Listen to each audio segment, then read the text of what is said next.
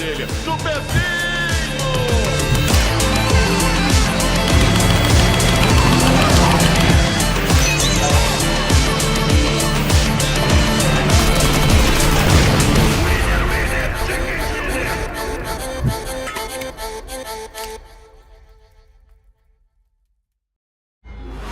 Welcome back, everyone, to the 2024 PMSL America's Fall Season, day number 9. 11 days remain, and the competition continues to improve each and every day. Yesterday was all about North America. Today, though, we've got some heavy hitters from different regions joining into the mix. Group C, Team Liquid, Team Queso, Loops, Inco, all going for their bonus points. And well, for Team Liquid, obviously, they're in first place at the moment. They're looking to secure that spot even further. I think today is the day they break 500 points. But obviously, it's up to them, as well as the other rosters, to shut them down. Will they be able to do it? Well, they haven't been able to do it so far, despite their best efforts. But let's not forget, Alpha7 is also catching up. They're a big storyline going into tomorrow's bonus points as well. I'm your host, Taylor Reflections Noble, joined by Mustache Dave and Enigma. Great to see you, boys, Dave.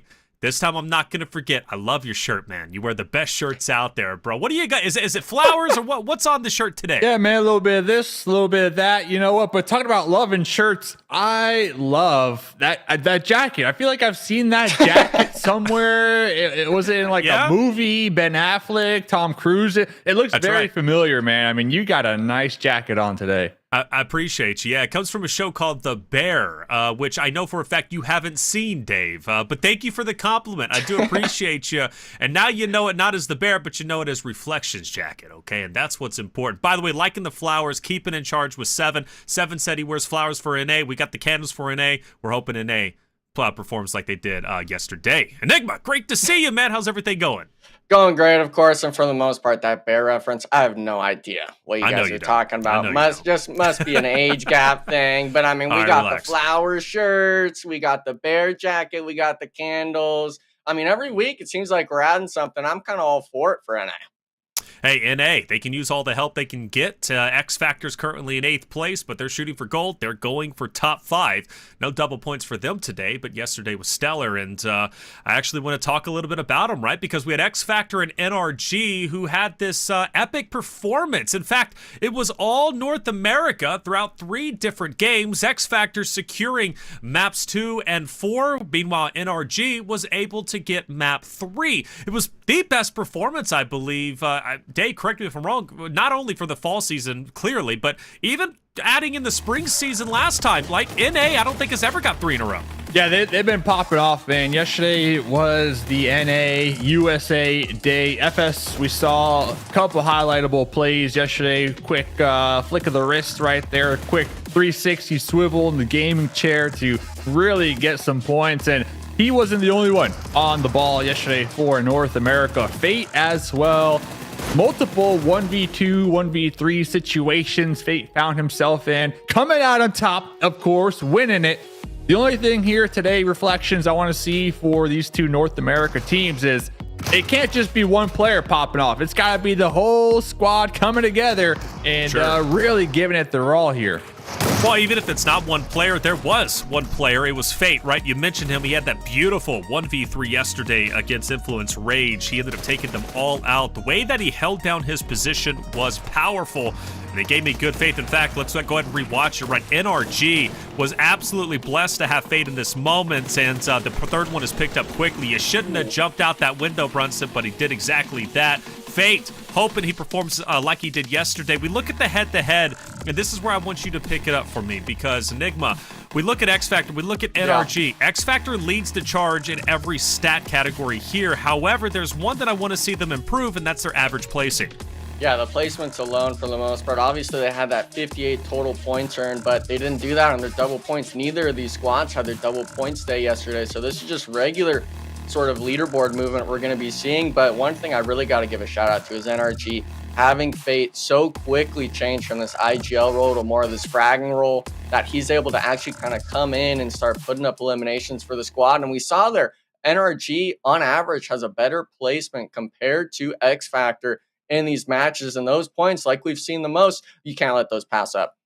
You can't, but you also have to find that balance. Slaying out, getting your placement points. You find that balance, you become a champion. You become a team like Team Liquid. It's obviously easier said than done, but X Factor, if they can just improve on those placings, they can shoot for the gold and beat top 5 before you know it. Sarpatch had a chance to sit down with Fate from NRG yesterday after his end-of-day performance. Let's hear what Fate had to say. All right, guys, match day is done. I'm here with someone that's been hot today. He's been doing clutches, has been getting some points for his team, and all around getting hope for North America.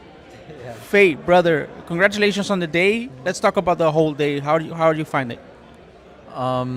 We did get a win, and one of the matches I kind of forgot where we got because Erangel, okay, yeah, because kind of everything going on, I kind of forget the matches. Against VIP.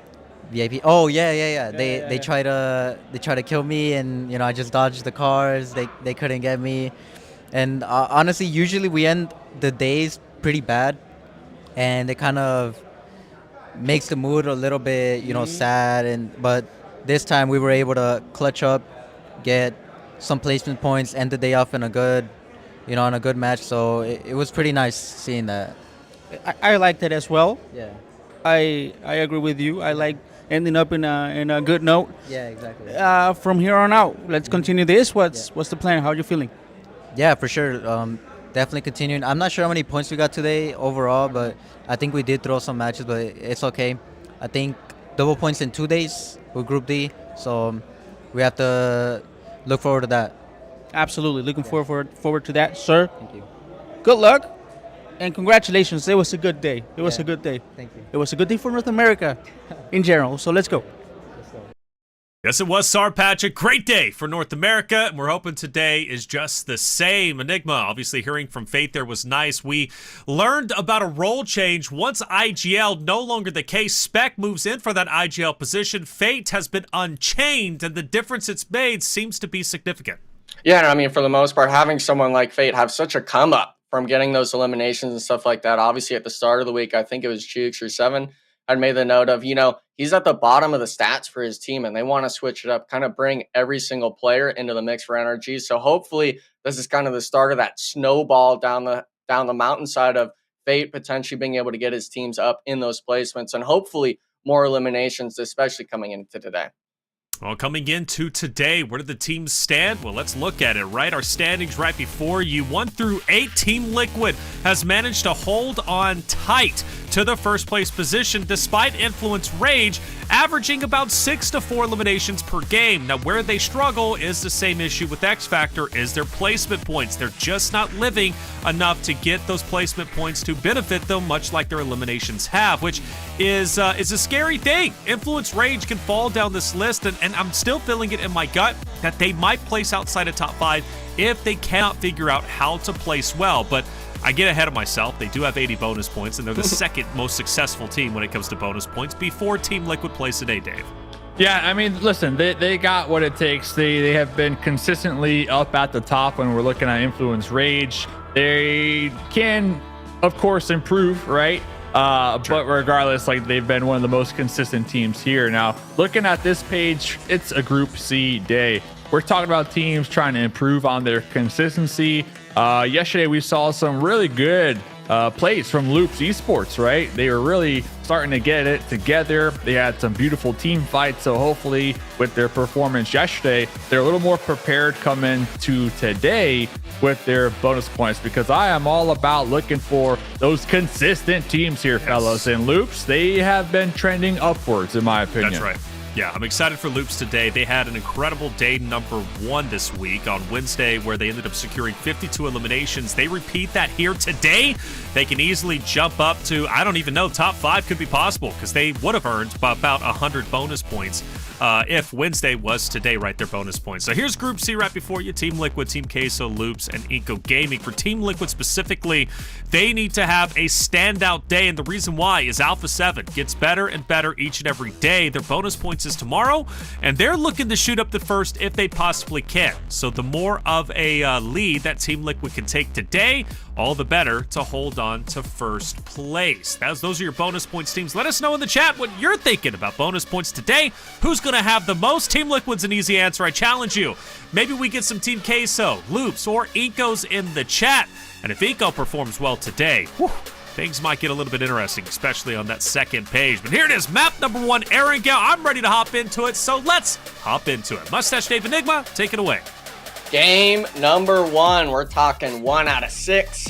Day number 9, so we're into the second week, of course. I'm Enigma with the GOAT, Dave. Dave, you know, I got to kind of bring it around. Taylor was saying, you know, a pop-off performance from Inco. I got to shoot that down immediately. I'm not feeling that. They didn't even get in the game yet. I'm You're not already shooting them down. They're not even out of the plane yet, and I'm shooting them down, okay? But bringing it back, you know, we didn't really get to touch on it too much in that overall, Dave, but I think it was only Team Liquid above, I think it was 35-point mark for those bonus points. So the other 3 squads, Team Queso, Loops, and even Inco Gaming, their bonus point days have been pretty lackluster from week 1. Yeah, listen, always room for improvement. This is going to be week number 2, so this is the week that you really want to make sure you have everything sorted and you're just laser focused on bringing it together here, because we are officially at that halfway mark of the tournament today, right? So there's really not a lot of room to be theory crafting, trying new things. Like, today's the day. This is the week to really pull it together. And we're looking at teams like Team Queso. Team Queso, I still see, and I said it yesterday, I see them being top 5 at the end of this tournament. Today's their double points day, so I'm hoping that they could pull through today. Yesterday they had, I think, like 2 really solid games and then 2 bad games, right? So really hot or cold for Team Queso yesterday. I got to kind of see how they perform when things aren't going their way, right? Like how do they make the best out of a challenging situation, right? That's kind of the area I need to see Team Queso improve on, because moving forward, 0-point games, regardless of who you are, you can't afford it. But when I'm looking at teams like right there on this cusp, 6th place, 4 points behind that 5th place mark, you truly cannot afford a 0-point game when you're that close to making it to the PMGC, right? 2 more weeks to go, essentially.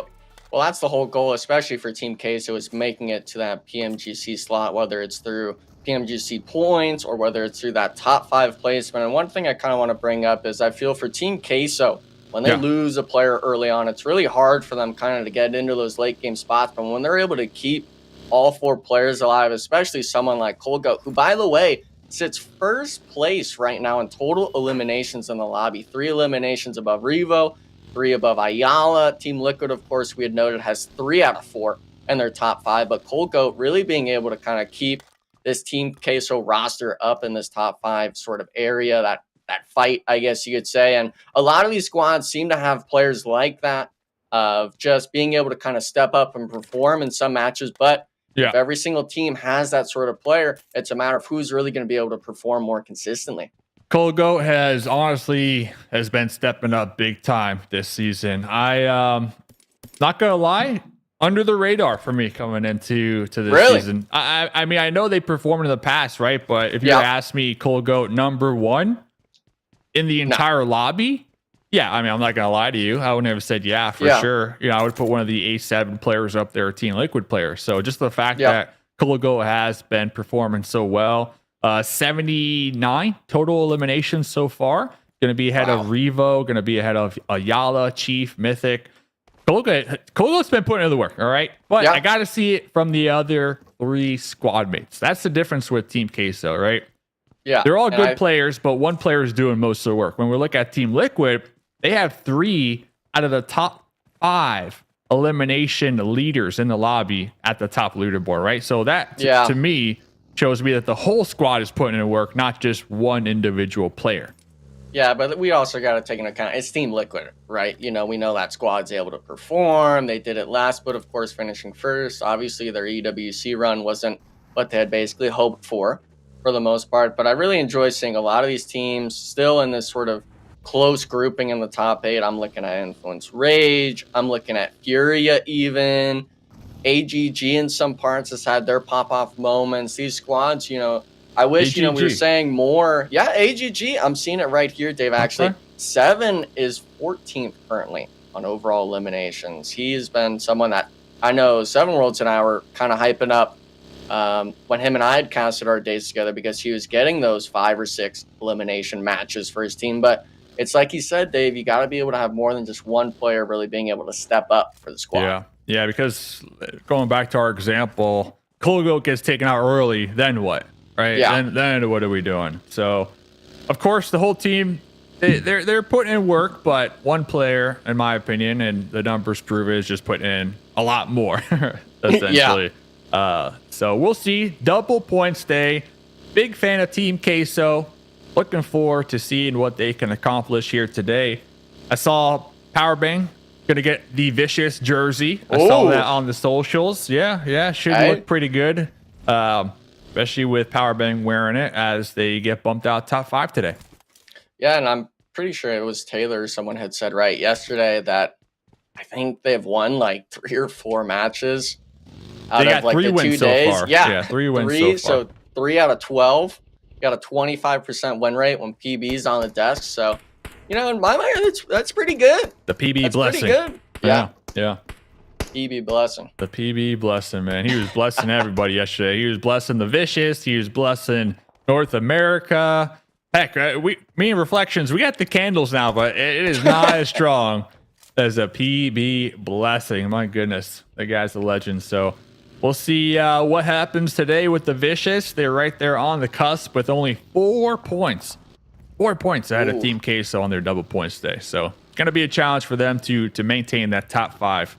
That's a fact.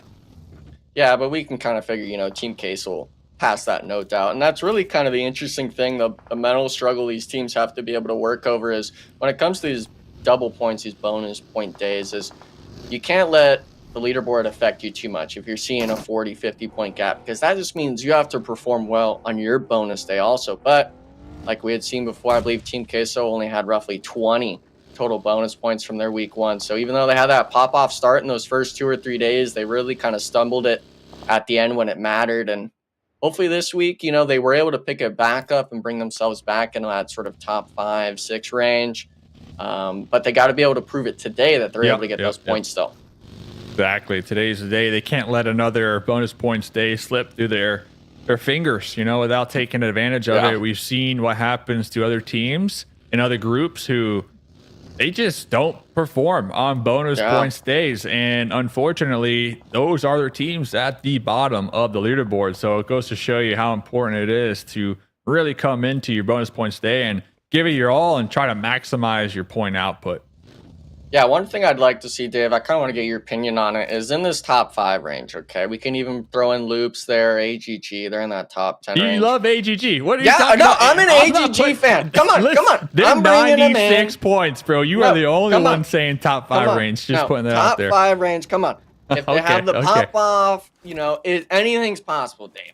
Yeah, but for the most part, when it comes to these squads and stuff like that, the team that's had the most dominant performance on double points day is obviously the likes of Team Liquid. We could see them on the south side here. I would really enjoy seeing, especially today, if you're shooting for that top 5 range, that you might start honestly looking to take those early engagements with Team Liquid. But actually, it looks like right now Furia taking an early engagement with Intense Game, just 2 freebie points for the squad. I have no idea what happened to Intense Game here. Yeah, that's what we were saying yesterday. Furia, they had one really good game yesterday on their bonus points. It was game number 6 coming out on top. They had a couple eliminations. They played it beautifully. Really calculated. They stayed alive like they typically do, but they also were proactive when it comes to trying to third party and take fights as well, compared to their normal gameplay where it's just find a compound, hunker down, survive, right? So game 6, they were a little more proactive, a little more aggressive, and they win the thing, right? So I was kind of hoping that we would have seen more of that from them yesterday, but hey, they got one win. They had a good game. Hopefully they can continue with that same mentality, that play style come today. And like I said, just tighten it up, bring it all together. That's what week 2 is about, bringing it all together, all the fundamentals from week number 1. Yeah, the fundamentals, especially, you know, it changed. The game of PUBG Mobile has changed so much since I had competed and stuff like that. And one major thing is just being able to take the initiative on some of these fights. Obviously, we saw X Factor change it from last split to this split of really being able to take those engagements and win them early on. Obviously, the placements aren't looking too well for any squads, but I'm really enjoying seeing us kind of go out of our comfort zone and really be able to take the gunfights to these Brazilian squads, because we've seen it. You know, Alpha7 has fallen to X Factor. We've seen NRG wipe out the likes of Furia and stuff like that in later engagements. So our teams, you know, I know we have the gun skill in our region to really be able to take these fights. It's just we got to continue getting those pieces together, start stringing these things together for us to really stay in that top 8. I can't say NRG had a glider play yesterday, glider rotation. It worked. They won the game. Hey? They won the game. They redeemed themselves. I think it was you and I who were casting it, and we saw them crash into the tree and burn or whatever on the rotates. Wanted to bring that up because glider rotations work now. You know, it has been proven. You got the winner chicken dinner, and NRG has been the only team to really pull out that unique rotation. We used to have the boat tates. Now we got the glider tates. Hey, we got all the tates from NA out here.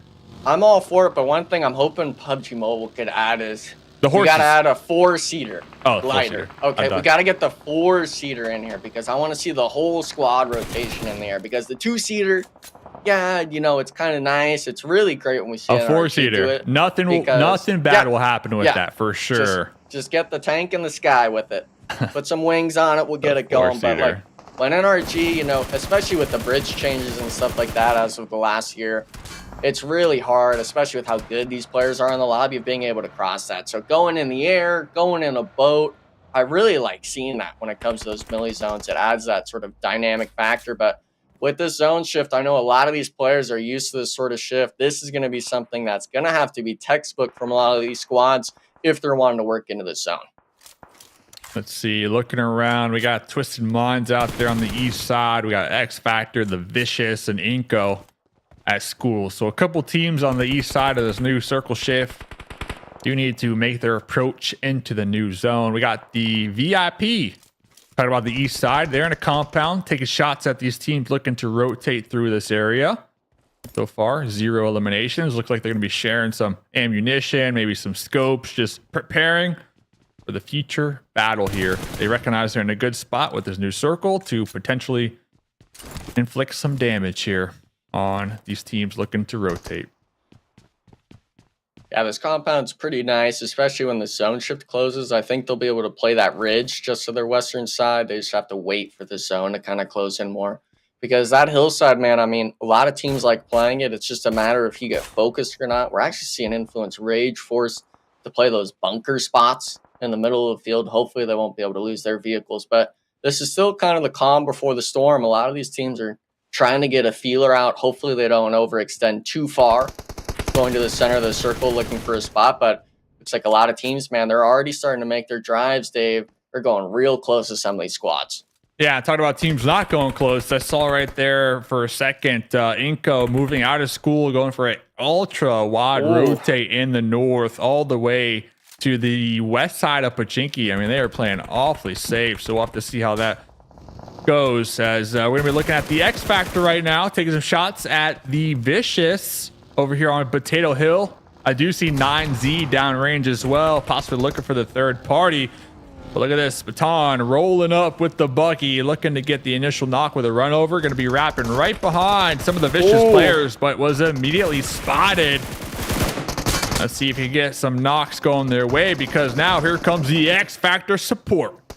Yeah, I mean, Baton, he's got the angle, but now he's got to push up. Havlik was immediately knocked. A pump shotgun not connecting yet. Actually gets one, and they're both trading it out. The jump shot with the Scar, not able to find it just yet. They're doing ring around the Rosie on the tree. My goodness. And the pump shot comes through, Dave. I don't know what the heck just happened, but X Factor, I mean, 4 points there. Yeah, hey, I'll take that. They are running laps over here. Missed opportunity, though, for 9Z. They're not grouped up. They got a little 2-2 split going here. The duo that we see right off in the distance, they recognized, they heard the fight. Would have been a prime opportunity for them to easily third party and take out the X Factor while they were hurting. But they're still going to be taking shots at them. Next circle goes up. FS getting taken out to the blue zone right there. Was really low. Looking for the heal. If you're 9Z, do you spend the time over here, Enigma? No. If you're in game, do you spend the time to try to get these knocks and eliminations, or do you focus on the zone? You got to focus on the zone because you have no idea if Pachinki is as clear as it is. Every second is needed, especially with there only being 30 seconds left on the clock for you to work in. And I was going to actually say 9Z and X Factor, they should look for an Inco Gaming style rotation. Unfortunately, it's like they were kind of getting eliminated in the feed. But these teams, man, I mean, I get, you know, the zone kind of shifts slower in these tournament rooms, but the zone is not something you play around with on stage 4. And with it kind of being around this Pachinki hillside, Dave, there's such little room for these squads to play that you got to really just be able to give yourself an opportunity to fight yourself into these zones. That ring around the rosy, it's still like replaying in my head. I thought he was knocked at some point. Yeah, and then I know, he's but on still the tree, he's still home. He's still going around, giving him a run for his money. That'll definitely be in the highlights. So something else here. So Alpha7 going to be taking some shots over here. Alpha7, they are going to be with the high ground. Dead center. Mafioso with the laser pinpoint accuracy. Many 8 times here. Zooming in on homie's forehead. Going to be knocking him out. Should be able to get picked up by the squad mates. But regardless, nice shots from Mafioso. Yeah, looks like shots as well. We were wondering what was going to happen with that 9Z squad. Looks like Strap was able to pick up a double elimination on the 9Z members. So those squads that are on that eastern side, I don't think they even rotated too late in these circles, but just squads already set up waiting for those vehicle rotations coming in. And this hillside, man, I mean, I can't really stress it enough, Dave, is that when the zone starts closing, if you allow Alpha7 to hold this mountain themselves, they're going to just start raining terror down. We can see it down there, you know. Yeah, Team so Queso, even though they're a 4-man, they're 4-man held up in a building, but actually looks like now X Factor, they found their way around on this north side, Dave, taking the fight with AGG, and oh my goodness, the DBS shots coming in, but Havlik can't clutch up. 5 eliminations, Dave, but 12th place. Yeah, a little run over action right there. When in doubt, run him over, Enigma. Yeah. All right. Who cares about the gunfight? You know, he's got the DBS, so I got the buggy. All right. Yeah. I got the buggy. I did like that rotation, though. You mentioned it. They went for that ultra wide one because last time we saw the X Factor, they were on the east side, right? And they end up all the way in the northwest. Unfortunate for them. AGG were already there. So yeah. But regardless, I think game 1, 5 eliminations for X Factor. Solid start to the day. Solid start to the day. Not too upset about that.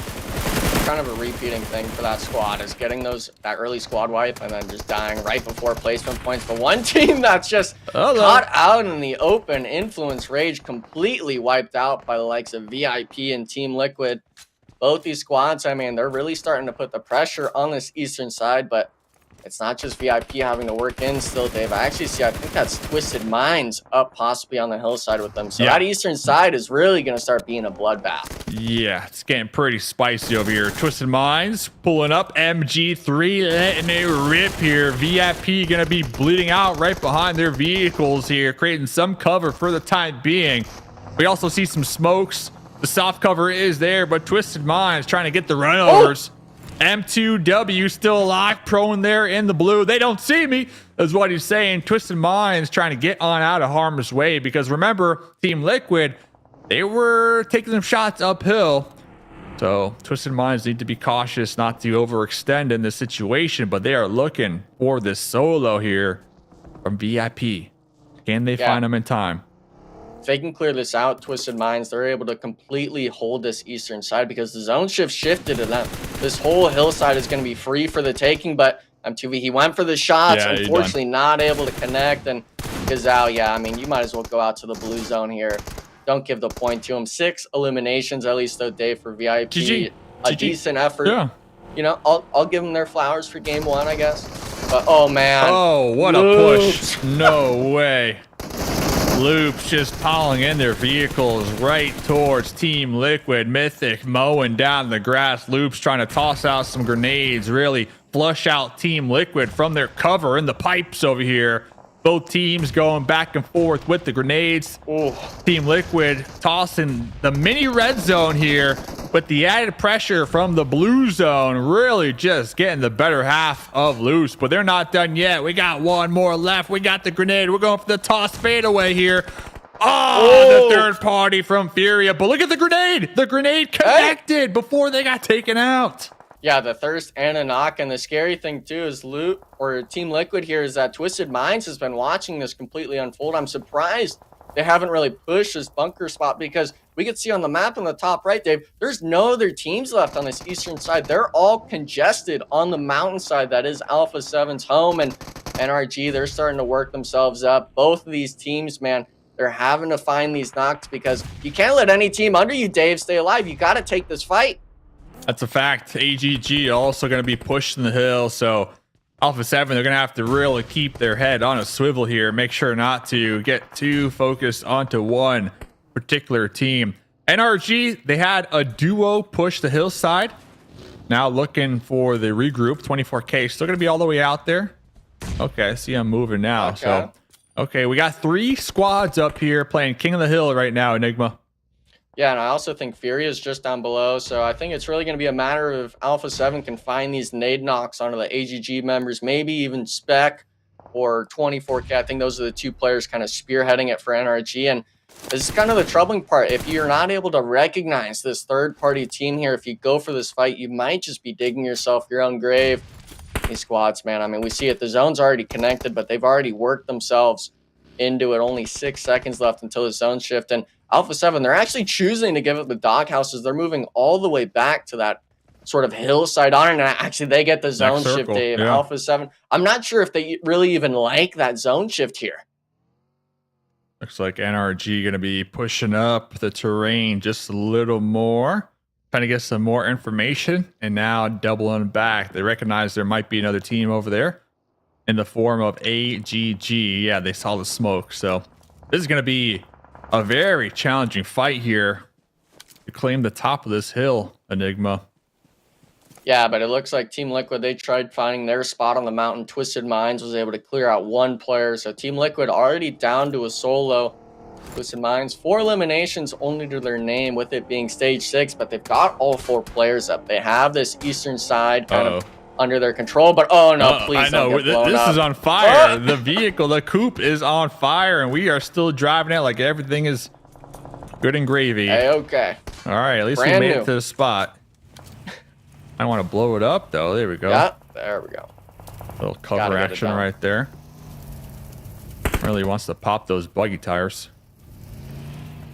So they made it in. 9Z, they're still going to be outside of the play zone right behind Team Queso, who have been just quietly waiting in their compound. Still in the zone. 1 more player alive for Team Liquid. 5 eliminations going their way. Got to keep an eye on Mythic. Can't discount him. AGG looking to test their luck over here. Mafioso. Not appreciating that pull up from AGG. Now they're going to be getting grenaded from Furia. Yeah, AGG tried pushing up the hillside onto Alpha7, but completely forgot that Furia was going to work up the mountainside, and really kind of just got put in the blender between all 3 of these squads now, NRG, Alpha7, and Furia. And obviously now they're down to a duo. Make that a solo with one of their players knocked.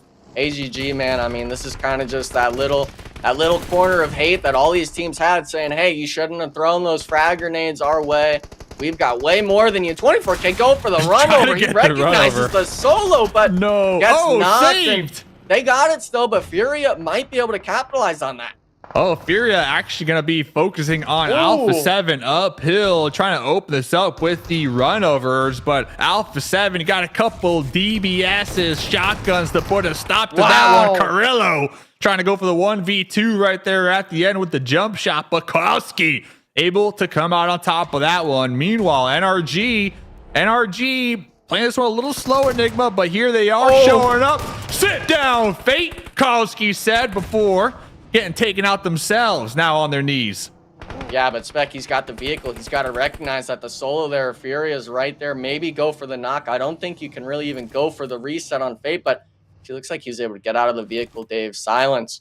Somehow able to stay alive. We're talking top 4 situation, and seems like actually Twisted Minds lost a player as well. So a lot of these teams, other than NRG, having a casualty to their name on these engagements, and we can see this kind of battle tracker. It looks like NRG and Team Queso are going to be the favored squads. The zone shift, though, Dave, goes right up the mountaintop. Yeah, Team Queso not going to be pulling up to those crates down range. They are looking for the winner chicken dinner on their double points day. So far, only 3 eliminations for Team Queso, but they have the entirety of the squad alive. Talking about eliminations, Twisted Minds with 7 right now. Wow. Taking the fight to NRG. Yes, Casper right there going for that drop shot.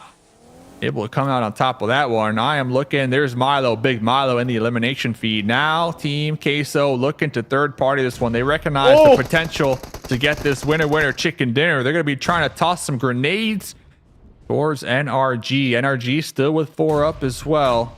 So we got ourselves a 4v4 for game number 1, day number 9.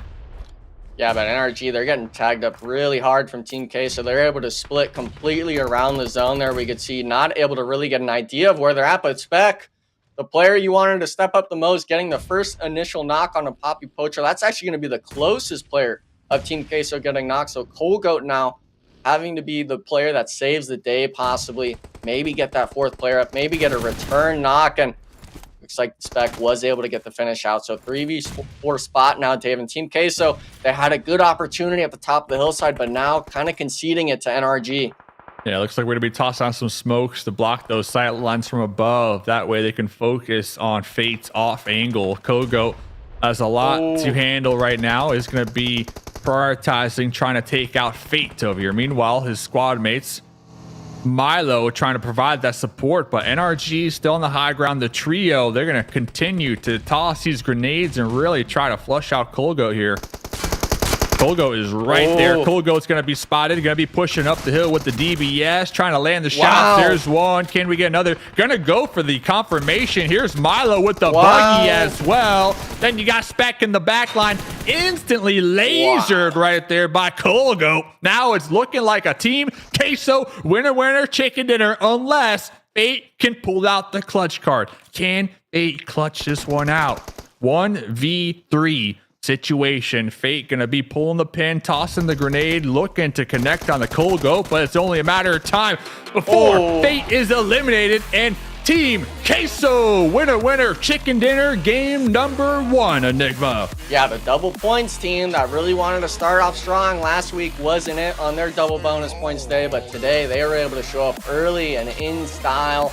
That southern part of the zone there, Dave, obviously, like you said, they were coming into that later part of the zone with 3-4 eliminations to their name. But if you're able to clean up the rest of those squads, especially Taylor, you got to give it to them. Those elimination points at the end of the game, you'll take it any day of the week. Without a doubt, I know you guys were pointing out Team Queso. They're only sitting at 3, right? But where do you get the bulk of your eliminations in rapid succession? It's those final zones where you're fighting against scraps of teams, but also maybe a 4-man unit. In this case, that was the case with NRG. But that's where you pick up the most. You third party, you get everybody when they're vulnerable, and I really feel Team Queso took advantage of that. Talk to me, Dave, about Kogo, man. He's the elimination leader so far, but he tore it up. He is the influential factor for Team Queso pretty much all the time. Yeah, Colgo definitely one of the MVP players on the squad, but that right there was a team effort. I really did enjoy that. Colgo was in the front lines within grenade range, tossing nades back and forth, but his squad mates also had his back. We saw Milo try to position, get that off angle, and really play that guardian angel role, right, for Colgo to allow Colgo the room to maneuver and do his thing. So Team Queso, it's gotta feel good. Game 1, you get the winner chicken dinner on double points day. You couldn't ask for anything better. A better start to the day than this here, fellas. Without a doubt, you know, there were 5 teams that finished off at the top when it came to their bonus points day. Team Queso was not one of them. We go back to last week. Team Queso needed to show up and show out on their bonus day. They did it every other day, but they didn't do it when it mattered most, and that was on their bonus day last Saturday. Today, well, that is totally different. They started the day off in 6th place. They're looking to shoot up to who knows how far they can go. But another team that performed quite well is on your screen here fighting against Loops. That was Team Liquid, who had a great game. As far as I'm concerned, it's not the biggest game, But the thing about them, right, Enigma, is they're consistently getting points over the other top 3 teams, and that's what keeps them ahead. Yeah, they had a few eliminations on loops. I believe some third-party shots onto that Influence Rage fight when they were holding that sort of sewer spot on the road. But Team Liquid, man, even when they were in that solo duo position, they were able to get up into that top 5 ranking, I think it was, being able to kind of rat it out on the hills. And I think they actually were able to eliminate one of the Twisted Minds players playing that solo rat spot. So Team Liquid always able to kind of show up and accumulate, kind of sponge those points up, I guess you could say, even when they're down players. Team Queso will score 36 points. That is huge to start off the day. If they can keep this up, heck, we might have the Team Queso of last week start to show their true form once again. The team that refused to let go of first or second place, right? But they've fallen since then. I think they're going to be back on top. But NRG, Dave, I was so impressed with their aggression, their confidence. I feel like from yesterday to today, they're keeping that confidence going, that winner, chicken dinner, switching up IGLs, right, from Fate to Spec. A lot of good things happening for North America, but more importantly, NRG Galaxy. Yeah, we saw Fate with 1 elimination, Spec with 2, Casper with 3. So they also were able to walk away with this game with some good, solid eliminations in the pocket to really warm them up, right? For game number 1, day number 9. You want to get in, you want to get those jitters out the way. You got to get those fingers toasty, ready to go. And they definitely put on a great skirmish here. Not only by one team, but multiple teams on that hillside that we were looking at there. So it was great. Well, Team Liquid shooting for 500. They're 2 points away. We'll wait on bated breath to see if they can achieve 2 points in the next 5 games, okay? But 500 should be theirs. And then, of course, Influence Rage, Alpha7 just below them. But the big mover, Enigma, Team Queso will move up from 6th place to 4th. Not a bad game, right? Only 1 game to move up 2 spots. They'll take it. Yeah, and I mean, we can even see in that bonus point mark, I believe that was 16 total bonus points they got. So almost doubled theirs of week 1, just coming off of 1 solid win. And with there being 5 games, we know a lot of these teams, especially Dave likes to go into it, is that momentum factor for these teams. So obviously, you know, we saw the Vicious, we saw Furia, even Twisted Minds. They had a few eliminations, but you're seeing the bonus point squad be able to show up in those top 3, top 4 placements even. You always kind of wonder, hey, man, we really maybe should have focused that team a bit better. Well, they didn't, and it is what it is. I will say, though, for Furia, I am happy with that first game. I think they showed a lot of promise, and they're a team that we've been quite critical on, but they're holding on tight to what they got, so they're going to do their best today. 2 groups from Group C here. Loops is one of them. They're still wanting to break into the top page. They were there before. They've been going back and forth with X Factor, right? The other NA roster. They clearly want to make an impact today on their double points day. They do start off slower than I wanted. Only 3 eliminations, no placement points, but they're a roster that I want to keep a close eye on. I think they're going to be just fine. Going down, though, Inco Gaming. They get a big fat goose egg for game number 1. The other roster on Group C trying to obviously capitalize off of their bonus points. Game number 1 is done. A lot of the usual suspects at the top. But Dave, again, to harp on it, North America, the candles aren't lit, but the flower shirt is being worn. And North America is already looking great. Yes, sir. NRG looking pretty good. X Factor, debatable, but they still walked away with 5 eliminations. And, you know, who doesn't like a classic ring around the rosy to start the day off? All right, well, we got more Ring Around the Rosies to come your way. 5 more maps to go. Map number 2 is going to be Miramar. Get your predictions going and chat in the conversation. Keep it alive with the hashtag PMSL Americas on all your socials. We're going to take a quick break. When we come back, map number 2, Miramar, coming your way.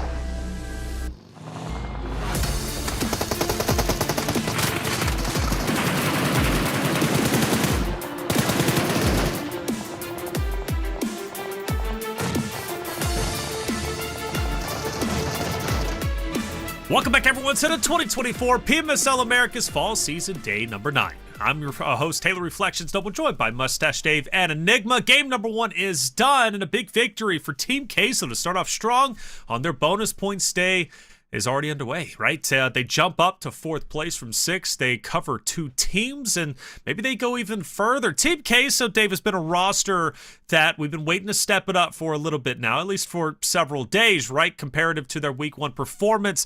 They're getting back around to their true form. Today is one of their big days. They know they need to perform, and they're taking it seriously. What you love to see, especially for game 1 on your double points day. It's all about starting strong and not letting the opportunity slip past you. That's something we've been talking about here multiple times for these teams on the double points day. So really, you kind of ask for a better start from a squad. Team Queso now within the top 5 up here. I believe 6 points ahead of 6th place, the Vicious.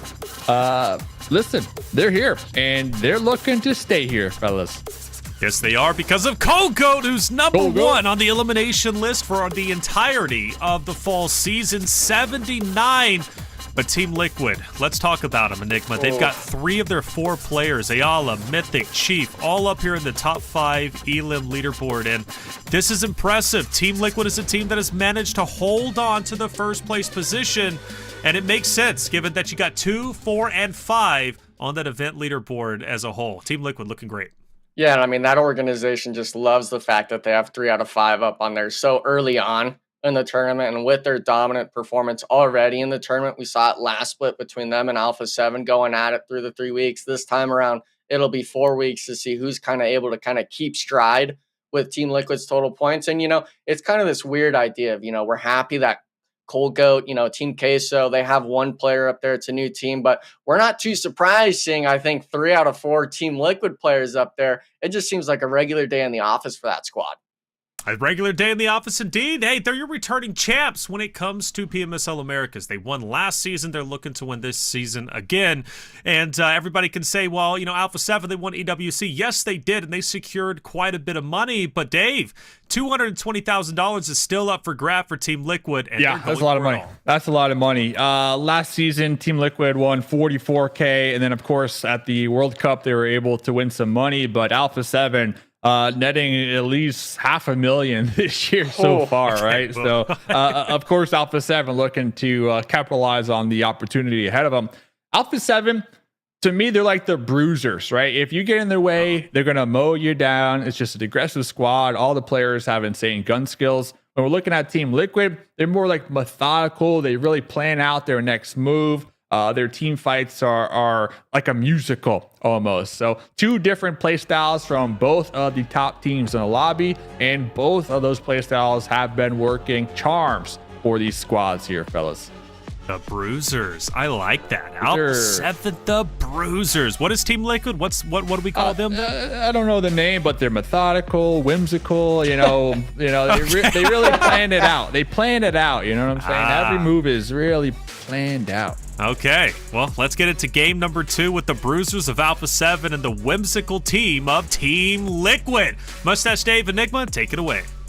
Game number 2. Now, the Bruisers, I really do like how you said that. I know Taylor just noted on it as well. But for Team Liquid, I'm kind of feeling the musicians or something like that. Because you said, they plan stuff out. Or what's the orchestrator? Who's the person at the bands where they have the stick and they're running? We got to let it cook. It's got to cook a little longer, man. It's in the oven. We'll think of it. It'll be there for the game. We'll have the day. Listen, that will be Reflections homework. Reflections, while we're over here talking about this, you think about the name. What should we call Team Liquid if Alpha7 are the Bruisers? And let us know in the chat too. What would you call Team Liquid?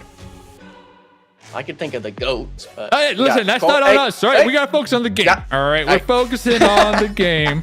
Let Reflections. All right, he's in charge now. He's in the kitchen. He's in charge of that one. He's got it. He's got it. All right, going to the game then, Dave. We got the playing path, of course. Twisted Minds opting to start just off the top. Campo Militar going all the way towards Monte Nuevo. Those Lociones teams going to have to find vehicles, of course, like that, but that's kind of a common occurrence. But this zone shift, if you're an X Factor fan, Furia even, and also Team Queso, after their previous win, they're sitting basically dead center possibly able to find a strong position in the zone. But with it being Miramar, Dave, we know just how dire some of these early game positions are with this terrain. You can really kind of get caught out on rotation if you're not really too careful with these squads in the lobby. Yeah. Team, and talking about getting caught out, Team Queso going to be in circle number 1. Furia, Monte Nuevo, pretty much as dead center as you could be here with circle number 1. Teams looking to not get caught out. A team that is so far away, all the way up there in Campo Militar. Twisted Minds, man, all the way up in the tippy top corner of the map. And right ahead of them is going to be Loops Esports. And I'm pointing this out because Loops, double points day, could be a nice opportunity for them to maybe catch Twisted Minds out on their approach into circle number 1, which is so far from them. Yeah, I think if you're Loops, maybe you look for those engagements, at least on that edge side, because we know this zone 1. A lot of these teams like going out of their way, trying to pick up fights on rotations. And it actually looks like 9Z, these two squads, NRG and 9Z, they've been landing next to each other around this La Cabrera area, going for those vehicle spawns, I think, just really trying to find their way into these zones. But teams like NRG, they're kind of over 9Z landing near them and stealing their vehicles. They're looking to take this fight in the compound. They're over it, man. And we saw, we'll get back to that because Spec got here with the UMP taking the shots over there. Are we going to follow them? Okay, we're not. So, interesting. Spec knows this is solo, right? Oh, yeah. Actually, Spec going to be taking some long-range shots right there onto Urgod. Looks like Casper also dealing with it over here. It's going to be knocked by the 9Z players. So, what do you do if you're in this situation, Enigma? I mean, you've been here before. It's all out chaos. How do you prioritize what to do in this situation? You got to prioritize the knocks. Unfortunately, Spec only has a UMP playing that long angle. The bullet velocity is not going to be in his favor, but 24K, he was able to even it up with that knock from the AK. And these early game engagements, Dave, it's really kind of stressful enough to say is that we could see it. Padrino doesn't even have a vest to his name. You're really fighting with scraps here in the compound. Unfortunately, though, for NRG, they had Casper get re-knocked through the smoke. 9Z still kind of having the upper edge in this fight, but you got to still be able to find these knocks, got to get the shots in, and hopefully pick up these eliminations. Actually, we are going to be getting the revive on both sides here. 24K going to be locked between 2 members of 9Z. We still got Urgot on the high ground here. They're going to be trying to get these grenades. They're going to be gone. So 24K with the AKM, a little lean peek pre-fire action, going to be stalling. Buying some time for squad mates in the back here to get a nice little 2v2 within this building. Nice grenade going to start to open this one up. We see the 9Z members very hurt here. No meds to their name right now. It's going to come down to just being able to hit these shots and not get hit in return. Yeah, that nade, it would have been crucial if Spec could have gotten it. And obviously, they don't know how much damage Spec had done with that, or else they would have probably aggressed. But now 9Z, they've got a third player up on the cement stack here. NRG in a 2v3 position now. Too many angles, though. Aragot pulling in, able to get the first initial knock now. Obviously, on the back of Casper. Can he find the shots? Fate getting peppered down from long range. But Fate, he actually gets one on a Choco. 9Z losing one player early on. Really an early game engagement, Dave, and this is it. It's going to really come down to those nades, those meds, and even the armor if you have any right now. Very messy here. Spec was confirmed. Then Texa trying to get an angle just to get the intel. Obviously, you won't be able to get the shot with the shotgun from this range, but intel is everything here. As his teammate is going to be getting picked up in the backside. Casper still locked behind that broken wall. You can tell Texa trying to group up with his squad mates here. Doesn't want to get hit in the process. I mean, look at that health. It is just bare to nothing. Yeah, I got to be just looking at Fate. We're playing the same angle still. Obviously, you're worried about Casper getting kind of pushed out, but you got to start moving around the map. NRG, at some point, 9Z is going to make the decision of pushing Casper, with it being 1,200 meters out in zone, by the way. And with all these players not having meds, people are going to have to start making motions in the ocean. You got to start going in at it. And with 9Z, I think they're starting to really realize that with 2 of their players being at 1 HP, make that actually even 3 if Padrino doesn't have a vest. So 9Z It's going to be a matter of can they find the shots onto NRG, and it looks like they're going to try to do just that. Looks like 9Z, the in-game comms they called for. Enigma, they said, motion in the ocean, blue 42. It's time. Let's get it going. They're going, baby. Look at this. They're actually going to turn their sights towards 24K. He's only got the AK, has the vest in as well, but it's 1v2 and the jump shot. Wow. See ya. Put him in the down. dirt. Sit down. Senatexo has no health. There goes Casper as well. Taken out. Now Fate, the last one alive with the M16. Still big chilling here. Eating one of these icicle pops from that freezer. Gonna be looking to evacuate now and hopefully survive a little longer. Because if they get taken out here, it's gonna be 0 points for them. 9Z winning the fight. We'll keep tabs on 9Z as they move forward into this Game 2 Miramar. As well, let's tune in with the winner chicken dinner winners from game number 1, Team Queso. Yeah, it looks like they got an opening knock on a VIP Esports, but Big Milo having to give the call out, hey, you know, intense games driving right up on our south side. We either have to fight this or dip out. And Team Queso, they're starting to get active. They're moving ever so closer to VIP Esports, having that initial knock. And Golgo, this is the player that's been the star player for this squad, not actually with his team. So VIP Esports might be able to find an opening, getting one nade knock as well. But Milos, man, making it look too easy with the nade. But Gunya actually right next to him, Dave. Not something you want to see out of Team Queso. Yeah, this one hurts, man. They are just taking the fights on their own individual turf right here, not working as a team, like you pointed out. Colgoat's not even over here. Looks like he might still be looking for some meds or some loot. Next circle goes up as well, and well, they're gonna be in it. So let's see what Poppy Pocho can do. Gonna be pre-cooking that grenade, bouncing it off the windowsill. We have the follow-up one here. Gonna be back against the wall with the UMP, but immediately hunted down and traded out right there. Colgoat, let's see. Colgoat fighting a different squad. Gonna be grenaded to death. And this is what we keep talking about, hot or cold. Team Queso had a phenomenal game number 1. Come into game number 2, which Miramar is one of their stronger maps. Yeah. And, well, we saw what happened. Eliminated in 15th with only 1 point. First place, the 15th, only getting 1 elimination. And I'm not sure if Colgoat thought that it was a solo player out on the silo spot. It ended up being a full influence raid squad. But even so, I mean, really would have liked to see them kind of play a bit more this team was together. Fighting VIP, though. Yeah. Right? Well, I mean, they had the initial knock, but there's still that idea if there could have maybe been a solo on that right side. He was looking for it, but ultimately just a little bit too disconnected. Maybe feeling a little bit too hot after that first game. Obviously, we're talking Miramar now. There's the sun and the desert and all that stuff. But for the most part, these players have been in the mix for a long time, and really kind of just sad to see. We could see it there on the bottom right with that sort of NRG and 9Z fight actually getting eliminated to zone. So NRG in the chat only getting 1 to their name. Really kind of just tragic stuff to see for NRG. Tragic stuff, man. Especially after game number 1, right? Both teams, game number 1, started really strong, and first 2 teams to get taken out in game number 2. So they'll have about 40 minutes to really think this one through, and we'll see them in match number 3 as we're going to be looking over here at Alpha7 Esports. Alpha7 Esports 4 up. They got Furia in their sight lines. Furia shaking in their boots over there. Yeah. Got grenades in hand. They are preparing for what might be a potential crash from Alpha7.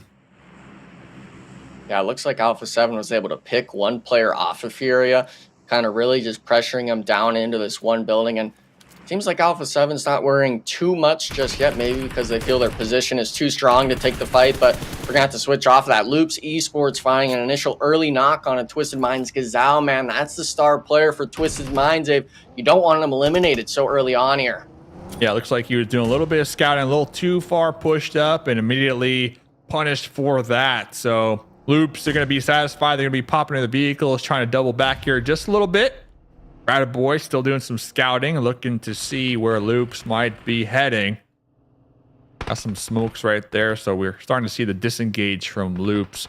This fight is going to be on the east side. The only two teams over here, so they got a lot of terrain and room to really play this one out without the third-party potential here. One squad I like seeing there, Dave, was Inco Gaming making that late rotation again, but this time seeming to kind of find their spot in zone where no one was at on that bottom right. And obviously, you know, we've been harping on them quite a bit in the last few days, at least myself, but this still could be a game where it could be a turnaround. We know how Nenabete, how Juancho, and even Vitali can play. That squad has big names from NA and other regions.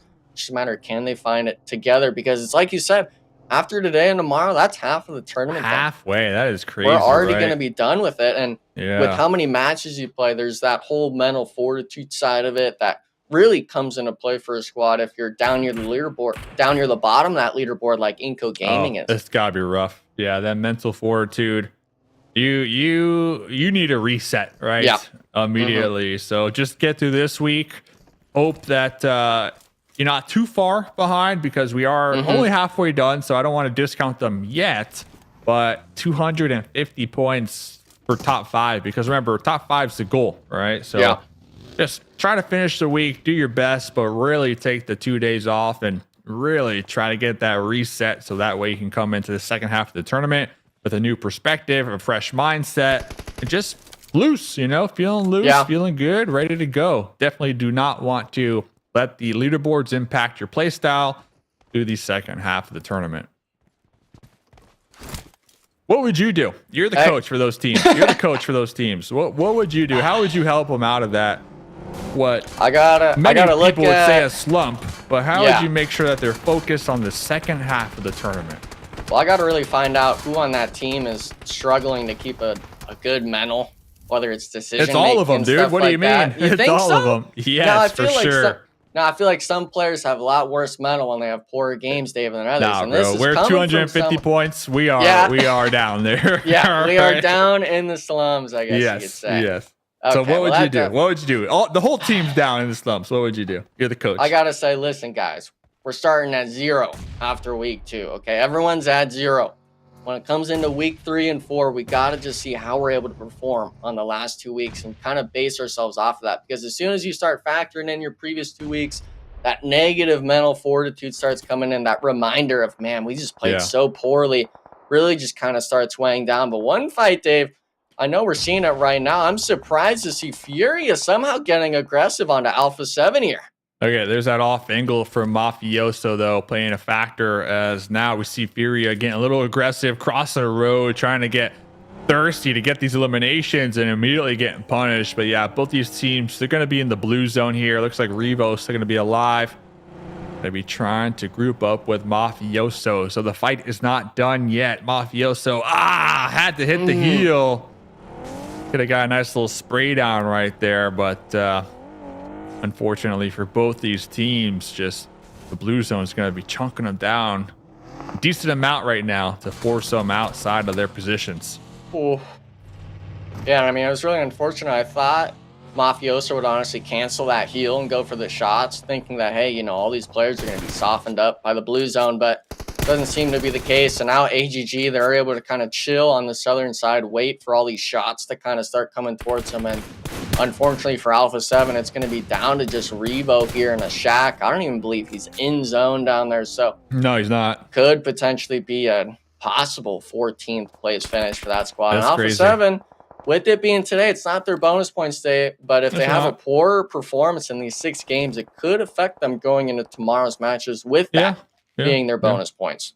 Yeah, and you're Alpha7, you're the best team in the world. You're top 3 right now. You're in a good position, but obviously you don't want to be going out with these 0 or 1 point games, right? So there's a lot of expectations for that team in particular. So to get gatekept by a team like Furia right there, it might be hurting their ego a little bit, but we'll see how they react in the next 4 games of the evening. VIP now. They were trying to aggress onto Intense Gaming here, but it looks like Influence Rage was coming and taking a sneak peek with the buggy on the third party. It looks like they're actually going to set up shop, maybe looking for the eliminations onto VIP Esports. And, you know, I get it. We're on the edge of zone. It's still kind of early on in this match, but if you're against the likes of Influence Rage, man, they're going to take every angle possible to leave you hung out and to dry in the smokes. And we can even see it right now. VIP, they're kind of lost on what decision to make. Influence Rage is just toying with them right now. Ooh, nice little grenade. Yeah, that's going to be a grenade from Myth saying, hey, you want to send it up here. Better double think that one. One thing that I can say, though, VIP, they recognize the goal. They understand the mission, the assignment. Yesterday, today, they have been getting involved. They have been getting into fights throughout the entirety of the match. They haven't been just going for zone, turtling up, and hoping and praying that they survive, right? They have been a squad. They recognize how far they are down on the leaderboard, and they are trying to do something about it. That deserves a lot of respect, and I like to see it from teams out here. Yeah. Towards the bottom of the second page leaderboard, really trying to give it their all. And VIP, I am starting to become a fan. Yeah, especially when you're maybe a newer squad or even just a newer player in the scene. You got to take every opportunity you can get, even if it's you going to be getting steamrolled by the likes of Alpha7 or Team Liquid. We're talking the world champs are in your lobby. That if you can't at least see the opportunity of you being able to improve individually and as a team, I think you're going at this game all wrong. So for the Western region, the Western teams here with the Americas and stuff like that, all these teams, obviously I'm looking at the likes of Intense Game in that discussion as well. Inco Gaming, where you've got this opportunity to go against the best teams in the world in some aspects in a long tournament format. You got to make the most out of it. Let's see, Law tossing a grenade up here towards Remix. Remix going to be going for one himself. Gonna be swapping back, trying to figure out who we should take some shots at here. Going to be going for that pre-fire with the UMP and Diego. Instant thirst right there. Meanwhile, VIP Esports, they will be annihilated, taken out. Looks like they were a little bit third party there in the mix as well. So not really paying attention to their surroundings, but Influence Rage down to just a duo right now, Enigma. Yeah, they went and tried to get the save on their player knocked on the hillside from VIP, but X Factor kind of getting that elimination, flushing them out. Intense Gaming, of course, we just saw going for that 1v1 angle. And now, Influence Rage, you've got no other player than to take the fight to him, but the jump shot out of the buggy is doing wonders, trying to find the elimination. It's just him, 1 HP, and, you know, he was able to get one there, Dave, but really unfortunate stuff for Influence Gaming. Just really tragic to see them lose players from two different squads. Stolen, by the way. X Factor, they are doing a lot of work here. Third party and fourth party in. They are taking shots at everybody. And right now, 3 eliminations here in the north. They got a super split going on right now. I think they're starting to recognize that as other teams are starting to hover around their area. We're going to start to see them group up just a little bit. But 3 eliminations, 4 alive. At all the sight lines, all the angles moments ago. So they're going to be looking to regroup and hit these boxes, get those meds, those grenades, and really focus on this end game here. Yeah. And one thing I want to make note of, Dave, is Capriz was instantly able to go for that western flank, not allowing Intense Game to kind of peek over while they were repositioning on the X Factor squad. And that's something you really enjoy seeing, especially if you're holding these spreads, is giving yourself enough room to work with where you have the option of moving backwards. You're not forced to take a 1v2 fight, but unfortunately for the likes of Latin Kings, Navy SEALs, they're not in a position to do that, and they're having to go against the number one team in the lobby right now, Team Liquid. See, we got Molotov tossing that one up there. We got the support from Cardi down range, so some nice smokes, creating some cover, some room for them to really push up this hillside. But I'm concerned with the third-party angle from IG. Yes, and now they recognize that. Looks like this push will slow down just a little bit as Guapo from IG trying to get a piece of the pie himself.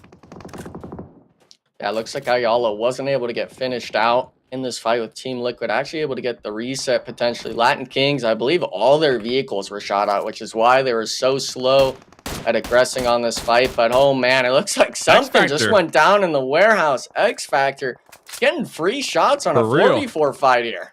we keep seeing their names in the elimination feed, and they are just racking up the elimination points right there. Wow. They sent a duo, Caprice and Baton, by the way, to go flush out IG. We saw IG trying to tunnel vision and take shots at the Navy squad. Yeah. They totally forgot about their backside, and X Factor took full advantage of that, pretty much backfilling their old position, and they are just popping off this game.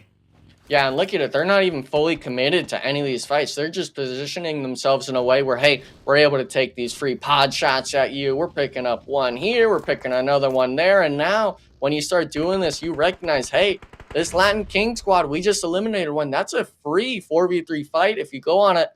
And now with that, the positioning, the zone timer coming down is just a little bit too much for Latin Kings to deal with. X Factor making it look damn easy right now. They're making it look easy, but FS is really split from the squad mates, and he has not one but two different solos in his area. So we'll get a nice little glimpse of this one. Okay, so he does have the US. Looks like he is going to be trying to focus on regrouping. And right in time, because look who else is over here. Team Liquid now going to be looking in the direction of the Navy SEALs. Also trying to clear out their backside. We still got one member from the Loop squad, Rafina, poking the bear. Right here. Yeah. Looks like Loop's got a 3-1 split going on right now, as we have 6 more teams to go in this late game. Yeah, a lot of these teams, we could see on the right side, a lot of eliminations racked up for them. Obviously, we're talking essentially 3-4 teams with all players up, maybe a trio, and then we've got 2 solos remaining. So solos, we've seen them last match, of course, play spoiler, the likes of, I believe, it was Ayala or Mythic getting 1 or 2 players from Twisted Minds before he got eliminated. Loops potentially might be able to lose a player, even AGG perchance being able to lose a player from these wrap plays. So with the zone shift, it's really going to come down to maybe what's after this for these squads to have to deal with, and who's really going to be able to kind of work themselves into these zones. Because right now, Loops, X Factor, they've got essentially the same split going on just on either sides of the zone. Yeah, pretty interesting to see. And Loops, they are in their double points day. Same can be said for Team Liquid, but Team Liquid, they're going to be down a squad mate, so we'll have to see how that impacts their play style moving forward, as the blue zone almost completely closed in. We already see Loops looking to reposition ahead of time, as Rafina was able to inch a little closer within grenade range right there. That's a nice knock, and you see out there in the far distance, it looks like his squad mate will also be pulling up, trying to provide some support. But X Factor doing the X Factor thing, still out here third party, and anything they see that moves, Enigma. Yeah, and I mean, it's really unfortunate. I don't think Caprice is able to hide behind that hillside enough, really getting caught out in the open. Loops, being able to get those long-range shots. In the mini, I mean, we were seeing it in that first game from the Alpha7 player, picking off the likes of NRG, but on Miramar, man, the DMRs, the snipers, they'd rain such supreme damage at these long-range fights. And we saw it just there, Caprice being able to get caught out, leaving X Factor to be down to a trio. But Team Liquid were caught out here. Loops, I mean, just 4 players up. You'll find them at some point in the smoke. You just got to start hip firing. P90, honestly, my favorite weapon in PUBG Mobile right there. And we see the damage it does up close and personal. But Loops, they're getting picked apart one after another. And are you even surprised? It is by X Factor, still on their high ground over here, just trying to gobble up as many points as possible. So X Factor, 9 eliminations, Loops with 10. Loops on their double points day. Let's see if they could pull it together to try to take out AGG on their pull up. There goes a couple shotgun slugs going their way. There's a double knock right there. Not able to finish what they started, because back here Nino going for the pickup. Unfortunate for Loops right there. Yeah, really tragic. I guess that's kind of more so just just a timing. 1v4, but yeah, timing still. Just timing with it. His teammate. The other issue there as well is Loops. They're not coming out of the woods just yet. They got to work into that zone after the revive, and they still have that solo next to them. So they're kind of hoping that that Navy SEALs player doesn't really kind of bite him in the back. Yeah, and then they got X Factor still looking at him, right? Trying to keep him pinned down in a little bowl with all their angles as well. So yeah, Loops in a challenging position for sure. Oh, there we go. The solo actually was found out. Now we're talking top 4 here, but Badrino, wait a second. This is another solo in the match. AGG driving up on him.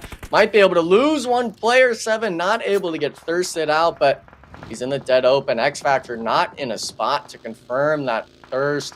AGG possibly able to get the reset. And look at this. We're actually aggressing up the hill here, Dave. X Factor might have completely forgotten about this. Yeah, and AGG, honestly, Loops getting blessed right there with AGG and their decision to pull back to the west side of the circle, because AGG could have easily had the 2 Loops players sandwiched between them and X Factor. So Loops, the duo, still alive, and AGG, they're going to be focusing on this uphill battle here, taking some shots with the M4, trying to connect onto FS in the US. 50% HP. Here comes the squad mates with the run over right there. So X Factor losing a crucial member of the squad right there, leaving just one more alive. And that's going to be it for X Factor, as now AGG have the hilltop in a 4v2 situation up against Loops Esports. Yeah, but Rivas, he's just full sending it down. We knew that was going to happen. 4v2 slot. AGG winning the match on Miramar. And that's the squad where they had all that commotion going down at that warehouse, Dave, against the Vicious. Then they had to turn to their sights, the Loops.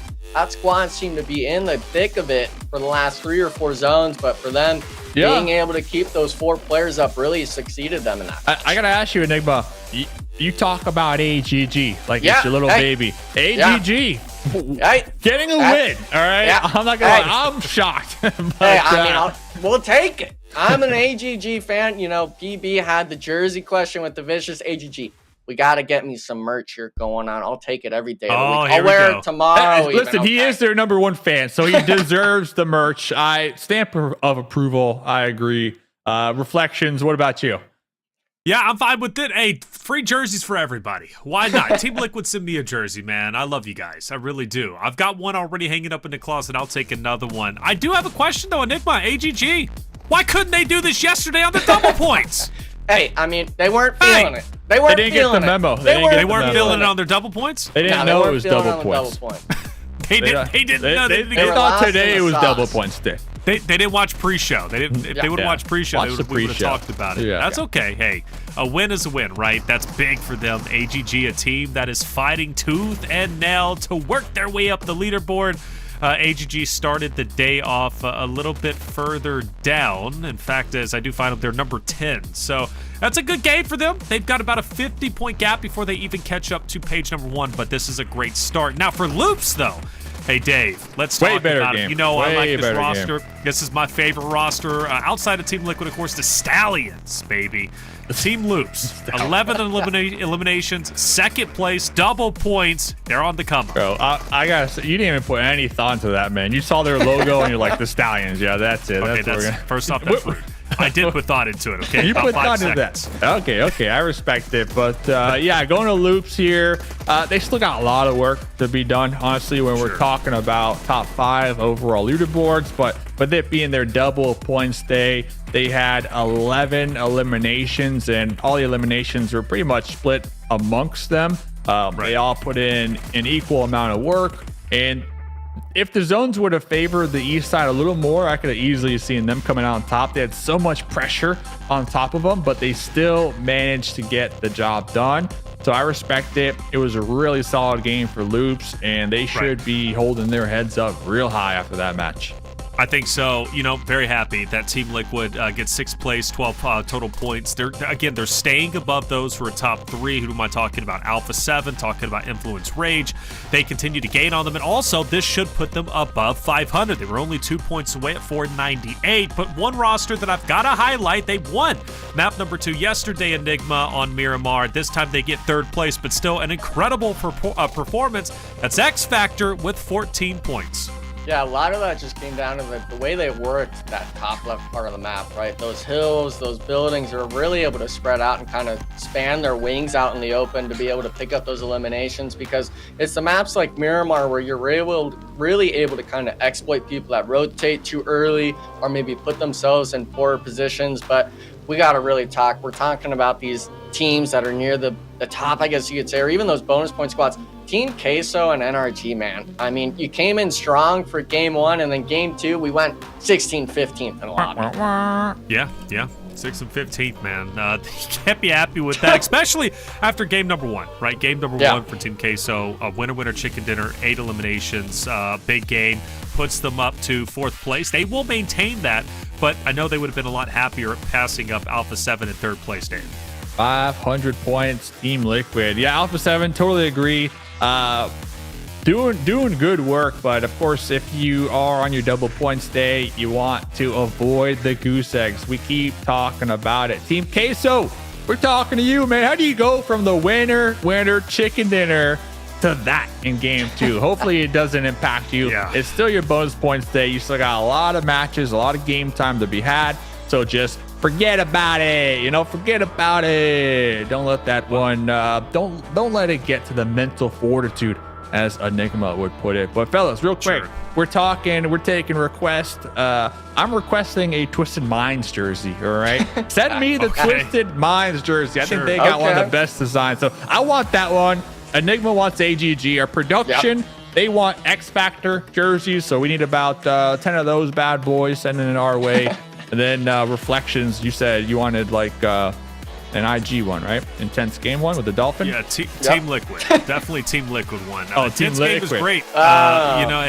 Intense game is great, but not Team Liquid jersey. No moving on the second page either, but Loops does manage to secure a decent amount of points, which is going to definitely help them move on up. In fact, I think they are currently, if I take a look, Team Liquid? They're in 1st place. Who's that? Team Liquid? Yes, Team Liquid. Is that who you're looking at? Are you looking for Team Liquid? Who would have guessed? Yeah, who would have guessed that? They Loops. They're about to catch up to X Factor. Yes, Loops, I think they'll catch ninth up place, to X Factor. Ninth place. Yes, sir. Relatively soon. We'll see if they can do that. It's 361 to 349. So one more good game like that, we will see Loops back on the front page, which is good news for them because Loops has been fighting incredibly hard to get to that point. That's 2 maps down, Erangel as well as Miramar. We're going back into Erangel when we come back from the break. But as we do go to break, we have Sarpatch on site with NRG's Casper after his pop-off game number 1. All right, first match is done. That was so close, Casper. We were so close for the first victory of the day. How are you feeling about it? Well, it definitely could have been better, but it is what it is. It is what it is. It was a tough fight at the end. Do you feel it was a bit? They were a bit hurried to go and go for the fight. Tell me a bit about it at the end. Well, we definitely had the advantage, and we made mistakes which led to our demise, and I think it was very preventable, and we should have won that. I feel so too. But hey, we're close. Yeah. We'll get there, okay? Let's go in A. Let's go in A. Let's go in A. Let's go.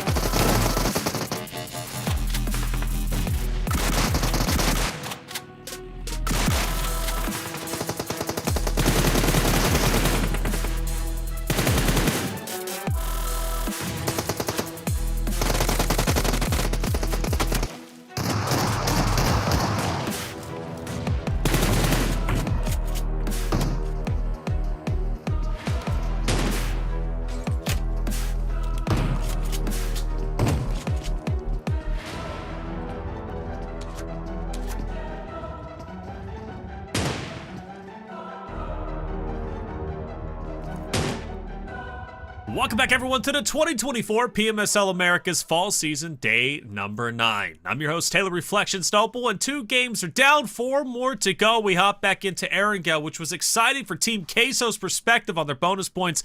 They got a victory and 8 eliminations, which skyrocketed them up 2 places from 6th all the way up to 4th. But after a pretty bad game number 2, they look to return to Erangel and potentially get another victory, which is what they are needing if they want to continue to progress on their bonus points day. But one team that's been highly consistent is Team Liquid.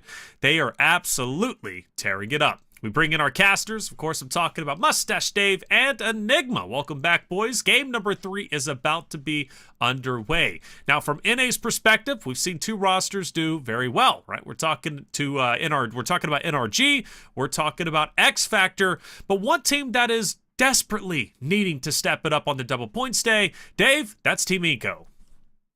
Yeah, 14th, right? 197 points behind the 5th place squad, Furia. So they have to step it up. Reflections. I agree with your factual statement. Yes, how do they step it up, though? That's a whole other topic, right? I think one thing that Inco does that sticks out to me every time is they would see the zone, right? And instead of going for just a straight shot to the circle, they just overcomplicate it. They go all the way, zigging and zagging. They take the longest possible pathway to get into the zone. And I think while doing that, they lose a member here. Maybe their scout gets taken out. So they lose a lot in the process where, honestly, sometimes the easiest path, the simplest path forward is the best path. And, of course, it's easy for me to say because I can see the map. But statistically, looking at every single game, it has always been the easiest path, right? So I think when we're looking at Inco specifically, honestly, just dumb down your rotations to go for the simple ones, right? And I'm sure they'll see a lot more good success, in my opinion. I don't know what you fellas think, but that is my 2 cents for Inco Gaming. Uncomplicate things, and you should uncomplicate things, and you should see some better success. Oh yeah, and I gotta bring it back just on that note too. Is that overcomplicated thing? Is because that first game we saw, they had Potato Hillside up on that top right of the map. They went all the way around, basically do a full around the world, I guess you could say, of it, and then tried to shoot directly into Alpha7. So they got eliminated early, not even being able to shoot their weapons. And then the next game, I even called it out. They had a free rotation in. I don't know if they're driving too close to the center of the sun or something, but this squad, man. It's either they're overcomplicating the fights or they're not playing as a team, or it just comes down to the rotations, like you said, Dave, and they kind of just throw it all away in these matches. So Inco, it's quite disappointing that they're doing so badly because Wancho's on this roster, who is regarded as one of the better players in North America. So Dave, from Wancho's perspective, I expect him to kind of be that leader, not necessarily the IGL, but at least a leader to pump this roster up. I've been hearing from other people that I've been talking to about this roster that there might be some communication issues, whether that be a language barrier. And if that's the case, it would make sense why Inco is so far down. Yeah, listen, if you can't communicate with your squad mates, how do you play? So if that has been their issue, well, I hope they would have figured that out before here, right? But at least they recognize, like, hey, fellas, we got an issue, even though they don't understand each other. They just, looking at each other, they can tell. But we are almost at that halfway mark, right? So on the 2 days off, like all jokes aside, they really need to come up with some type of system, some type of game plan on how to bounce back, right, in the next 2 weeks, because it's not over yet if they can make that change. If they can't make that change and they keep just showing up, clocking into the same thing, then it's over, right? But they can figure out how to solve this communication issue. Like you said, they got some veterans on the squad. They got some experience. They could get the job done. Top 5, still a stretch, but at the end of the tournament, you don't want to be dead last, right? So as long as you're not there, you're looking better than the other squad. So halfway there, get it together. Get the communication on point. Yeah, and more specifically because your stock, right, is a lot of people are looking at you as an individual player. If you're on that roster of Inco Gaming, maybe you're not performing as well as a team, but you're performing great as an individual, betters your chances of getting picked up, maybe even by an international roster, which but that happens quite a bit, right, for our North American players.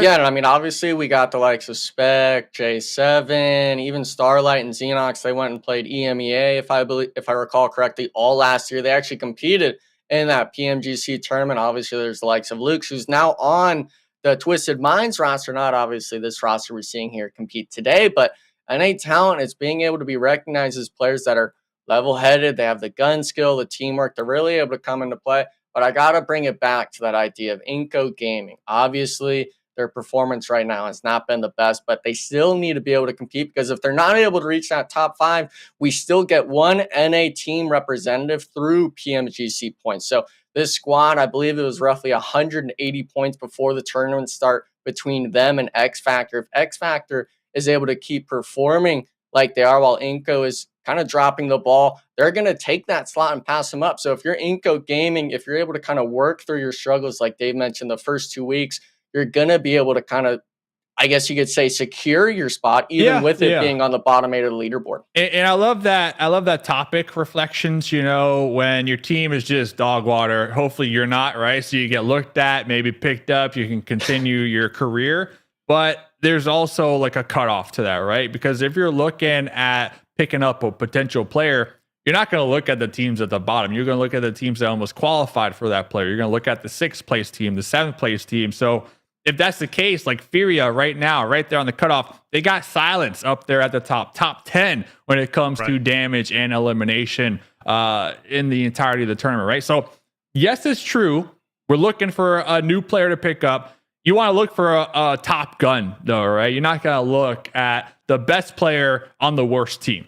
Like, you're just not going to get picked up in that aspect. So I like that topic, but there is like a cutoff to it, right? Well, so cutoff, right? Let's talk about then Havlik, because Havlik's on X Factor. He represents North America, and Havlik has been absolutely stellar. In terms of eliminations, he currently sits in 11th place. I think his stock has gone through the roof as far as I'm concerned, because he's effectively replaced stars. A highlight on that N-Hyper roster, whether their performance was highlightable or not in spring season, that's not up for discussion. But the real, here for Havlik, he's taken this roster and he's made something of it, as far as I'm concerned, because he sits at 11th. The next X Factor member is FSS in 29th place. Ooh. And that's not any hate towards FSS, no hate. Right? It's not, because I challenged him to step it up, and he has. He was once the most or the lowest scoring elimination leader on this X Factor roster, and he's now moved up to the number 2 slot. So he's absolutely done what he needed to do, but I'm loving what I'm seeing from... You challenged him to a 1v1, I heard, too. 1v1 TDM. Who's that, me? Yeah, you. Havlik? Yeah. No. FS. I heard from Sawpack that you challenge FS to a 1v1. You said, listen, 1v1 me. Winner takes the candle. I'm waiting for that day, man. I'm waiting for it to happen. Winner takes the candle. Hey, that's what you're known for. So we gotta take it. Put it on the table if you really believe it. Well, what do we got? How cute is this? Okay, hold up, though. Whose team is this? I gotta know. I want it. Who's rocking all this 3 at the venue? I don't want a jersey anymore. You guys can take the jerseys. Give me one of these dogs. And the lemur, I think it's a lemur on the left. No idea. I like it. Now see know, this. Man. That's what we want. Look at that. Who is that? Influence Rage? That's Influence Rage. Okay. Okay, now I see why these guys Still have been debatable. able to hold on. It's not debatable. They've held on to 2nd place because they've got grown their man with the stuffed right animals. Debatable, but sure. Hey, look. Some people show up to LANs with pillows. I've seen it. Some people show up to LANs with their grandma's homemade quilt. Okay, it's just everybody's got their. Well, those are for comfort, though. Just pointing it out there. They're for comfort. All right. I showed up in the jersey and the pants. Okay, but the pillow thing—that's a big thing because we're mobile gamers. But some of these players we saw, Revo, I think, at the start of the show, he was walking in with his shoes off, so people kind of, you know, switching it up a bit. Now that's a little more typical, but the stuffed animal thing, I guess it's whatever works, you know, for that squad. As long as he wasn't walking around with the shoes off, man, because those floors get dirty. And it kills me when I see people walking around barefoot out in public, man. Don't do that. Wear some flip-flops. Put on some Yo, don't shame me, man. You don't tell me how to live my life. Hey, all right? Do not walk barefoot down a New York street. That's what I'm telling you, man. Things get nasty. All right, here we are. Game number 3. We're moving back into Arrogel Team Queso. For their sake, on their bonus points, let's see them get another winner chicken dinner. Jump up that leaderboard even more because they've got Alpha7 within their sights. Mustache Dave Enigma, take it away. Second Erangel on the day, and of course I'm gonna say I rock the socks and sandals. Oh, you shouldn't have said that. Yeah, no, I'm rocking that. I know you're both gonna hate me for it, bro. You might as well have no shoes. What the heck? What do you mean now? I gotta get the wedged in between the big toe and stuff. That's how you gotta do it, Dave. You don't understand the necessity that is socks and sandals.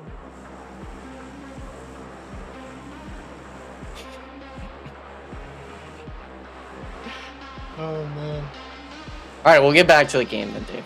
Yeah. Most part, the plane path. Game, man. Yeah, it's looking good. Match 3, day number 9. NRG, that's a team that we're looking at because they have been having some pretty good games today. X Factor representing USA also popping off. But of course, Group C. That's the 4 teams we really want to hone in on today. We got Inco, we got Loops, we got Team Liquid, and Team Queso, who got the winner chicken dinner in game number 1. So we're going to see them dropping it down here. Circle 1 does go to where Team Liquid like to call home. Going to be favoring a lot of the military base island in play. But they're not there yet. They're going to have a long drop to get there because of the plane path here, Enigma.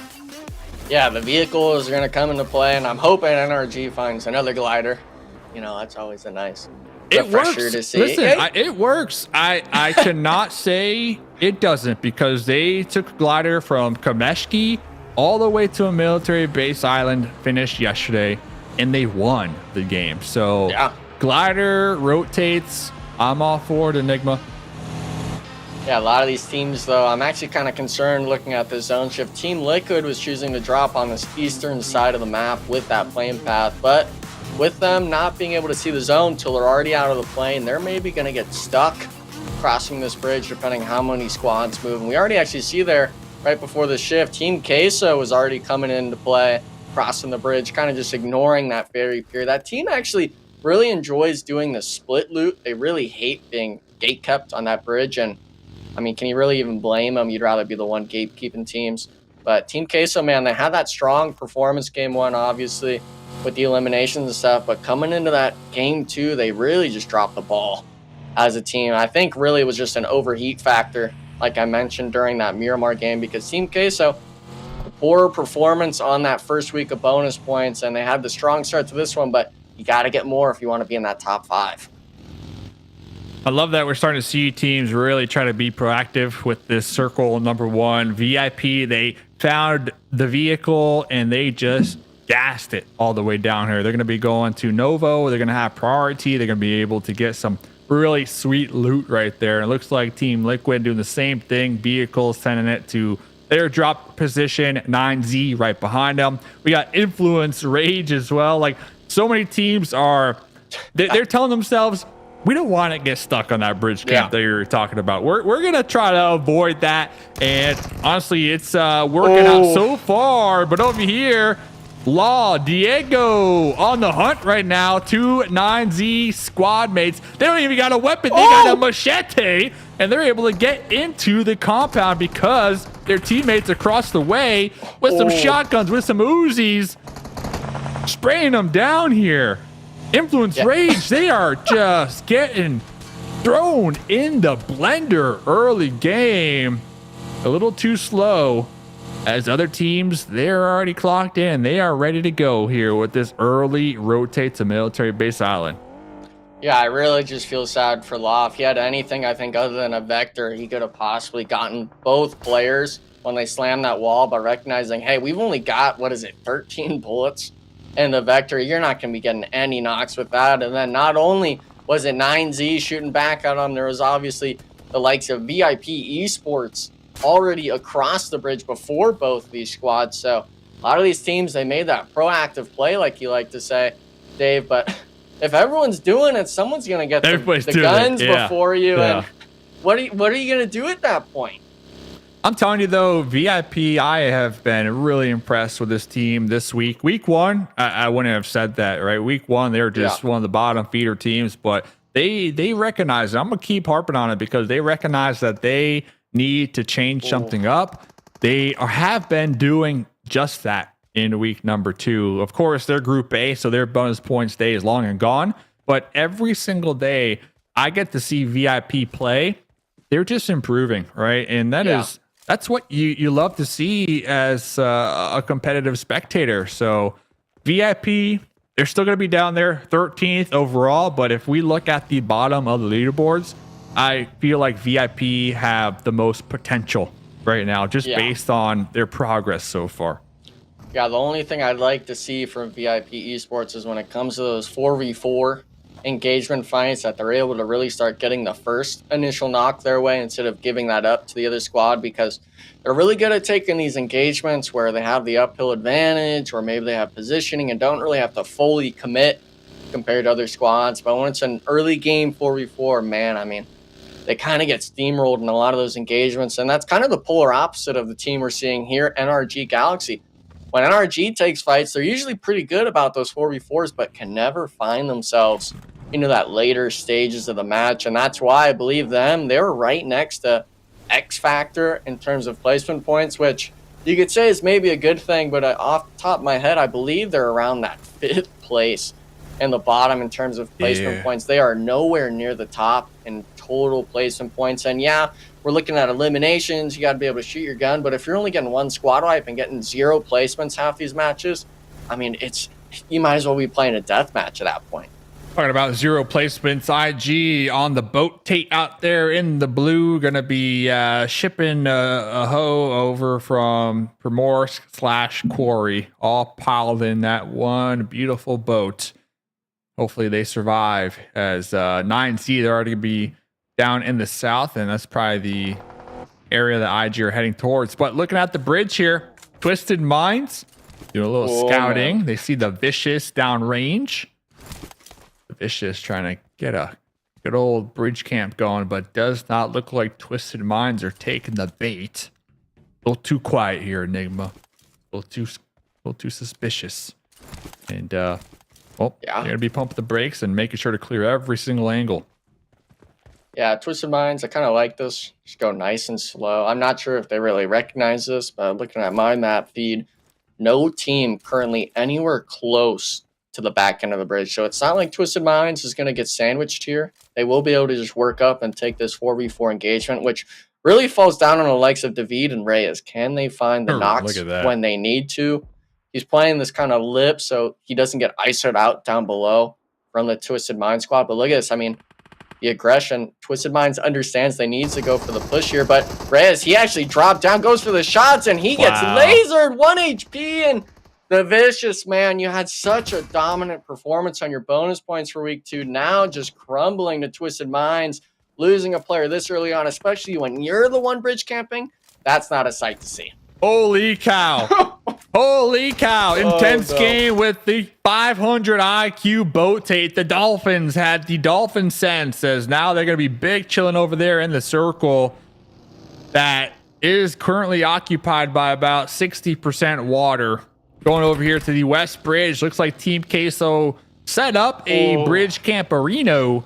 They're going to be losing 2 of their squad mates in the process by your favorite squad. Hashtag not sponsored. AGG, Enigma.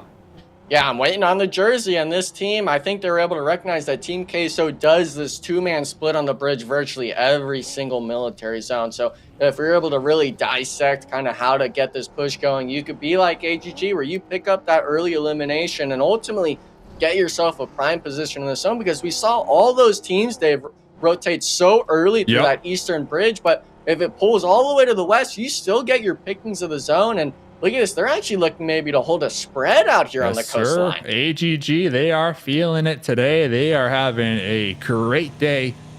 for themselves, breaking personal best. And going back to that bridge camp on the east, Reyes, did Reyes just get a little nervous in your opinion and kind of give away the bridge camp trap, or was Reyes spotted by the Twisted? I think I'm still trying to run I think he was kind of paranoid hearing the steps. Yeah, because and they then were on jumped that. up. They were on that lip on the eastern side. It wasn't like they were on top of the bridge next to No, him. they were hitting quite well.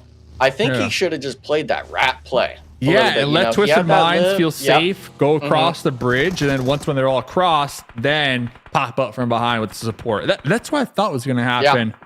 But hey, we'll have to see, as obviously it didn't. They were taken out. But going back to the action, Team Liquid, knock, knock, who's there? Poppy Potro was there. Instantly taken out right there, leaving just a solo for Team Liquid on their double points day, Enigma. Yeah, Team Queso, they've only got one to their name with it being double points. So two squads that are desperately needing points. Team Liquid just seems like every single fight they take, Dave, they're finding it on the squads that either have a player loss or they get an opening knock or just have them completely isolated. So Team Liquid really being able to pick up points. And with that being on this western side of the map, having a pretty nice spot in this circle shift. If that could have been a 4-man on Team Queso, we could have maybe seen Team Liquid take some casualties. But with them losing those early players, Dave, having only 2 up, being able to keep all 4 players alive for the first place squad. Yes, sir. Yes, sir. Talking about more bridge camps. Looks like Furia going to be attempting their own version of a bridge camp. It's going to be loops across the way. Meanwhile, there's some crazy fight happening in the blue. We got the Navy SEALs up against Inco near farm. No. I have no idea what they are doing. Yeah, thank you, observers, for that visual. They're just living their best lives. Honestly, at this point, toss out the white flag and be like, listen, we're both screwed. Let's just go to zone and I'll fight you in circle, because they were at a standstill for a hot minute. So it does look like they are both going to be jumping their vehicles, looking to reposition. We do see the elimination feed. We're starting to see some action ring out. We see loops on the bridge. We see down in the south, Twisted Minds. We see X Factor. I mean, we're going to start to see a lot of action right now, I think, but because this circle is so difficult to deal with. Yeah, every team, they're just completely congested, either holding the bridge camp or holding the coastline. X Factor, they made their rotation around to the south side of Novo. And yeah, they're able to find vehicles, but they got a little too over-eager for the one Twisted Minds player. Ultimately having 3 players eliminated, it's going to seem like, for X Factor. So being on that edge of blue zone, they could have had a great possibility of making it into that next circle shift, but you can't even make the drive in. What good is that really going to do for you? But the other team are going to see loops. It actually looks like Furia decided not to hold that bridge camp any longer, so a free rotation for them. And you're kind of wondering, Dave, that white flag with Inco Gaming and Navy SEALs. Inco Gaming was able to make it pretty far into the circle, but I really got to wonder, was it really worth it? Or do you even have the meds to play out the rest of the game? Exactly. Both those teams asking themselves that same question. And well, I'm asking myself, can 9Z, can the solo come out on top here up against NRG? NRG with a trio still alive, looking for the last member of 9Z, looking for that additional elimination point here. This is going to be on the edge of the play zone, right there on the coastline. Could be tossing a grenade, letting them know, hey, I'm over here at this point. Got the DBS, 14 slugs to their name here. NRG have the numbers advantage. They should be able to get this elimination and hopefully not lose one of their squad mates in the process if they could just work together as a team. Yeah, we've seen a lot of these teams when it comes to this last player, it's usually almost always the DBS. They're able to get that first initial and just instant thirst with it being that slug shotgun. So if you're NRG, I'm really hoping with Specs off angle, you're able to kind of work that side of the map and kind of soften them up, work towards your team's advantages, and they're not even actually going to give them the gunfight. The nades come out, but 24K running through the doorway. Luckily not thirsted just yet, but still 1 HP. Casper kind of playing a little bit too much on the back foot. I'm surprised Spec is not just screaming for both of them to make the push. The player's 1 HP, Dave. Now the smoke here, gonna cause some confusion, block some sight lines, some angles here. Yeah, this solo from 9Z is definitely giving them a run for their money. And not only that, just eating into their time here. Yeah. But they are fortunate to be the only team in this particular area, so they have some time to work with. But over here, teams without any time, Loops and Inco.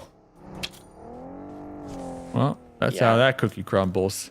Loops, they were prepared. They were set up. Inco, they were still on the chase just to get into the play zone.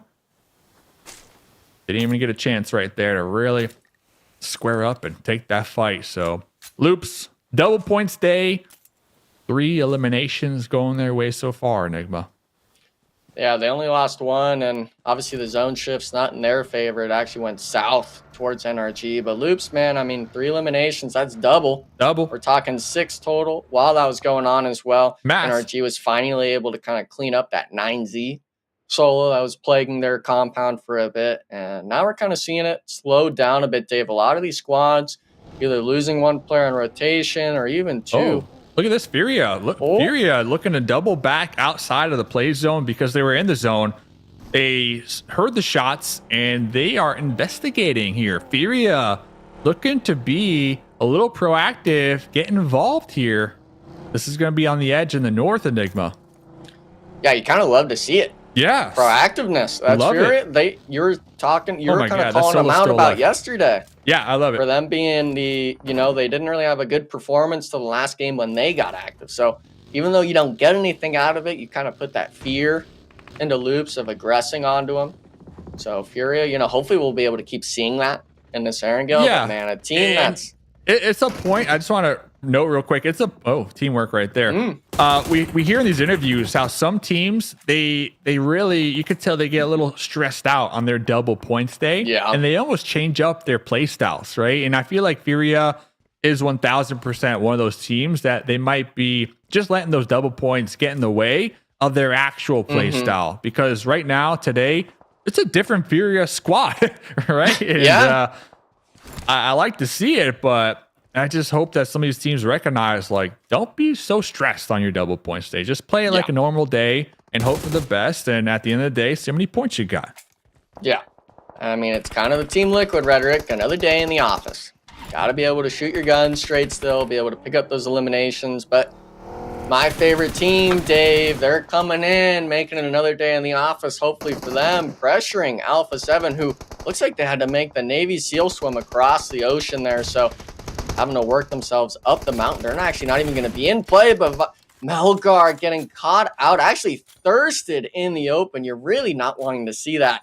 You're an AGG fan, but Alpha7, they still got to storm this beach, Dave, and they've only got smokes to do it. Yeah, 7 right now with the pre-fire has the perfect angle. Alpha7 going to be tossing their smokes to block those sight lines. But if I'm 7, I am letting all my ammo be used right there. Just fire down onto the beach and hope to get some more knocks. So we'll get back to that because Furia, once again, going back to Furia. They're in the action. They're pulling up. They're going for the drive-bys right now, Enigma.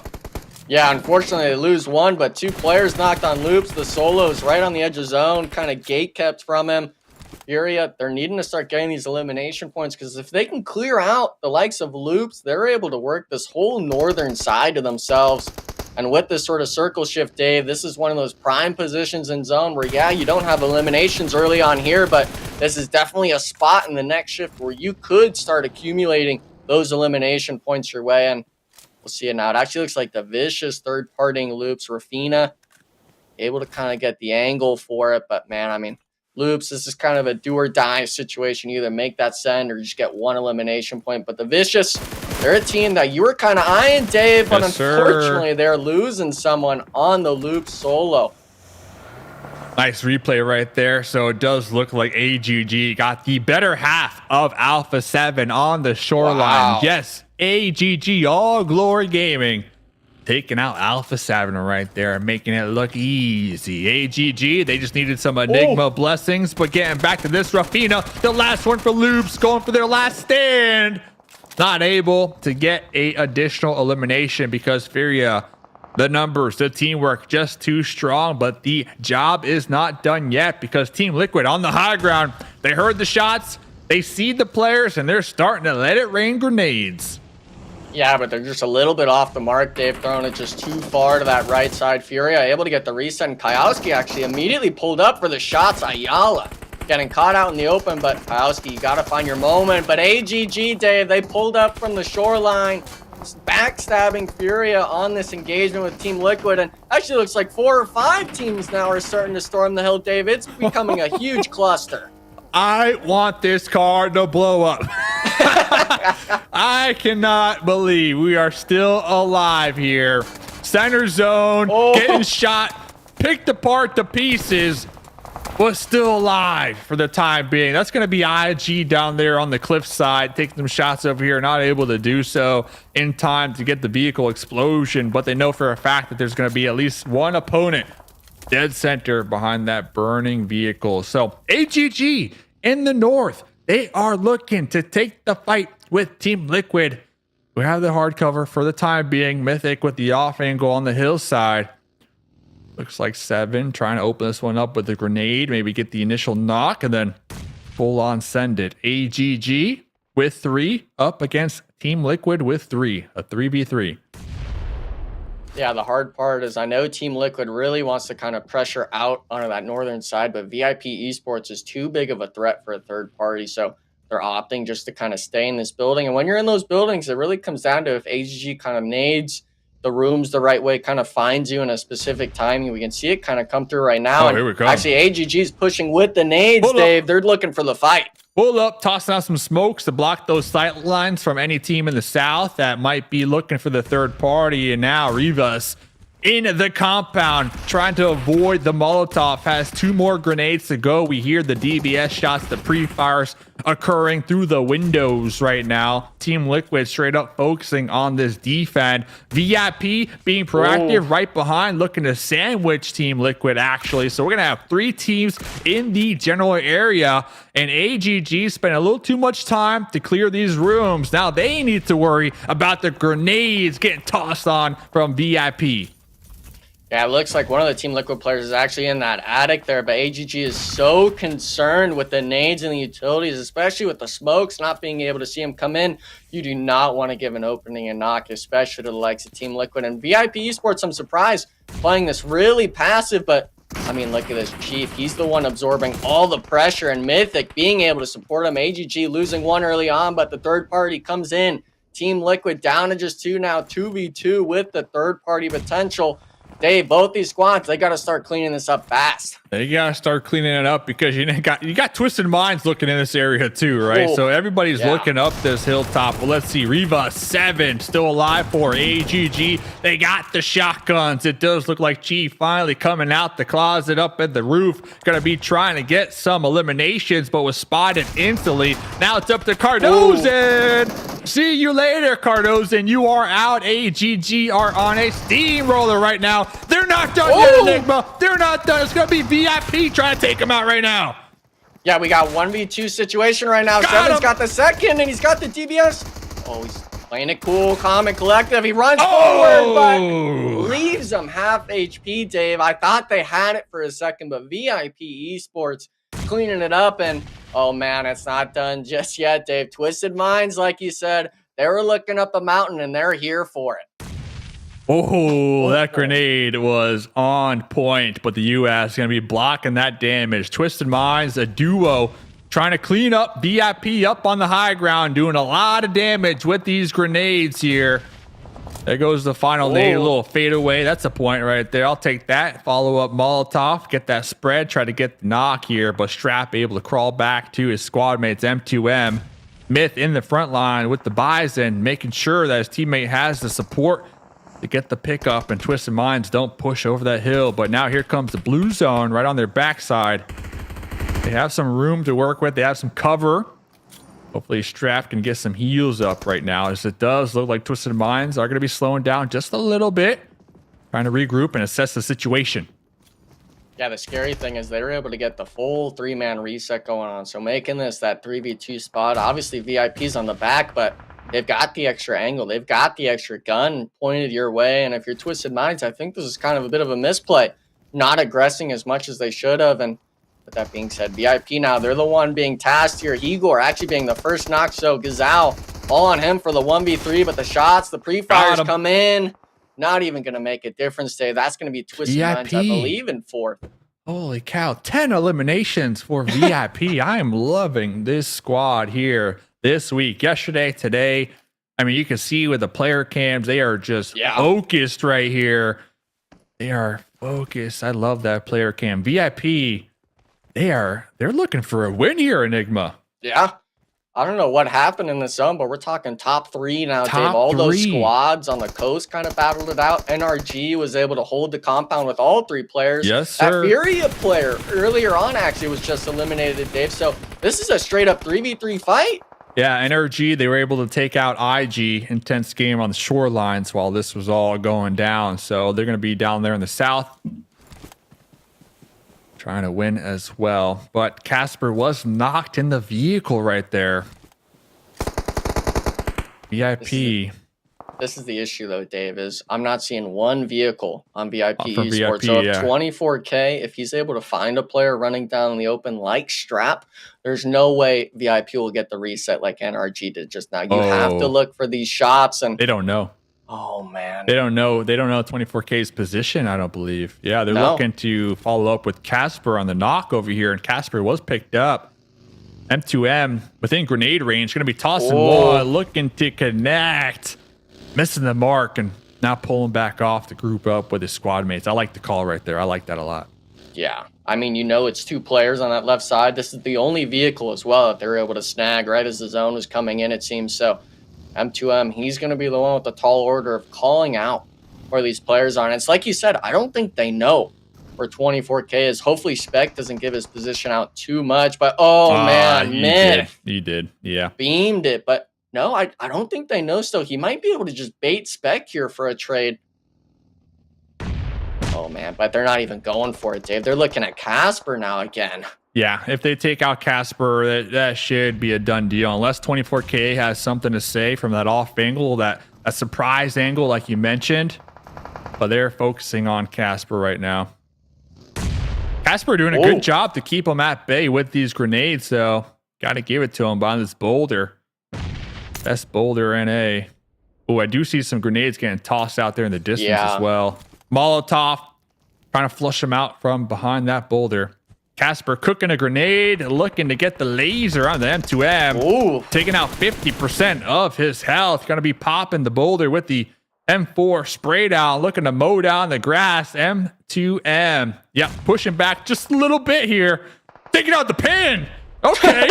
Okay. Are we? Wait a second. Guys. We're trying to get the win here. Okay, VIP. It's not the time for the pan throw. It is not the time for the pan throw. Hey, he's going for it. It is not the time. Come on. Headshot him. Do it to him. Right here. VIP, if you lose this, you deserve to lose this. I'm not even going to lie. No, throw the pan, man. Ooh. M2M, he all right, Casper's pretty knocked out. Yeah. There it is. There's Casper. Now they're going to be looking over here to M2M going to be lasering over onto 24K. 24K about 1 HP. 24K with a nice trade right there. But here comes Strap with the MG3. Myth with the M4. 1v2 situation. They're getting the wraparound on this tree. They're getting all the angles. Myth out there in the open, soaking up the bullets. But look at this. VIP. Winner, chicken dinner. Dialed in, baby. Yep, we can see the smile on their face. Love that dude's hair, by the way. But for the most part, VIP Esports, the double-digit elims. We'll have to get the confirmation of how many there were. But, man. How many? It came down to that 3v3. At least 12 or 13, I think. Maybe even more than that. But VIP Esports, Dave, it came down to that 3v3. And it really, I think, honestly, came down to that first initial knock onto Casper. So, nice shots when they needed it the most, allowing themselves to get control in that zone. Yeah, I think it was 14 for VIP. If I'm not mistaken. Unofficial 14. Count there. 14? That's a big game for a team such as VIP, who Got a bit hit or miss every once in a while. I'll tell you what, this week hasn't been too bad for him, though. So good on VIP to accomplish that with all 4 up. But I would be remiss if I wasn't rooting for North America there with NRG to take that win. That is their second place of the day, Dave. Game number 1, they get second place with 6 elims.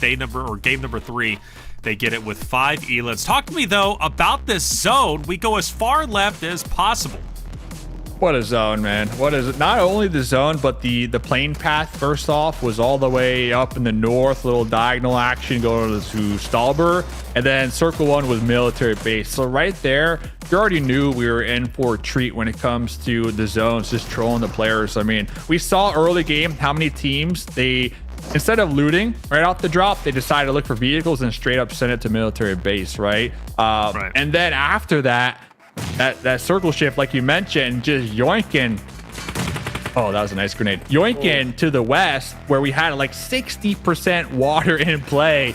You knew you were in some trouble if you were one of these Eastern teams still not in that circle at that point. So I personally love these zones. I love it when it throws a wrench in the plan of a lot of these squads, but I can also feel, and I'm sure Enigma, being a pro player as well, knows how it feels where you see these circles and you're like, what are we gonna do at this point? It's like, how are we gonna manage?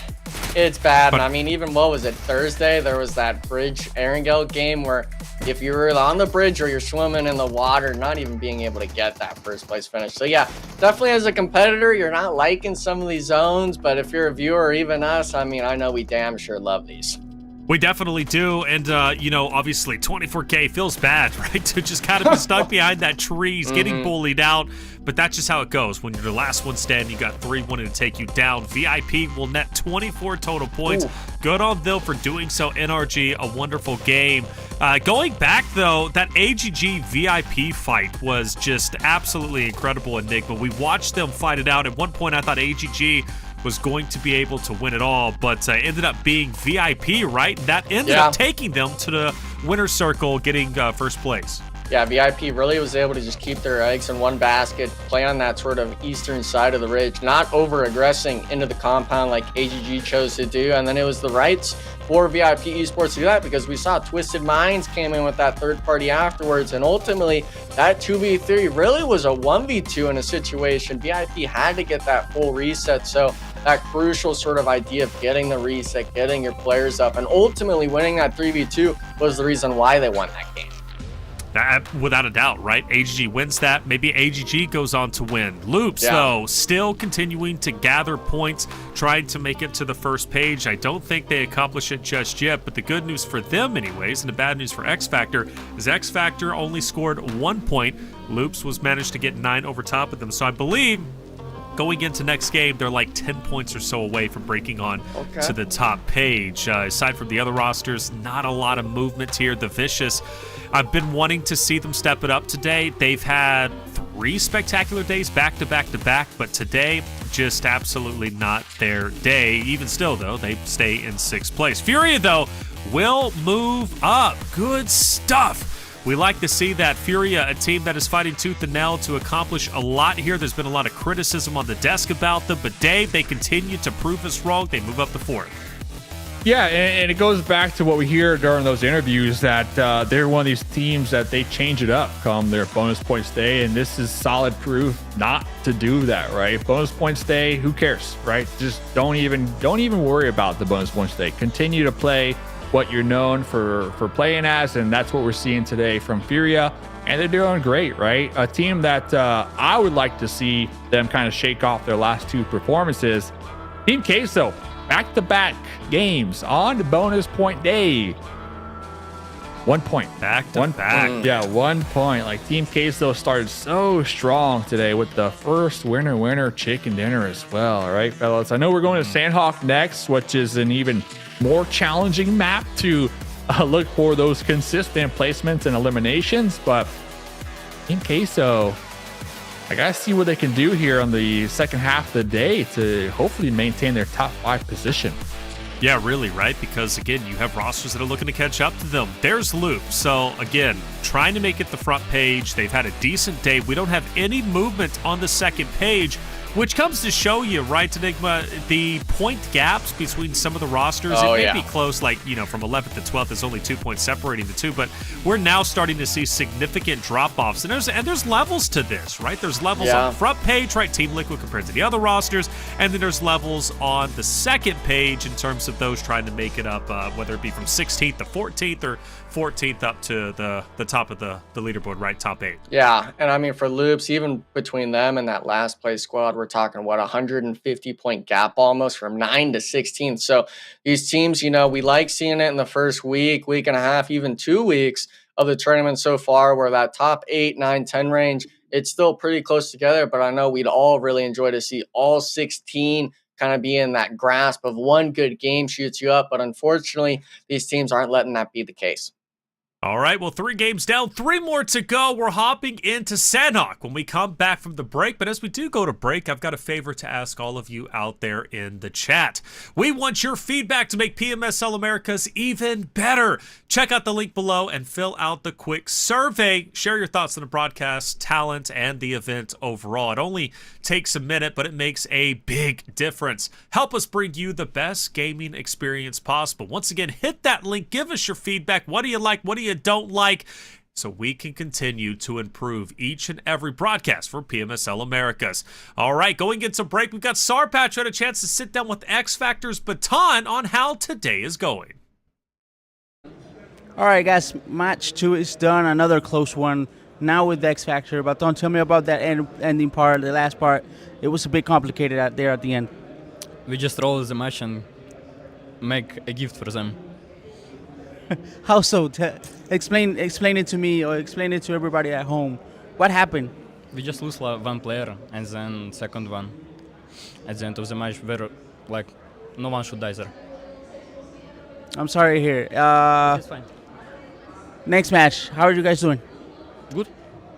You're gonna win? Yeah. Why not? So look at the camera and say we're gonna win. We were gonna win. They're gonna win, guys. No doubt about it. Let's go. Thank you, guys.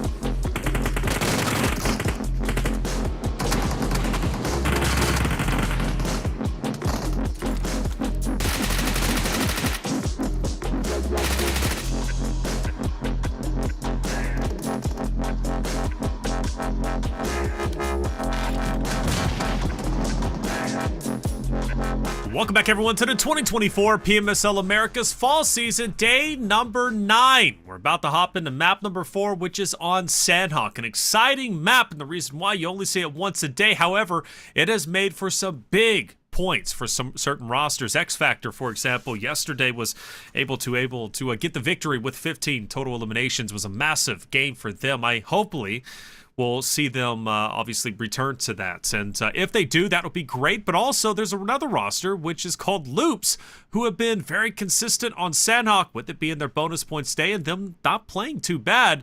I think Loops should have a pretty good Sandhawk map number 4. I'm your host, Taylor Reflections. We bring in our casters, Mustache Dave, as well as Enigma. Loops, this is their game to finally break on to the first page, Dave. It's been a little bit since they've been there, but they want to dethrone X Factor. But again, both of those teams recently have been absolutely dominating on Sandhawk. Yep, Loops, X Factor having pretty solid days so far as we head into the second half of our day. Team Queso, I'm going to keep talking about them, Reflections, if that's all right, because they are 35 points ahead of the Vicious, right? It is their double points day, but they only got their points from game number 1. Games 2, games 3, Team Queso, nada. 1 point, I'm not going to count that as nothing. So nowhere to be found. Hopefully, coming into the Sandhawk game, Team Queso can pull up some points and really start to get that gap going between them and everybody else beneath them here, fellas. Well, it's not far-fetched. As I check my notes, though, I don't think Team Queso has had a top 3 finish on Sandhawk as of yet. And if they have. They did get a winner chicken dinner, but it was on day number 2 with 13 eliminations. So if they can bring that energy here, that would be huge for the roster of Team Queso, who's now already been passed up by Furia, by the way, who's not on double points. So if you want Team Queso to step it up, this is the map to do it. Mustache Dave, Enigma, take it away. Match number 4. I really like the idea of Taylor trying to give some signs of life to Team Queso, but having that momentum of Sandhawk from day 2 to now day 9. It's a little far-fetched in my eyes, but, everyone's entitled to their own ideas for these teams. But coming back to your discussion, Dave, we know this fight's been going down. Inco Gaming versus X Factor yet again at Ruins, and it looks like this time around Juancho's going to get a freebie off the rip, and actually 2, so X Factor down to 2 players already on this team fight. Inco looking for the revenge, because yesterday X Factor were able to drop runes and they forced Inco off of runes, and X Factor came out on top. But right now Inco are just straight up committing to the runes fight, and now X Factor, no, we were just saying how good of a day they've been having, and well, ladies and gentlemen, that is how you ruin your momentum on a good day. You hot drop. Oh, hey, man. $250K is on the line, Enigma. I don't care what you got to say. $250,000 is the prize pool this season. All right? Yeah. You don't hot drop with that money on the line, man. You just don't. I don't care who you are. You don't do it, dude. It's not even just the $250K. It's also both of these squads are fighting for that PMGC slot for our NA representatives. So Inco Gaming, it's their double bonus points today. I think they've gotten more than quadruple their total points today from those previous 3 matches. I think they went, 15, 15, 16 or something close to that in terms of placements and eliminations. So those 4 eliminations, it's kind of that bittersweet reminder of, we got 8 points now, but we haven't gotten any in the previous 3 matches. So hopefully this is kind of the start for Inco Gaming, but we could see them on that right side. Even if they were to have that pop-off performance, there's such a gap already between them and VIP Esports that today, especially on their bonus points, if they were to win this, they'd probably have to win 2 or 3 more to be able to come back into this. Yeah, so talking about Inco, they have a lot more to gain from a hot drop. X Factor have a lot more to lose from a hot drop, right? Inco 14th overall, 201 points behind that 5th place coming into this match, right? X Factor, they were in 8th place with 69 points behind 5th place, right? So if you're Inco, it's your double points day. you got to throw the Hail Mary, right? To try to really make the come up. And if you lose, well, you're already losing at that point, right? Yeah. But X Factor, they're actually starting to get within a good spot of being in the conversation of top 5, right? So for X Factor to continue to hot drop Ruins, I gotta talk to some of these players and really get the mindset behind that, the real scoop, because I mean, from my perspective, I think it's a throw, honestly. At least on Sandhawk, I think it's a throw. Go, you know, we saw X Factor; they were able to kind of bully out Alpha7. That's a little different. In that first week, but this is, we had heard that interview with Inco from Inactive of, we're going to drop on them every single day. And then we get Patan coming in and saying, yeah, we're doing the same. It's like, okay, guys, like, it's 20 games total with Sandhawk out of 120, but points are points. And these other teams, if they're seeing you get wiped off early on, they're saying, okay, yeah, there's only 14 teams really in the lobby we got to worry about. X Factor actually have the potential to make it to the World Cup. Is PMGC, that is. That's the thing that I think they really need to take into consideration when continuing to drop runes. Ooh. So that's it for me, man. That's my spiel. An old guy rants. An old guy screams into a microphone. Well, hopefully we'll see something more from them tomorrow on Sandhawk. But over here, Guapo, IG, grenade in hand. This is going to be VIP. VIP are on a steamroller here today. They have been doing a great job. M2M getting tagged up from Guapo, but here comes the support from the teammates. Strap pulling on up with the DBS. Myth on the off angle, but the pre-fire through the window with the UMP and VIP. They might have lost one in the process, but they get your job done. 4 eliminations going their way. Early game Sandhawk, baby.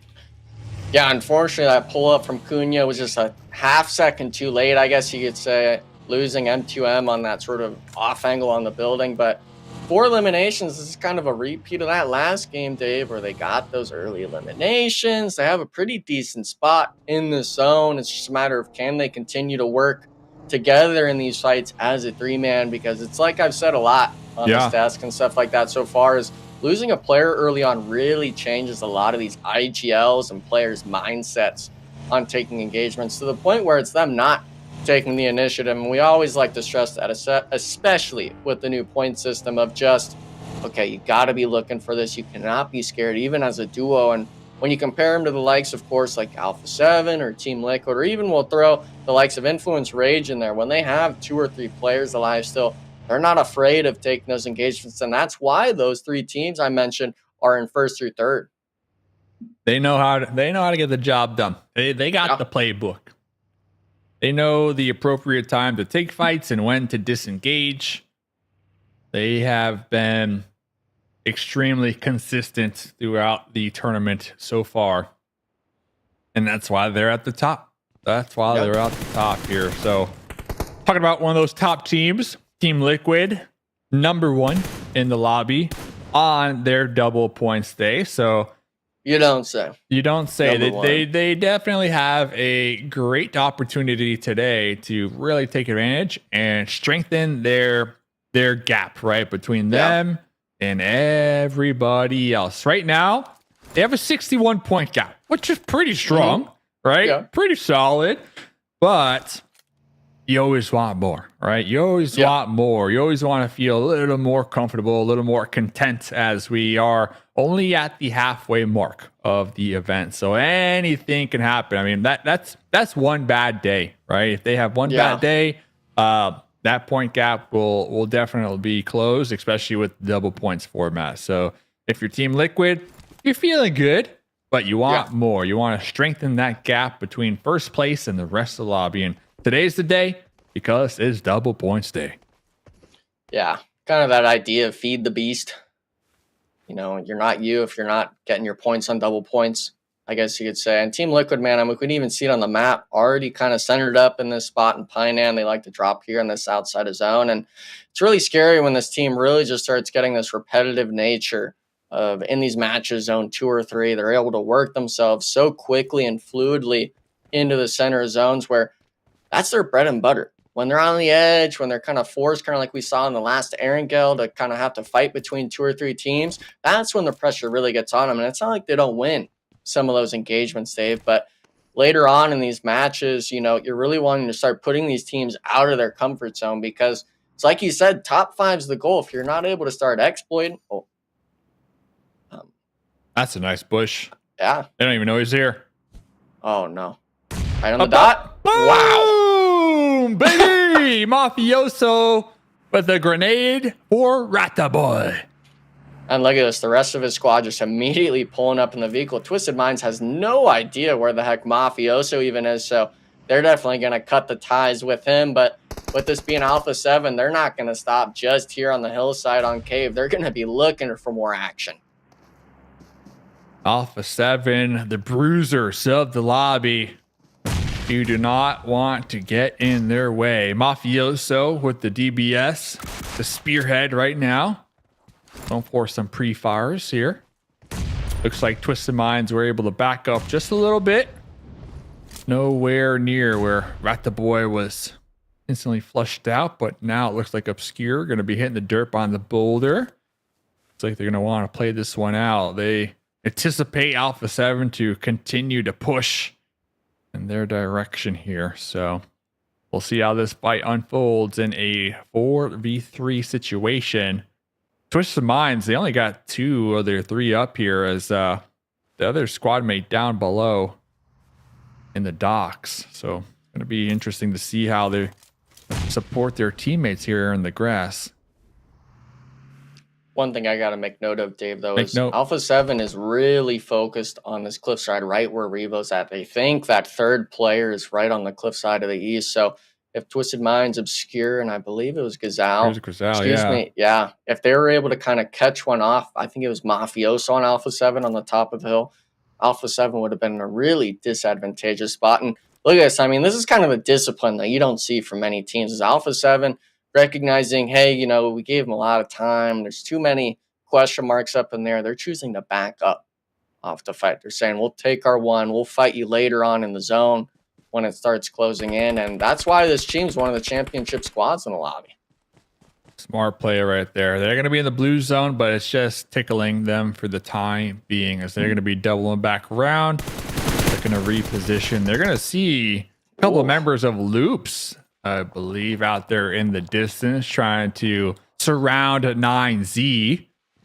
The Loops will need to be cautious not to be a third party. Next circle goes up. It is going to that west side a little further. Inco dead center. Team Queso, they're going to be holding down the north. NRG holding down the south. And now we're going to start to see a couple teams no longer in the play zone. Look to rotate towards that general area. And 9Z losing 1, losing 2 members on the instant send here, as we're going to be looking at Sena Texas swapping back and forth. You can't catch me if I'm swapping my seats. That's his teammate really low. Ergod really low in the health department. They are playing musical chairs right now. That's kind of the struggle, is just when you have to make these rotations on Sandhawk. It seemed like everyone was around that eastern edge, so on a hard western shift like that, you're just going to be driving into all these squads. And like you had said earlier, now they're driving into NRG. They made it all the way to the south side. So 9Z, they've got to make the rotations in. Loops as well, Alpha7. This is going to be out on this eastern side yet again. And they're actually going to get an opening onto Revo. Looks like Ralphino is able to get the knock, maybe a finish. And yeah, this is stage 3 still. You're able to kind of tank it a little bit, Dave. But a little bit. It's all a matter of, we saw it with that Erangel last game. If you wait too long, if you're too far, you're really going to struggle. And he's trying to shoot him out of the air, but Igor from the back catching him in the act. Really unfortunate stuff for Alpha7, where they had that early engagement, but there's just too many squads in front of them now. Yeah, it looks like Alpha7 trying to be proactive and trying to chase down the circle. Gonna be getting caught off guard from Twisted Mind, still hanging out there in the blue from behind, getting a nice little piece of them. While Alpha7 were trying to fight their way through Loops, who were gatekeeping them essentially from making it into the play zone. Mafioso, 6 times M4. Nothing but smoke right now, waiting for it to dissipate. looks like he's actually able to see action through right it a there. bit. Little pre-fire action right there. The game sense. Oof. Nino's trying to get close within grenade range. Mafioso not feeling too good about holding that angle. We'll get back to that because we're going to be sending it to Influence Rage out here in an up close and personal battle with 9Z. Ooh. Looks like 9Z almost had him. Bilal, the last one alive, able to continue to carry the Influence Rage flag here this match. Yeah, but I don't know how long that flag's going to be flying for. It looks like AGG was looking for the third party, and we're right back to it. The Loops fight with Alpha7 is finally seeming to come to a close. 1v1 situation here on the building. 1 HP on essentially both of them if the shotguns connect, but now Loops, they've doubled up on the windows. The flick shot on the one on the door, that was the healthy player going for the thirst, but not able to get it. Loops somehow, I believe actually, yeah, keeping 4 players alive. They're pretty far from zone though, so I'm not sure if they'll make it in, but now this is the fight. AGG, Dave, they moved up close to Influence Rage. They're looking to take action.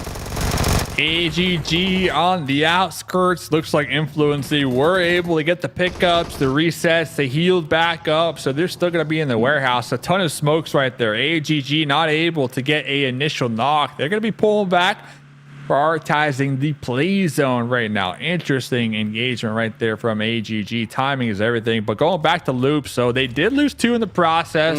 They're still going to be out here in the blue, so very challenging push from them. But they got 7 eliminations here, Enigma. So double points. That's going to be 14 points so far here on this Sandhawk match. And it is not over yet for them. And hopefully the same could be said for Team Queso. They don't want it to be over yet as they get their first point on the board. Poppy Pocho from above trying to hit these shots with the DBS. The quick swap. Able to take out the Navy SEALs right there for 4 points. Yeah, this is their double points as well, Dave. Them getting eliminations. They really struggled with the last 2 matches, getting, I believe, just 1 in each. Not a performance you're wanting. You're wanting to kind of match the likes of Loops of getting these almost double-digit elims, but now Loops, they're fine with the eliminations. They're trying to find a rat spot in zone, but Vitin, he's already tagged up to half HP, but does he know there's a Twisted Minds player already here? And if he gets his heal off, he might have a chance of taking this 1v1 potentially for his squad. Rafina, though, he's going to get caught out. Team Liquid up the hillside. Now we're down to just a solo, and Gazal, he rats him out in the shack, Dave. I thought he was going to have it, but when are you going to expect the solos in there already? Yeah, it happens. Loops, though, like we mentioned, 14 total points with their 7 eliminations. So that's still a pretty solid Sandhawk game. As Twisted Minds, they're going to still be alive as a trio, all in their separate little death shacks for the time being. Let's pop over to NRG. We'll be catching the tail end of this engagement. Looks like Casper able to get 1 elimination in the pocket. 24K is going to be holding down the last member of Influence Rage, but also trying to keep tabs on the duo right above the Vicious, making sure the Vicious don't push them here, as it does look like NRG going to be trying to get this additional elimination point and secure their backside before looking forward. Yeah, they got to deal with the solo, especially with it being low boy. It actually seems like Spec was knocked in zone, so not paying attention to that zone shift closing, doing that extra ticket damage when it closed. And now the Vicious, I think they recognize this. Yeah, they understand. NRG just had 1 player knock the zone. You're able to aggress on this, find the shots, but oh man, that nade was pretty close. Fate, he's the player that since switching off the IGO role has been able to step up in these knocks. Can he find his time in this Sandhawk? Against the likes of the Vicious, Dave, and they've been on one the last few days. Yeah, it looks like now Fate going to be pushing up through their smokes here, tossing a Molotov, but immediately connected on by David, and now leaving Casper to deal with the solo little boy who has just been taking away so much time for NRG. NRG had to focus so much on that solo from the blue that, like you mentioned, the Vicious, they just taking advantage of it, honestly. And little boy's still alive right there. So honestly, little boy just throwing a wrench in the plan of NRG this match. Yeah, but it looks like NRG, they're actually clutching it up as a 2-man right now. Casper found 1 player on the Vicious and then winning the 1v1 against the little boy, the last Influence Rage member. So, but they lost the whole team. Yeah. I mean, the whole team, you know, for NRG. I thought 24K was left alive, but he must have gotten thirsted out. But we're going to the north side now, Dave. Team Queso is still on a tear, and now turning their teeth to the likes of Furia. Getting one knock with the nade, but I mean, Team Queso, when they have 4 players up, Dave, they're always on one. They are deadly. Furia down to just a solo. Making their last stand here is going to be connecting on to Colgoat. Wow. But Milo with a beautiful grenade to take out that last member of Furia. Hopefully we'll have enough time to pick up Colgoat, get him back up, get him healthy, as now we got 2 squad mates bleeding on out here. Gonna be carrying them to the zone. In the smokes. Next circle goes up. Inco in the building. We see Inco down below taking shots at Team Queso, but Team Queso able to find a great boulder, but at least get the heals and provide some cover for the time being. Yeah, the question mark's going to be, do they have the smokes to work into it? We're going to see a replay in the bottom right real quick. It's going to be the NRG solo getting Casper. caught out. Yeah. Almost had the 1v1, but just too many players. And my question mark back to Team Queso is going to be, can you work to that hillside? Inco Gaming is going to be 4-man spread looking at you from the buildings. And I don't think they had any smokes, but now Gazao, he is able to hold this shack, ruining Loops' plan. And now Team Liquid, they're wanting their piece of the pie in it. Nade's going to connect a little bit of damage, but yeah, it's only inevitable. It's a matter of time before you're caught out. And now it's just Obscure trying to save the day out in the other side of the road, I guess you could say. So Team Liquid, they still got to make their move in, Dave. They do. Grisal playing a little hot potato action right here, but look, this is the perfect distraction for Team Queso to completely wrap around Team Liquid. So Team Liquid, they need to be cautious as we see them out there in the distance, starting to get picked apart from not one, but now 2 different teams, essentially, as Team Queso definitely taking advantage of that slight millisecond that Team Liquid were distracted, essentially, by Twisted Minds. So Team Queso, 11 eliminations right now, Enigma. And I mean, that buggy play came in clutch. If he's able to just rat it out, the rest of his squad might take casualties. But Team Queso, when they have 4 players up, they start raining down. And, oh, that's really tragic to see, Dave. No team being able to make it to that shack alive. So that south side is going to be for the likings of AGG. And now we're talking 3v4v4 situation. This is top 3 squads in the lobby. And Inco Gaming, they've been sitting pretty here all game. They've been sitting pretty. Still going to be in the compound. You got AGG overlooking them. The only team not in the play zone is going to be the remainder of Team Queso with their eliminations here. Ooh. They got 3 up. I believe one of them, was confirmed. And Team Queso now going to be receiving some damage from the blue zone. A lot of pressure and open field, just nowhere to go. But 12 eliminations here and a 3rd place. So 3rd place gets you 5 points, Enigma. But looking at this Sandhawk game, AGG, baby, still alive. Looking to get a winner chicken dinner here on Sandhawk. They got the circle as well. Yeah, this is my squad. I wanted them to clutch up. They were performing well when I was calling them out for it, saying this is one of those sleeper teams, but I really want Inco Gaming as well on their double points to show some signs of life. This is straight up 4v4, and they do get the initial opening knock, but look at the spread AGG was able to get. The whole hillside is theirs, and Inco Gaming, yeah, you've had this compound, but we're not able to work out into the ridge just yet. The tally actually still knocked there, so both squads having to get a reset. And I mean, look at the zone control. AGG just going to be waiting for you to run out. Yeah, 7 is at your doorstep right now. Only 1 grenade and 1 Molotov, but that Molotov could be the game winner once when this next circle does pop and Inco are forced out of their cover here. Wow. Here goes a play zone connecting onto Wancho. Huge mistakes right now being made. That's going to allow Rivas to pull up for free. Couple grenades getting tossed into the building. Rivas looking to get the winner chicken dinner. Netabete in the corner. Nothing to do. There we go. AGG, a winner chicken dinner. This is AGG's day here, Enigma. You are the blessing for AGG, and they're having a great day here. Holy cow. Number Another one win. fan. Another Number win. one fan. Get him in. Get him in there. Get them up the leaderboard, baby. I know it's not their double points, but them coming in strong, Taylor. I know you were kind of down with Dave. I could hear it in that tone when I talk about AGG, that look in your eye. Nah, they're here to play, baby. Can't even see my eyes, bro. Let's Hey. be real. You wear socks with sandals, okay? Hey. Your opinion is invalid. Look, hey, the Vicious, they've got Power Bang, all right? AGG's got Enigma. Dave, I don't know who's got you just yet. We'll figure that out in just a little bit. But AGG, without a doubt, has been absolutely stellar today. 2 wins. But let's start here, Dave. Inco Gaming, a flawless win against X Factor. Team Liquid's got me, by the way. All right, Team Liquid's got me. So thank goodness they got me on their side. But yeah, going back to the fight, I mean, we had like a long conversation about that intense game. You know, Inco, a lot more to gain in that hot drop compared to X Factor with a lot more to lose. So it's a conversation we've been having almost every single day. Hopefully, one of those teams could just finally flip the coin and call Runes what it is. But Team Queso, not the win here, but they had a ton of eliminations and they were just getting into fight after fight here. And I believe, if I'm not mistaken, 14 eliminations. I got to get a fact check on that one. But if that's the case,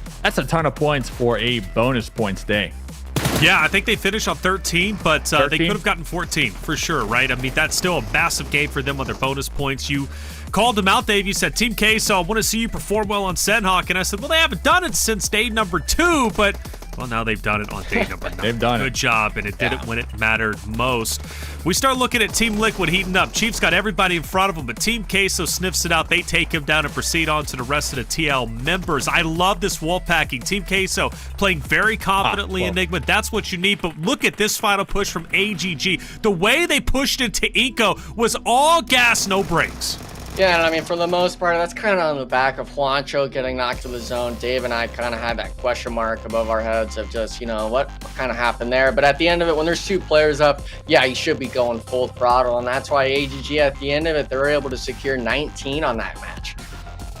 19. Look at this. Team Queso with 12. So not 13, not 14, but 12 is very respectable. 34 total points. That puts them around 60 bonus points for the day, edging closer towards 70. Inco, Dave, the best game they've had today. Finally, they get something moving on their bonus points. Hey, they are getting it moving. That is a fact here. With 2 more games to go, hopefully they can continue on with that momentum. I love talking about momentum and momentum meters. I think right now, if you're Inco, your momentum was at like a 5%, and now it's maybe 30% after that win. If they get one more solid game in the pocket, I can easily see them being max momentum come game number 6, and that's what you want to be on your double points day here. So Inco looking pretty solid after that game. Team Queso picking it up a little more. I want to see the overall though, because Team Queso, how far up the leaderboards did we go? Second place. Oh, holy my Lord. cow. Team Queso are in second place now here, fellas.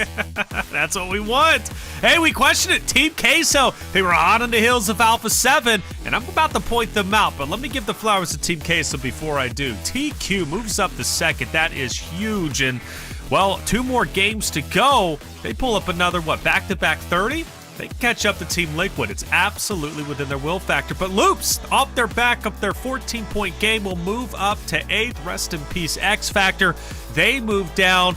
Let's not sound the alarms just yet, though. Double points for Loops. No, not just yet. They, Loops, it's their double points day. So we expected this, Enigma. Yeah, and I mean, it loops consistently today. Even though they haven't been getting too many placement points, they've been putting up a lot of eliminations, kind of saving their day. And I really got to point out, in terms of that Team Queso movement right there, the bonus points total currently is at 59. Their eliminations, they were second in the lobby. These other teams right now, they're struggling kind of, I guess you could say, chain those eliminations together on back-to-back matches. And obviously, we saw the likes of Inco Gaming, but I got to kind of call them out on something. They were in that final 2 position on that Sandhawk. They had 4 eliminations off drop. They were only able to pick up 1 during the rest of that match. So really kind of a missed opportunity, I think, for that squad. Obviously, we're wanting to see them get more points with it being bonus points, but You can't be putting the brakes on everything with it being just bonus points. You got to still show up and go for those points.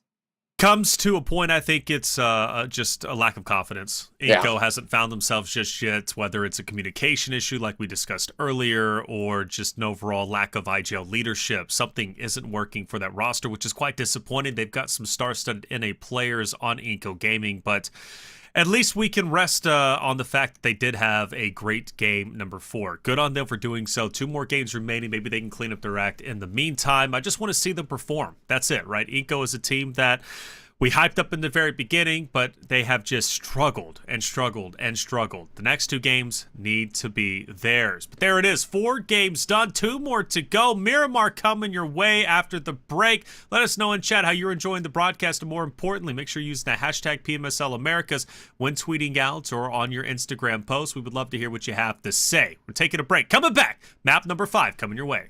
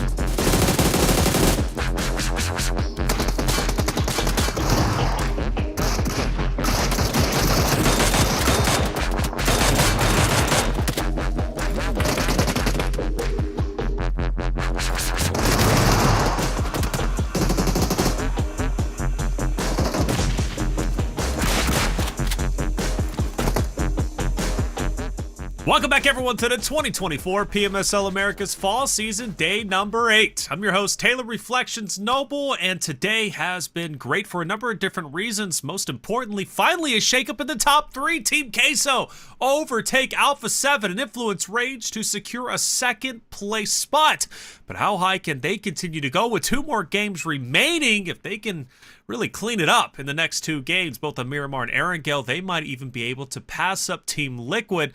Of course, that's if Team Liquid doesn't stay consistent, which they have been all day long. Let's bring in our casters, Mustache Dave and Enigma. A question for you boys, and Dave, we'll start with you. Alpha7, what's been going on with them today? This has been one of the worst days I have seen from them yet. Listen, all right, you asked me this, I think last week. You ask me this all the time, all right? And every time I got the same answer.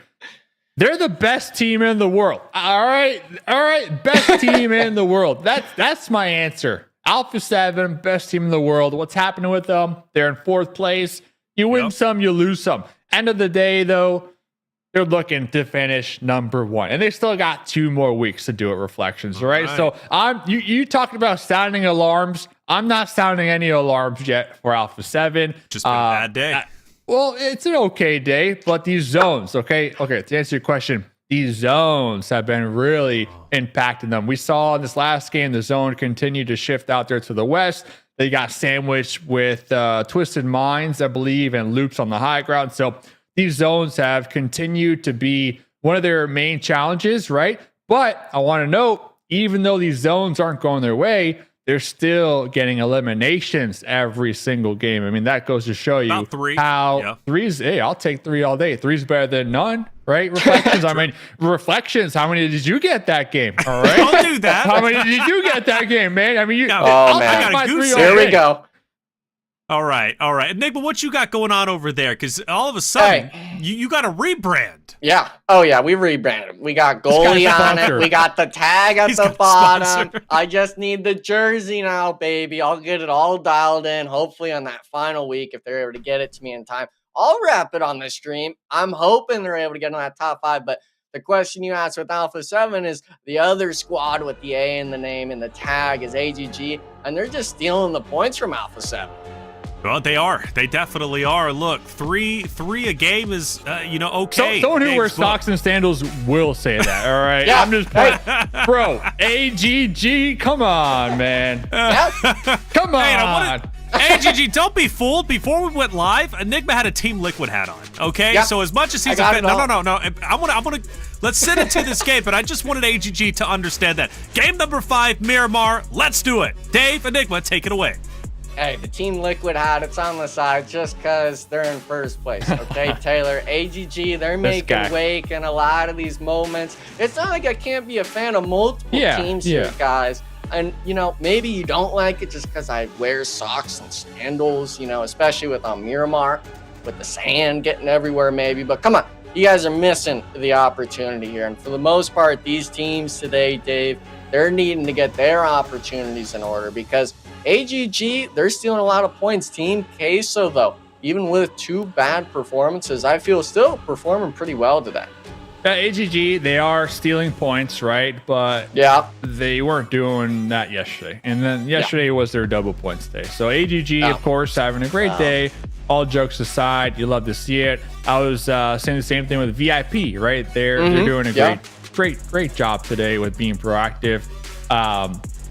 Alpha7, though, I mean, real talk, like, are you concerned with how they're performing so far? They are slipping down the leaderboards just a little bit, right? But they're still top 4. When we're looking at total eliminations, they have 245 as of right now. So they're still popping off. And let me see, top 50 overall. So Revo still in 2nd place when it comes to most eliminations done. Mafioso actually in 2nd place when it comes to most damage done throughout the entirety of the tournament. So Ayala number 1. But all things considered, like I'm not stressed out about Alpha7 right now. Could they get more points per game? Yeah, sure, of course. Yeah. But maybe they're just saving it for their double points day, which is tomorrow, right? Maybe it's all strategy, all strategy, all planned. Well, we kind of like, I think, just messing with Alpha7, not trying to stir up the chatters and Day stream one too reflections much, is but like Alpha7, they might not make it this time around. oh yeah, you Whoa! can't be saying something like that. That's what I was saying, especially man. for the winners. I'm the But- Alpha7 conductor of the hype Believer. train. All right, Yeah. that's the team I'm looking forward to here this season. Yeah, I mean, Alpha7, it's just, I think today their struggle has been when they take those first initial engagements, yeah, they get 1 or 2 eliminations, but just not winning those 4v4s or maybe getting third-partied. On other days, though, we've seen them where they're able to chain together back-to-back team fights, whether it's 3 players, whether it's all 4 players up, and they're able to make quick work of those fights. It's not them getting drawn-out fights like we saw with NRG in that first Erangel. I'm not meaning to call them out like that. That's just an example, but Alpha7 really kind of pumps the gas when they're able to get those early knocks. And throughout so far, we saw them in that last Sandhawk. They were able to get initial knock. They were able to even put loops down to a solo, if not a duo, in that 4v2, but ultimately not able to kind of find those fights. But it's like you said, Dave, they're the best for a reason. They're not worried too much about it. Obviously, they want to be closer to Team Liquid, but Rome wasn't built in a day. You're not going to be closing that point gap, I think, anytime soon, at least today. But tomorrow, like you said, double points is where it's going to matter most. Yeah, double points day. And some more stats here. Team damage leader. So this is going to be total damage done throughout all of this current season. Team Liquid, they're in first place with almost 60,000 damage done all together. That's every single game. Alpha7 right behind them, right? So really close. Most grenades used, though, is going to be going towards Alpha7. And that goes to their play style. We see them almost every single fight. They tend to try to open it up with a grenade knock, right? It's a team, they use their utility so well. And it goes to show you just with their stats, right? Having the most grenades thrown. Carrillo with the #1 most grenades thrown, actually 138 total. Holy. So my dude is the grenade master out here, honestly, this tournament. So grenades, utility, Alpha7, they got it on lockdown, is my point.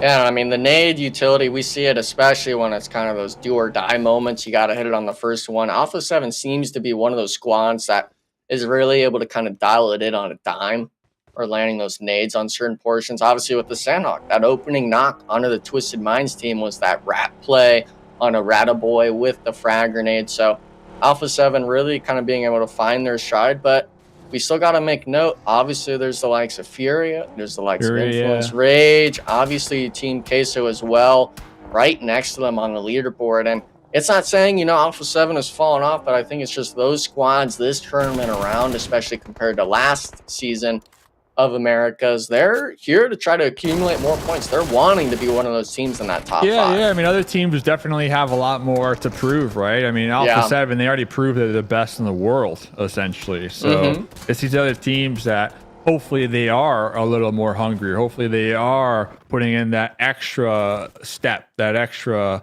homework, that extra hour of VOD review, that extra scrimmage match that other teams might not be putting, because you do want to overthrow Alpha7 as being known as the best team in the world. So it is to be expected, right? These other teams trying a little bit extra, a little harder than the reigning champs right now. But all things considered, we are almost at the halfway mark of the tournament.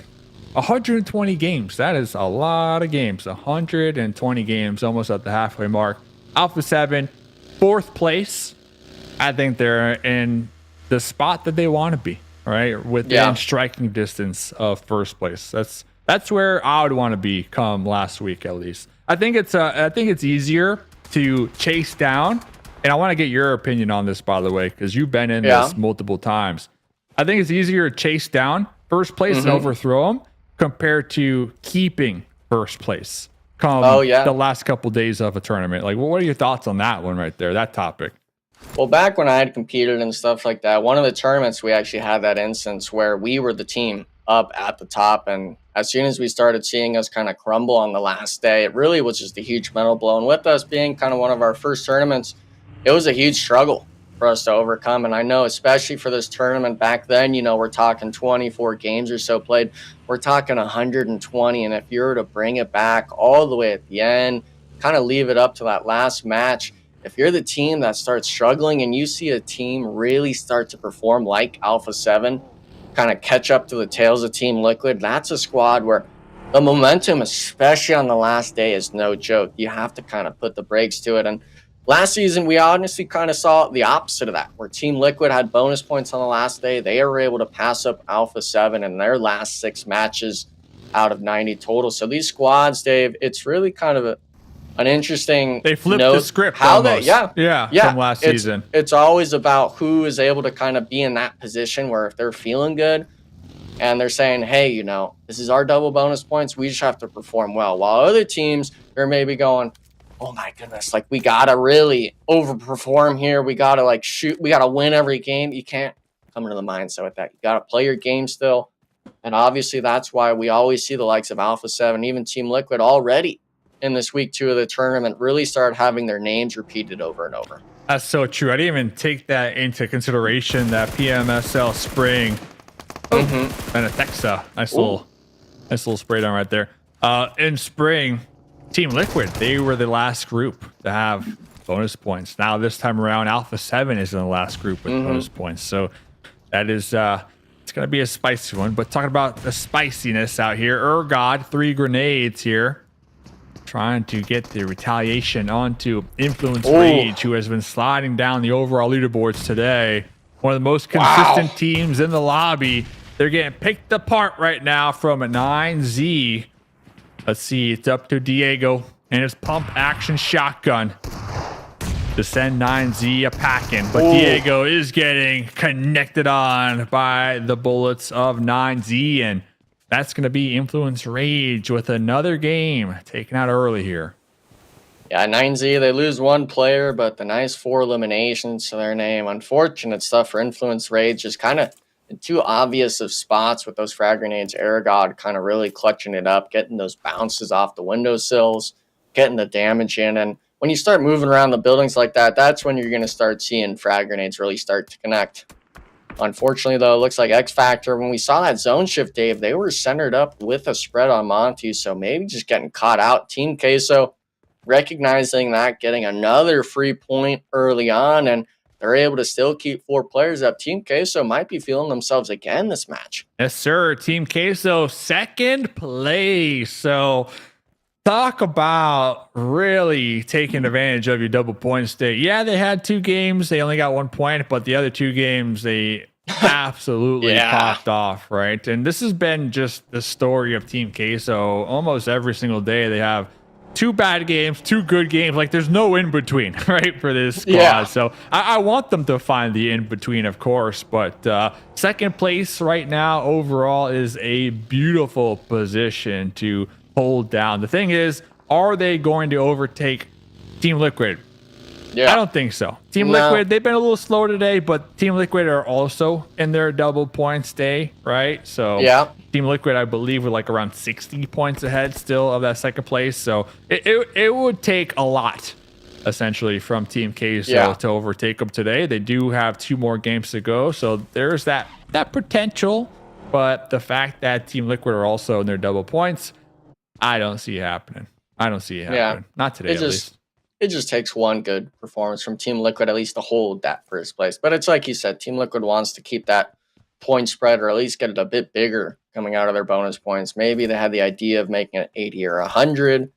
That squad, though, obviously today, they were kind of shut down on Sandhawk by Team Queso. They got caught out right on the rotation on the edge. But right now, both these squads, they kind of find themselves in the center of their circle. They're waiting on that zone shift, seeing where it goes. And it actually shifts to Monty. So X Factor, they held the split. Unfortunately, last one early on, still going to have pickings of zone. And Team Queso and Team Liquid, they're looking to move in right next to them.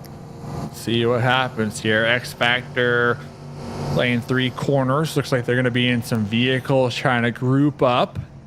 Not going to risk it at this point, as there's probably going to be a couple teams eyeballing the city to call home, or at least the outskirts of the city, that is, as we got 15 teams still alive. Match number 5, day 9. Whoa! Oh, no. Okay. Try it Let's again. Try it again. Gotta gas it up. Gotta gas it up a little more. Furia is gonna be up here already. Furia Silence gonna be hearing FS and his struggles down range. FS will need to be cautious as we're going to be looking at the Navy SEALs. An intense game. They're going to be going back and forth right now in the compound with shotguns and a dream to continue to survive here.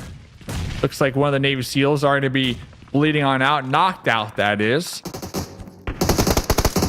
Navy SEALs taking multiple fights right now. They're going to also be taking a fight with Twisted Minds across the road. So the Navy SEALs just really trying to maximize their points here with picking a fight with two different teams. Not just one, but two. I'm not sure if they even know that Jared's here on the wall, but I think they're kind of putting the pieces together. It's actually going to be a 1-2. Looks like Latin Kings didn't make the full 4-man slam on the same building, and now... You know, obviously it's an intense game. We're seeing it on the top right. A lot of teams choosing to call home around this side of the map, really having to find it. And Madion actually finding one with a knock. Ayuya getting third-partied as well. If Navy, if they're able to see this sort of knock in the elimination feed, they could go on the aggression here. It looks like that's exactly what they're going to do. Let's see. Two Navy SEALs knocking at your doorstep, working together as a unit, trying to clear out one room at a time here. Looks like they're going to be able to find and secure this room for the time being. They're tossing some smokes to hopefully allow their squad mate not to get thirsted. Well, there's still two opponents here right next to you from IG. Intense game. Also looking to clear out each room. Looking to find you. Looking to get the squad wipe here. This is kind of the trouble with the Dave. I believe these two rooms, do they connect? No. No. They're back to back. Yeah, they're back to back. They share the wall, which is why I think they're looking for the smokes. You could potentially wrap around, but both these teams, you know, they've got that lack of confidence. They're not near the top of the leaderboard. They're choosing kind of give space to each other, but while doing so, Latin Kings, they lose a player, at least knocked for the time being, and tense game. See, here we go. They're starting to turn back around. You see this feed, but both these squads taking too long to really clean up these engagements, really falling short of the time being given to them. And the close range shotgun shot, the DBS connects and instantly gets one, but we question, where's the other IG player? Probably asking his teammate, why'd you do that? That's yeah. Guapo's like, I told you not to do that. But both of those players could just hunker down and hope and pray that Twisted Minds don't opt to clear them out, because Twisted Minds, they are going to be up as 4. Looks like they're going to be pulling up just a little closer into this current building. They have a vehicle in that little trench right there. I believe that coupe, those tires should be safe just in case they do decide to use it once again moving forward here. But both those players, both those solos, they're just going to call it what it is for the time being. We're talking, this is still centered on Monty, Dave. I believe that's 6 to 7 teams, kind of either around the mountain or in the city. A lot of these squads, so we're talking 14 total still remaining. A lot of them opting to spread out on the edge. Furia is going to be that team still on the south side that was looking at X Factor. NRG chose to take this northwestern edge of the zone. The Vicious up to the north. So a lot of these teams, they're either full sending it into this Monte Nuevo City POI spot, or they're playing on the edge. And we're seeing a lot of squads, Dave, still keeping all 4 players up. Yeah, and that is what is going to be deadly moving forward into the mid to late game on this Miramar match. We did see Baton from the X Factor get picked apart a little earlier on, but X Factor is still going to be holding down this position, overlooking multiple teams here. Taking some shots downrange onto Team Liquid. Oh no, though. Oh no, Team Queso. Double points today. Gonna be clashing with AGG here once again. Oh, watch out for that buggy. We're coming at you. The DVS is hopping around here like a kangaroo, Enigma. AGG, though, putting in the work. Milo's still going to be alive across the way, trying to avoid the grenades from Adrian. But now here comes Loops, trying to backfill the compound. Really trying to third-party this engagement between Team Queso and AGG. Yeah, Poppy Pocho not able to get the reset on Cold Goat, so Milo's just going to be kind of hung out to dry, I feel like, from this Loop squad. They did get one knock, so going to stall it a bit from that warehouse push, but they've already full committed. Loops is going to look for the clear out on this Team Queso solo. You already see it too with the frags, and if you're AGG, I think you kind of recognize that this is a third party going on. Bro, we're about to have a fourth party. I see Alpha7 out there in the distance as well. Oh, no. Them of all teams, too. If they get the knock, Dave, I mean, they're full sending. Full sending right now. We got a couple smokes out here to block those sight lines from Alpha7. It was going to allow Colgo to get the pickup. But yeah, Alpha7, you can tell they're just itching to get these eliminations. So far, sitting on 2 right now. They got some good sight lines and they got some pretty solid cover. Very interesting split right now from Alpha7. Really protecting that spearhead, right? The McGrillen and Revo in the front line in that trench right there across the road.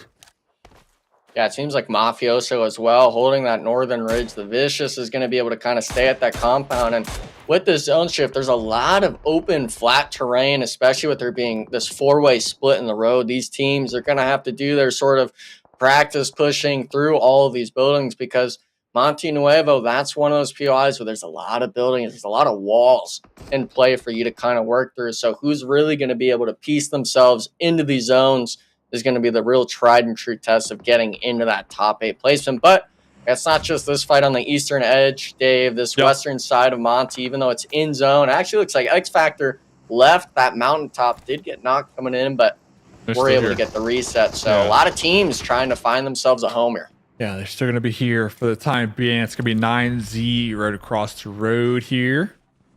Should be able to get the heal up. They're going to be safe for the time being. Don't expect too much to happen from X Factor. They're still getting shot from Inco downrange, but just kind of trying to take those pot shots, like you said, maybe pop some tires or whatnot. 9Z, they're going to be in their corners here, anticipating any type of push, but both those teams are going to be across the road. Here comes Twisted Minds, though, crashing into Inco. Rider Boy's going to be down.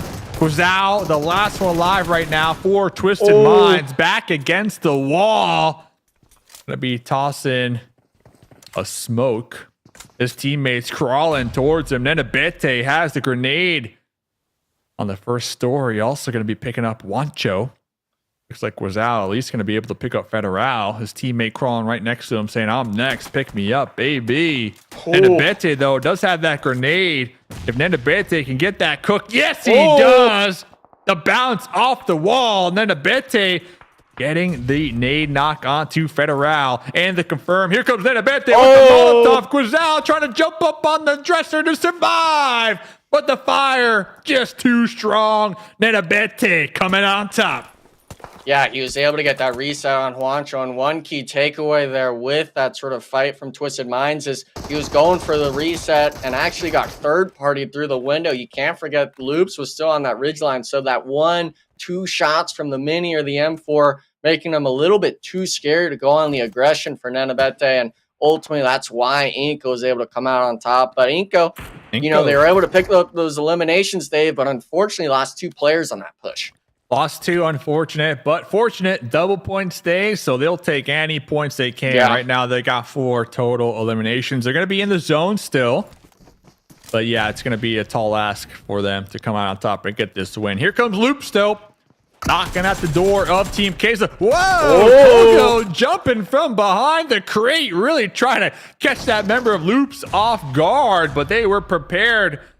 Now it's up to Poppy Potro here in the yellow building to survive for Team Queso. Meanwhile, AGG are just like across the road, like, yeah, you go handle them, Loops. You got this. And well, there goes Team Queso eliminated. Here comes AGG now going to be popping their heads through the windows here on the second story, trying to take some shots onto Loops. But Loops, man, they've been making the come up today when it comes to the overall leaderboards.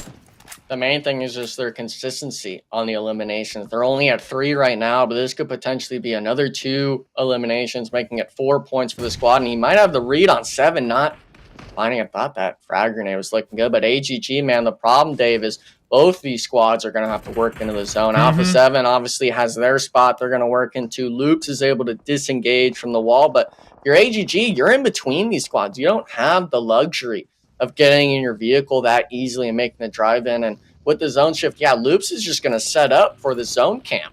Yeah, Alpha7 will definitely have the last laugh here on this engagement between Loops and AGG. And I believe Loops deciding to at least try to pull off, you know, not invest all their time and resources to AGG, recognizing that there's going to be a squad across the road. So great pull off from Loops right there. They're going to get the high ground. They got a little lip to work with for cover from across the road, and they're just going to call it what it is and reposition here. I love this for Loops. Yeah. I mean, just wait. You got 4 players up. They're actually looking at Alpha7 because I'm not sure how strong of a position they have in the zone. It looks like the Vicious, this is going to be the main focus now. They held this compound on the north with no one shooting them for the last few zones, but absolutely just the firing squad on the right side, Dave. You really hate to see that. Hate to see that. Holy cow. So just a couple casual friends hanging out here, getting some nice shots. And let's go back to this fight. AGG 7 DBS working our way uphill, but we do still see the impact that Alpha7 have on both of these squads. We saw some shots ring on out. Going to be forcing 7 to dip back into this bowl. 7 did get a nice knock right there, but the immediate support from the squad mates from Loops was able to take out 7, leaving Adrian the last one alive for AGG. Oh, there's a grenade. Okay, I'll take that. Rafina has the UMP. Rafina waiting for support from his squad mate to make the push. Whoa, Adrian springing the trap just a little too soon right there. Loops 1000% aware of where Adrian is. Adrian with the shotgun, trying to let it rip right there. Oh, almost got the confirm, but Loops, the teamwork, the support right there, coming out on top. Yeah, but I was really worried, especially with Alpha7 being right next to him. If they could have gotten a second knock on the Loop squad, they definitely would have pushed across the street. But saving grace for them is I think it was the Vicious or Team Liquid putting a few shots into Mafioso there. So Loops hopefully being able to get that reset because they're right on the edge on that south side. These teams are really just sharing what seems to be a roadside with a lot of these teams. And Team Liquid still, they've stayed on this north side, Dave, of Monte Nuevo, finally starting to pick up a few points in zone. 10 teams remain here on this match number 5, Miramar. Next circle does once again favor Team Liquid. So Alpha7, I believe right there on the edge, they should have some cover. I don't think they need to stress it too much. And Loops as well should have a little dip to work with if I'm not mistaken. But it does look like Loops are going to be just straight up sending it to Guapo from IG, his compound over there. Trying to call that their home. NRG on the outskirts. Oh, little jump shot action right there from Spec. Gonna be taking out Furia. They're still not within the circle yet, so they're gonna need to be cautious because we got the Vicious downrange and then 9Z to the south of them. So NRG are not out of the thick of this yet. Yeah, I think their idea is, to play the ridge. Spec definitely marking that for his team. Hey, this is the spot we're playing. We're going to ignore the compounds in Monte Nuevo. Let's play the ridge. And I think this is a great call from NRG. They've got a duo of the Vicious to work with that Spec realizes where they're at. It's just a matter of if NRG can make the drive in. And it actually looks like they're driving straight towards the Vicious duo. They're trying to clear him out instantly. Spec did get good damage on one, but he's able to peek through the smoke. Gets one and gets both of them. NRG making clean work. Yeah, 1 bullet left right there. Oh, again, third party in the process, but I am still happy with that right there. 5 eliminations so far. Gonna toss a couple smokes. We should be able to get the pickup. We got these vehicles. We got the smokes. We got this little tree. Hopefully that'll allow Spec the time and room needed to get revived here. 24K, he's trying to get that smoke wall kind of down. Team Liquid having, I believe, all 4 players staring at this. Obviously, NRG, they still probably have helmets and vests, but a lot of these players have been hitting crazy shots on the vehicle drive up. So, NRG, I'm not sure if they're looking to possibly crash Team Liquid or just trying to make sure they apply enough pressure not to get naded out. But NRG, wait, they're sending it, Dave. Hello, NRG pulling up. They got the quick reset over here. They're going to be right on the doorstep of Team Liquid. Team Liquid with a great defense. Cardozo finally knocked over here on the side of Team Liquid. It is up to Fate here once again. 6 grenades, 1 UMP. There we go. Getting the confirmation on Do Mythic right in time. Fate is putting in work, looking to clock in. 1v2 situation. Chief Ayala throwing grenades right there. Fate is going to be connected and traded out. But they got 6 eliminations and definitely impacted and put a lot of work on to Team Liquid. Team Liquid are hurting right now. Nobody taking advantage of this though, Enigma. I'm surprised. I think Revo was looking for it, but no one else on his squad was able to peek up and shoot, and he just got absolutely beamed down, I think, from Chief. So Team Liquid, even though they lost one, they were still able to win the fight and then get another on Alpha7, but the nade! Kaboom! Just driving into it right now. Team Liquid, man, they come out strong even with a player being eliminated. Alpha7 now, I mean, look at this. Does he even have a space? I don't even know if he can hide in this dip from Team Liquid. He's going for it, man. He is going for it. And I believe they're right out of earshot. Wow. From these grenades. Oh. I take it back. They're not. Cardozo right there connecting onto Mafioso. Do some Molotovs. Yeah, Chief now has that little angle. We can see Chief's head bouncing out there. Chief might have the angle now. It's going to be it for Alpha7. X Factor, though, still showing up in the late game. FS, 7 eliminations. Then a Bete. They got a little grenade battle happening right now. Ooh, FS. Lasering with precision. The heat-seeking missile right there on the Nenabete. Yeah, now we're talking the 1v1. Juancho was duoed with Nenabete, but the knock's going to come in strong. We knew Caprice was dead to rights at some point, so FSS, if you want that 5th or 4th place positioning, you got to take this 1v1. But Juancho, Nenabete, they both were hitting the shotgun shots. It's really going to come out of this, but is he even going to make it in zone? Oh, man. The roof play, I kind of really like this idea, Dave. He could potentially just prone on the roof and play for placement. Juancho is so scared. Yeah. Paranoid. Looking through the doorway. Should hear FS on the roof now. Yeah, going to be looking his way. Thought he was in the second story, possibly. Juancho is going to be spotted. Going to be denying the points, going out to blue. FS doing the same thing right there. 4th and 5th place. Team Liquid, numbers, they got 3. Loops as well with 3. 7 eliminations going on the side of Loops. I believe Team Liquid's with 7 as well. Yeah, but the scary thing, Dave, I was about to note it. Thanks for the observing team. Intense game. Guapo still ratting it out, and he's got a bit of time to work with still. If Loops and Team Liquid start heavily trading, he could, and oh man, he's trying to reduce the sounds crawling in. He doesn't want them to hear him just yet. Guapo could play spoiler right now. Oh yeah. To Loops. They have no idea that this opponent is right between them. Oh. They're full focusing Team Liquid. They think it's a 4v3, which it is, but they don't know about the solo behind them, aka Guapo. Wow. They're pushing across the road. Yeah. Guapo's still big chilling over there. Now here comes the collapse from Loops, just straight up sending it across the road. Getting the squad wipe. Now they're going to be turning to their back. They're like, hey, there must be a play over here.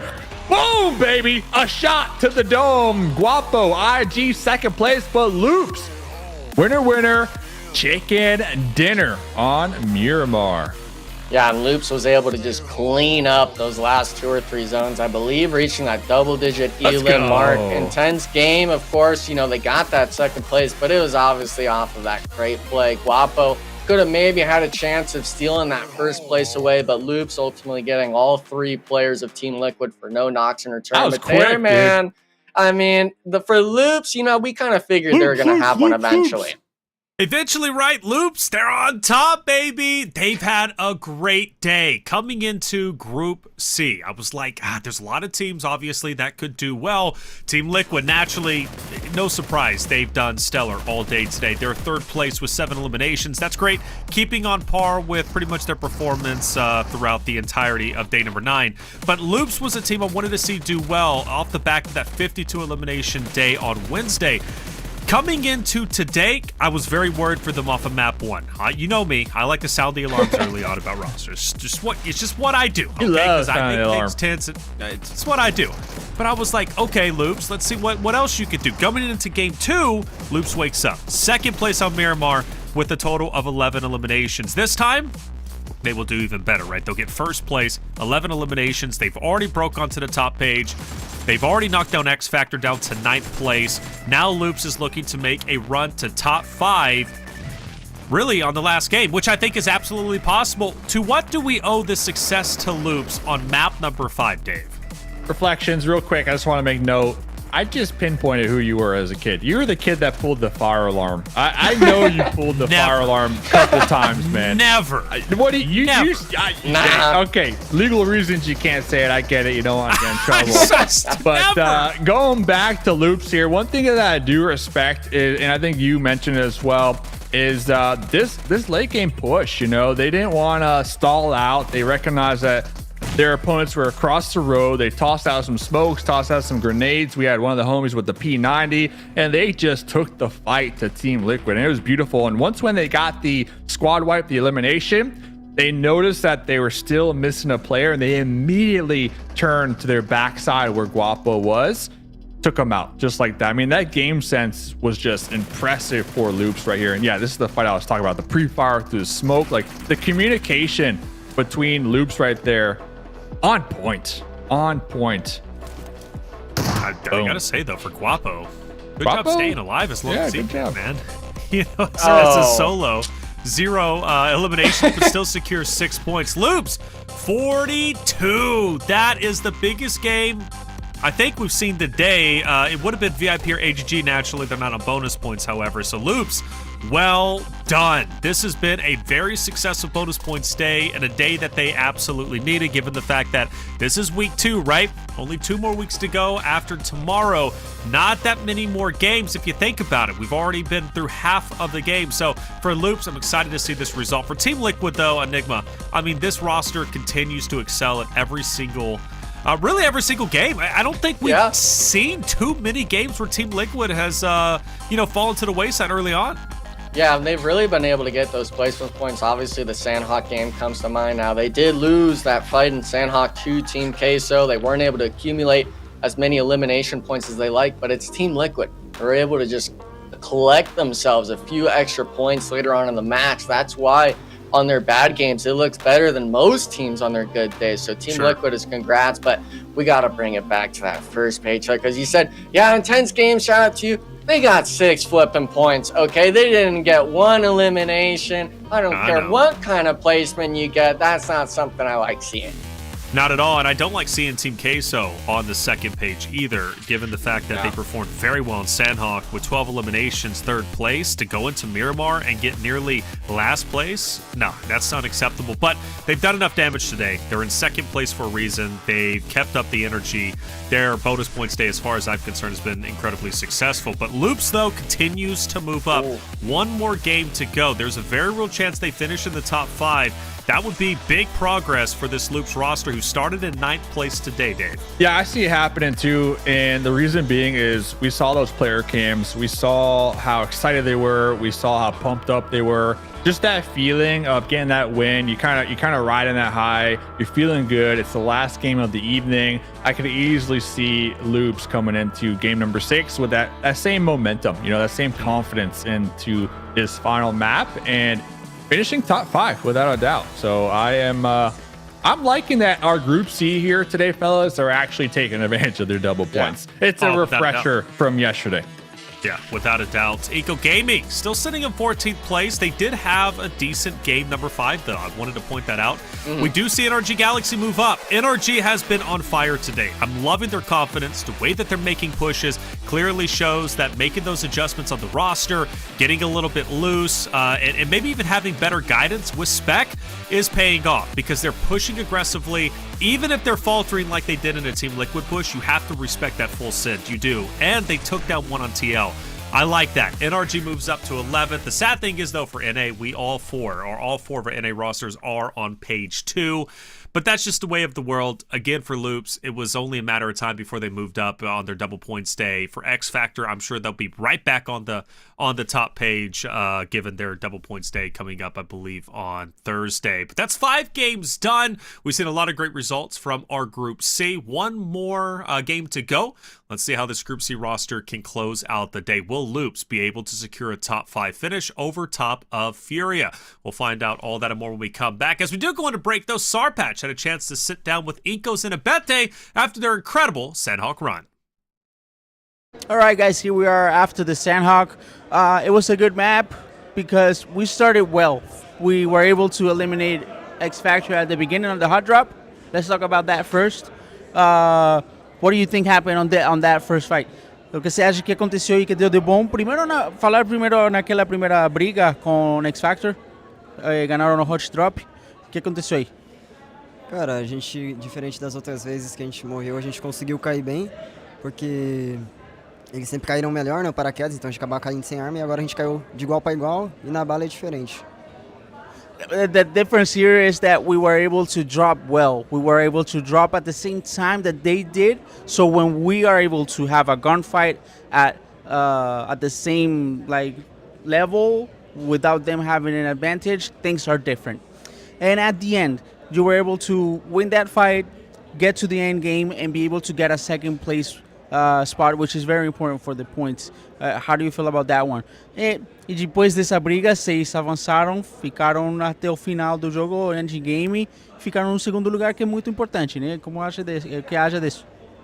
Não foi a vitória que a gente queria, mas acabamos recuperando os pontos aí e vamos tentar encaixar essas duas últimas para não sair tanto no prejuízo hoje. Not the victory. We were looking for the victory, not the points that we wanted. We'll try to do better today so that we don't lose so many points on the table. Good luck with that. Hopefully you get it. Parabéns. Esperando que dê certo aí para vocês, tá? Obrigado. Going A? Going A. Let's go.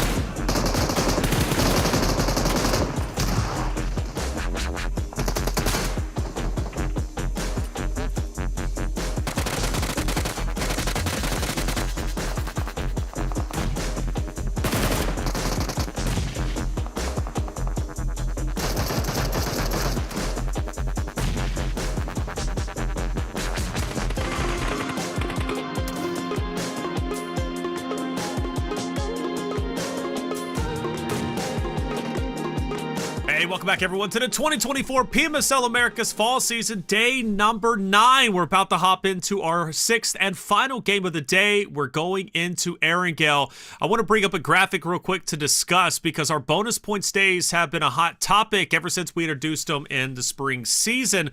Now, of course, throughout the bonus point days, we've been tracking who's been the most successful. Team Liquid on top. The Vicious, Alpha7, and the X Factor in 5th. But notice, in 4th place, Loops Esports. They're highlighted in orange, tied with Alpha7. The reason why is they currently are number 4 on the best bonus points day, and they still have one more game to get through. They could very well dethrone Team Liquid on their best bonus points day. They've accumulated 37 eliminations total today. If they can score 15 eliminations in the 6th and final game, they will match their Wednesday's performance of 52 eliminations, a special accomplishment only they can achieve going forward. Let's see how well Loops does on their final game. We'll be keeping a close eye on them. Mustache Dave Enigma, take it away. Really a key component. Obviously, we're coming to the last game of the day. This is going to be Erangel, where we saw Loops being able to really kind of get those eliminations collected. And I believe today, like Taylor said, they're sitting at 37 total right now, Dave. Obviously, before in the week, we saw them drop a 52 on the day. That wasn't their bonus points because today is. But if you're a Loops Esports fan, we're talking them being able to take essentially 2nd place for best bonus points day. Yeah, they only need 4 right now. Team Liquid, obviously, they're at 68, but Loops, if they're able to really even just pick up a few more eliminations, they're really going to be loving today's performance. Yeah, last game, definitely the confidence booster, the wind in the sails, essentially, for Loops to really end their night here, their run on a high note. We saw they were happy, smiles, ear to ear, high-fiving each other. So hopefully they can continue on with that momentum come game number 6. This game right here, right now, they have the potential. I'm a believer. We're going to see them already dropping over here on the edge of the play zone, by the way. Yeah. Circle went up there to the northwest. Just want to point out. Nobody in it for the most part. Loops there on the edge. Sure, I guess. But yeah, Circle's like, hey, everybody, game 6, let's go.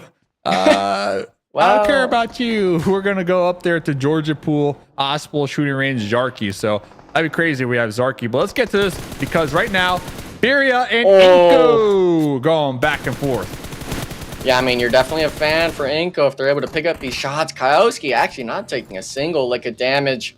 Inco at least being able to get 1 Furia member. But this is kind of going to be a repeat, Dave, of that military Erangel game we had earlier.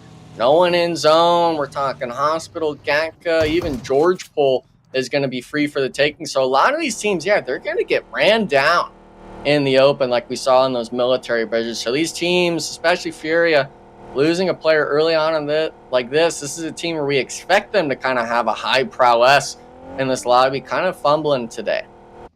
Fumbling, and hopefully they could just use it as a learning experience, honestly, as we're officially at that halfway mark after this week. We still got tomorrow, day 10.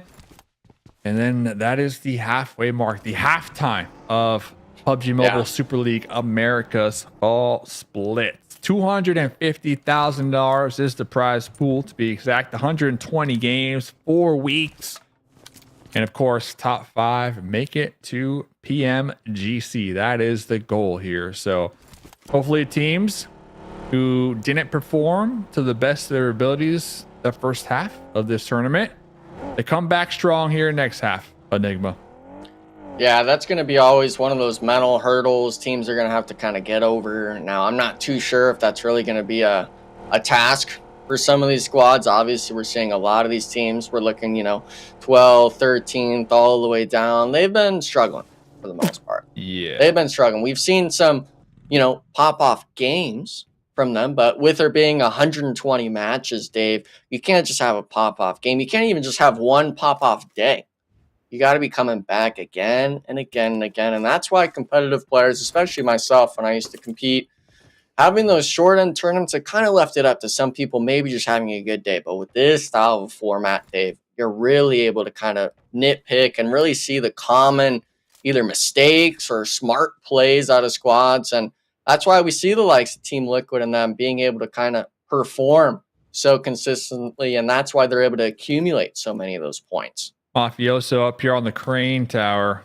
Artisan, not even a clue in the world that he's got a hawk in the sky looking for him to slip up. Now I do believe Mafioso recognizing that there's not just one, but now two opponents in the general area. So it might be a little riskier to take these shots at this point without his teammates nearby for support.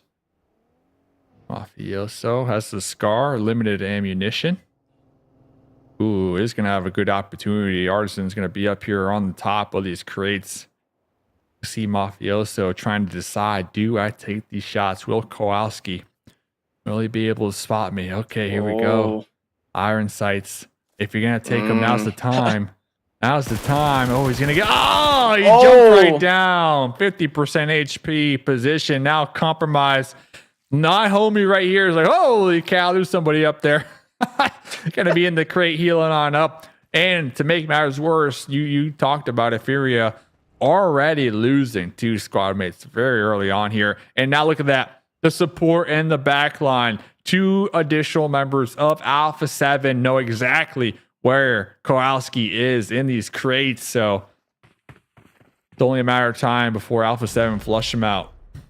Yeah, but I don't think they understand where Kowalski exactly is, because he could find the early knock and elimination on Carrillo. They're a little bit too spread out. He actually hears him right above him, and they find him out, Dave. They knew. They had Revo, too smart. Yeah, they had Mafioso in the sky pinpointing him. Well, now, I mean, we're talking R2s, and now Mafioso definitely should know still at the solos here. And Alpha7, I really like this play, seeing Furia getting caught out early on from Inco Gaming on the rotation. And that's definitely why Mafioso was there so early. He just went immediately up the crane and was like, hey, let's go for these 2 free points. And I'd like to think of it as these squads near the top kind of getting caught out like this, but seeing it time and time again, these middle of the pack teams kind of stumbling in some of these matches. Yeah, and Furia, this is a huge loss for them when we're talking overall leaderboards. They're currently in 5th place ahead of Loops Esports by only 20 points. So going to be popping over here to Loops Esports, trying to play catch up, especially after Furia losing 3 of their members here early game on the final game of the evening. This is a huge window of opportunity for Loops to finish today in top 5 and maybe even a little further, right? Because Alpha7, another team not on their double points day. They are going to have their double points tomorrow.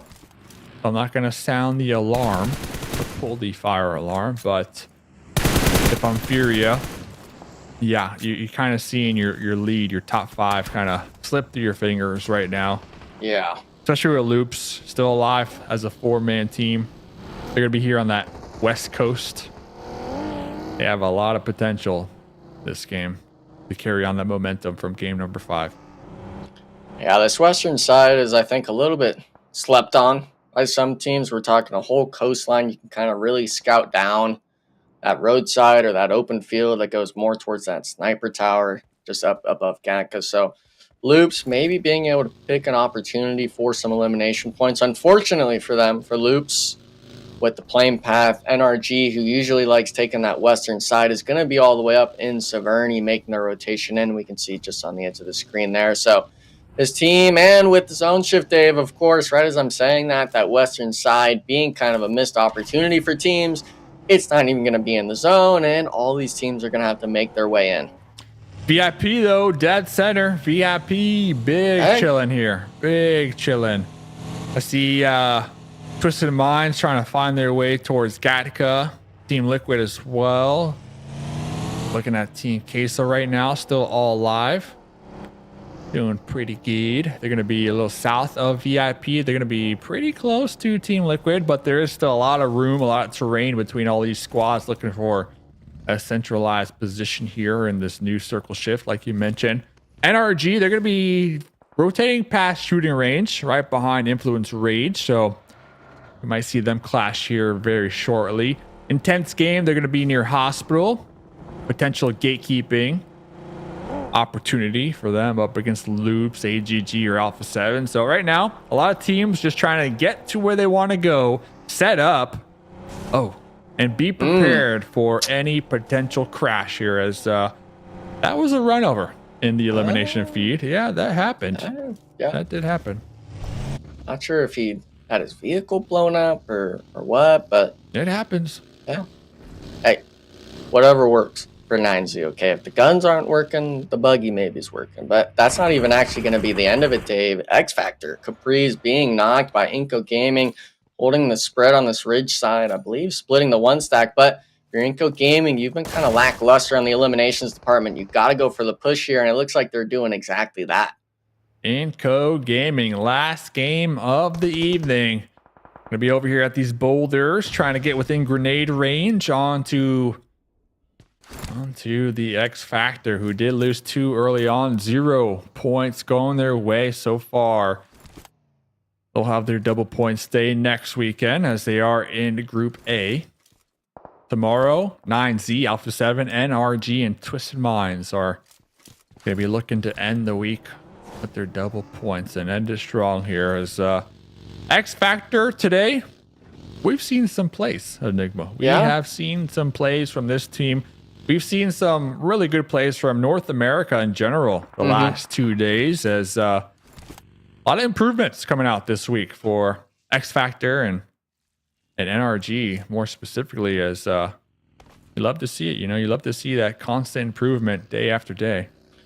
Yeah, the improvement's one thing, especially with the eliminations department. But yesterday, I believe it was we had claimed 3 wins for North America. Yeah, so wins are always, obviously it's only 10 placement points, but if you're going to keep letting these other regions take it over and over and over again, yeah, the eliminations won't really matter too much. So nice being able to really kind of see it come to fruition for our teams at the top 4 NA, be able to pick up some wins, but we're going to have to put a note on that, because it looks like 9Z, after that early elimination on X Factor, they were pushing onto the Latin Kings, but the off angles, they weren't expecting it, Dave, having one player knocked.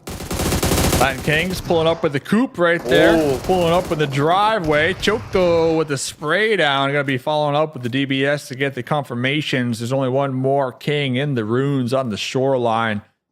9Z are aware of their position. Party is going to be pulling back to their dossier over here by the castle. Maybe going for a swim. Oh. Showing off his footwork. Oh, showing off his prone abilities. So relaxing. That's all you could do at this point. As looking towards Hospital, Alpha7, they're going to need to make their approach at this circle. NRG on the edge of crates. We still got that solo from Furia. But Alpha7, they have been in the discussion all night long as a team that has been having a rough go of things here tonight. We do see the tail end of this one. Looks like they got 2 eliminations onto intense game here, right on the edge near Hospital. I think if you're Alpha7, this is the team you want to go against. Intense game has been lackluster all tournament. You understand that, hey, AGG, they were holding that Hospital kind of warehouse to the north. We had to rotate all the way around. And with intense game, they really play these fights maybe a little bit too passive. And against the bruisers, like you like to call them, Dave, I really like that term you put Alpha7 on. They're able to really kind of pinpoint the teams that maybe play too scared. They can almost honestly sense it when they take these, 1v1 gunfights from range. So Alpha7, in my mind, I'm not too worried about them making it in this next rotation if they choose to go towards intense game, but they're going against my boys at AGG. My boys here. It'll be a little bit too worrisome for me, but they're slamming, Dave, and unfortunately, Carrillo being first knocked. Big slam action right now. Remember, IG, they're only down to 2 members. They're going to be inside the garage right here. Remix is trying to group back up and making that U-turn, saying, boys, you got this. You failed. Here comes AGG, though. Remember, AGG, they saw that Alpha7 were doing some scouting. Alpha7, they turned around. They didn't want to crash them, instead deciding to crash IG. Now AGG trying to take advantage of Alpha7 when they were trying to heal up after that crash. So AGG, Adrian right there, catching a couple bullets to the to the dome. 7 going to be on the outskirts. Rivas up close and personal with the shotgun, trying to pinpoint where Alpha7 might be. Little pre-fire action right there around the corner. McGrellin cooking a grenade. Remix in the elimination feed doing his own thing, but AGG, they are putting in the work right now up against Alpha7, but it's up to 7. The last one alive right now. The last one alive for AGG on their proactive push. And to make matters worse, look who's showing up, the duo from X Factor. They want to get involved right now. Oh, that's a big grenade. Holy cow. Massive grenade right there. Through the window. Here comes the follow-up. X Factor. X Factor might just take out both teams, Enigma. Hey, I mean, they got Alpha7 already, and now it's just AGG. Havlik, he's trying to find the shots through it, but oh my goodness, he's healing in the open, finds the one, and I understand now he's up on the roof, but the circle is starting to close, Dave. They're going for the points. They're saying screw the placement, but he turns his back to him. 7 getting the one. Oh, man. 1v1, Dave. I think he's got it. Cooking the grenade, tossing the grenade. Both players getting chunked out from the blue zone. Here comes 7. Let's see what we can do. Getting that last minute heal off the 1v1. Oh, and Casper, homie, straight up zooming on in, saying, I'll take that point very much. Thank you. 7 gonna be chomping in the buggy. Wow. He's got to make it in. And wow, you know, Casper. Wow, Casper. A little bit of a freebie. So casual, too. So casual. That was funny. Well, I'll take NRG that. now. They decided to move in. They didn't wait for the last AGG player. They're aggressing onto the Vicious, who kind of conceded this top of the mountain. I'm not sure what the game plan was, but VIP holding the eastern end, able to get an initial knock on the spec of all players. And NRG, they drove up the mountain, which I like the idea, but now they're sandwiched between two teams here, Dave. They're really going to have to start making the magic happen. Yeah, they're going to have to make the magic happen. Oh, hopefully not catching the grenade. That is not how the magic happens. Fate going to be trying to toss some smokes, trying to buy some time for Casper, but the confirmation does come through from the Vicious. Now here comes Fate and 24K with an answer of their own. They got a couple grenades. I saw at least 8 of them. They're going to be starting to chuck these suckers downhill. Trying to get a knock onto the Vicious, trying to get that revenge happening right now. Here comes Spec joining in for the fun. I can't believe David is still here, by the way. Yeah. He is still here in this position, just tanking these grenades. You know who's right below him, though, Dave, is going to be Loop. So both these squads, they're going to have to move down the mountain. I'm not sure if they even really have a safe game plan into the zone. Vicious finally looks like they're able to spot the Loops player angling them out, but can't have everyone focusing here, Dave. NRG is moving up. They're getting right on top of each other. Yeah, interesting decision from the Vicious to all focus fire the buggy down range. Just going to allow NRG to close the gap, but doesn't even matter. The Vicious are still coming out on top here. There's one more player. That's going to be Spec going for that last minute jump shot. My goodness, Brozen connecting onto Spec midair. The one pump shot. He had one left in it, Dave. Oh, man. Spec, that is not how you want to go out. But Brozen, props, my dude. Yeah, but will it be for not? I mean, they're talking 8th place position if they go out next. If Loops chooses to push up, and I'm really surprised we're actually only down to 8 teams remaining. I thought there'd be a few more squads, but all those early game engagements, I mean, even that Fiesta over by Hospital, you know, all those teams kind of fighting it out, maybe having the zone play a little bit looser than usual. And yeah, here we go. Loops was able to push up the hill, get the wipe onto him, and it looks like they're actually not stopping just there. They're trying to get the shots, but oh, wait a second. They actually lose a player down on the mountain. Loops overextending for 1 elimination. Yeah, it's going to be Influence Rage on the high ground, on the mountaintop, taking some shots. Then Team Queso trying to take advantage and poke them from behind. So you called it out, Loops. They are going to be losing 1 in the mix. Unfortunate for them. They are looking to hopefully get another winner chicken dinner here today on their double points day. They're still in it, of course, with the trio. but being down a member might impact that winner chicken dinner probability.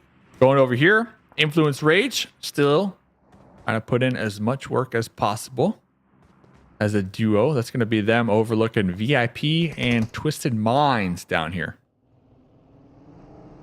Yeah, VIP. Looks like they're a solo holding down the 1-story. Twisted Minds opting just to play the Ridgeline. I'm not sure. I believe they're down to a trio. Yeah, Twisted Minds having to play as a 3-man. We're going to have to switch it up, though, Dave. It looks like Team Queso finally had to take the initiative to Team Liquid, and they're taking losses for it. It's stage 5, and we got 6 teams. About to have 5. Oh.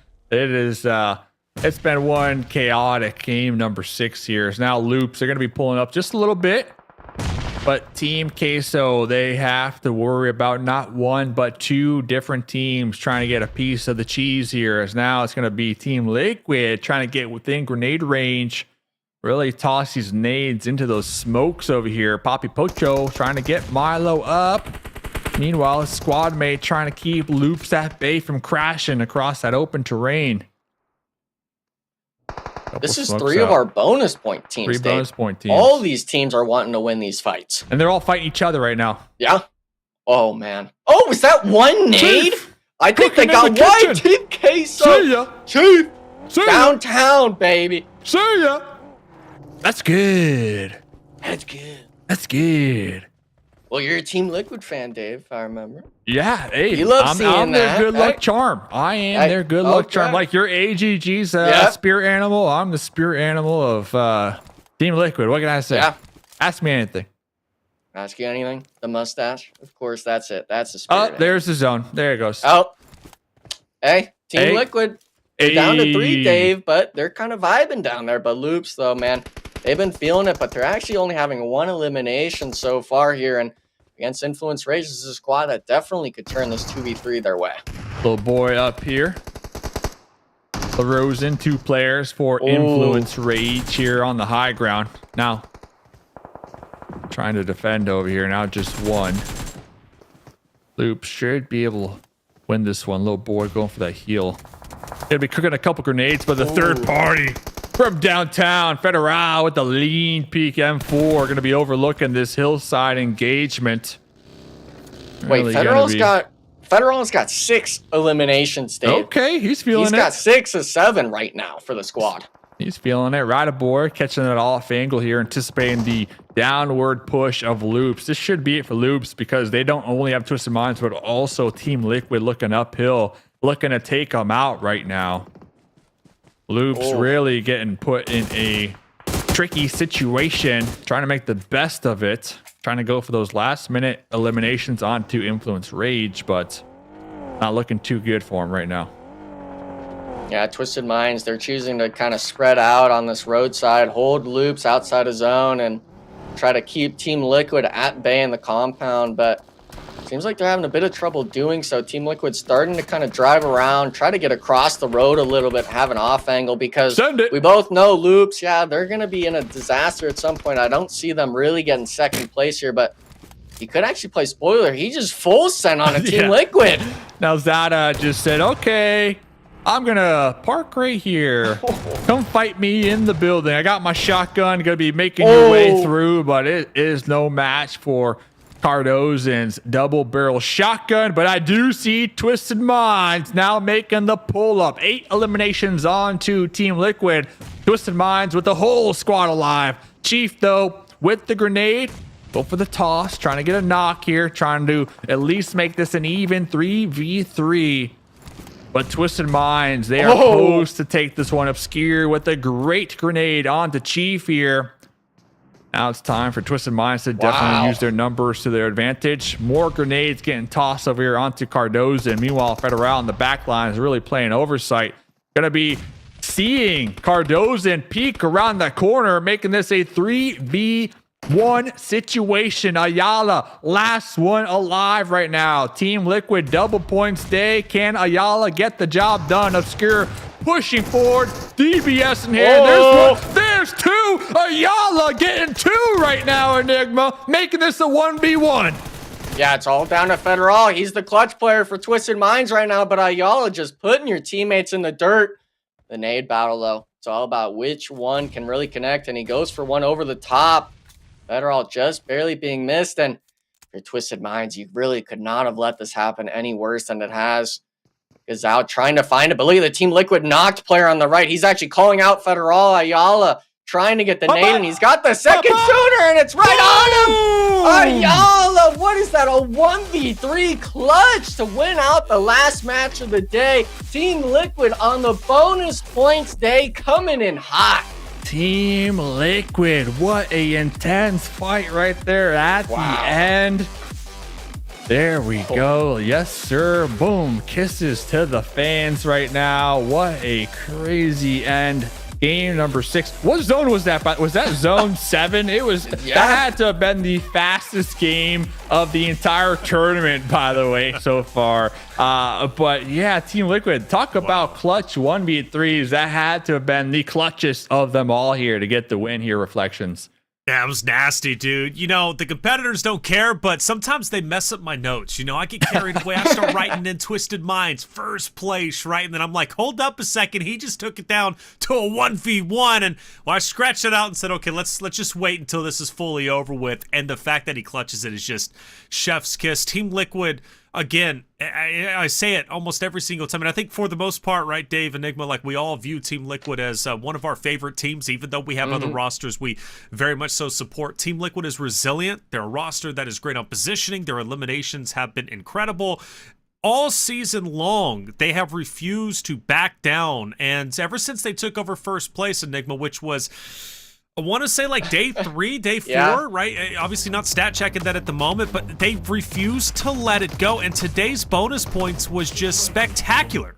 Yeah, and I mean, for the most part, it's just on their worser days today. It's 5 or 6 eliminations. They're reaching that top 5 placement. And it's like we said, it was kind of due for them to get a win. Kind of like Loop's performance today. Both these squads deserve to get a win on their double points just off of their sheer grit alone. And I mean, with Team Liquid at the end there, man, they really leave it up to where you can't count out just one person being up for the squad. And I can't stress it enough. At the end, of course, having your knock player kind of run up the hillside, give you the information to hit the nade, that's stuff that it's that split-second decision of that's what makes teams good from great teams.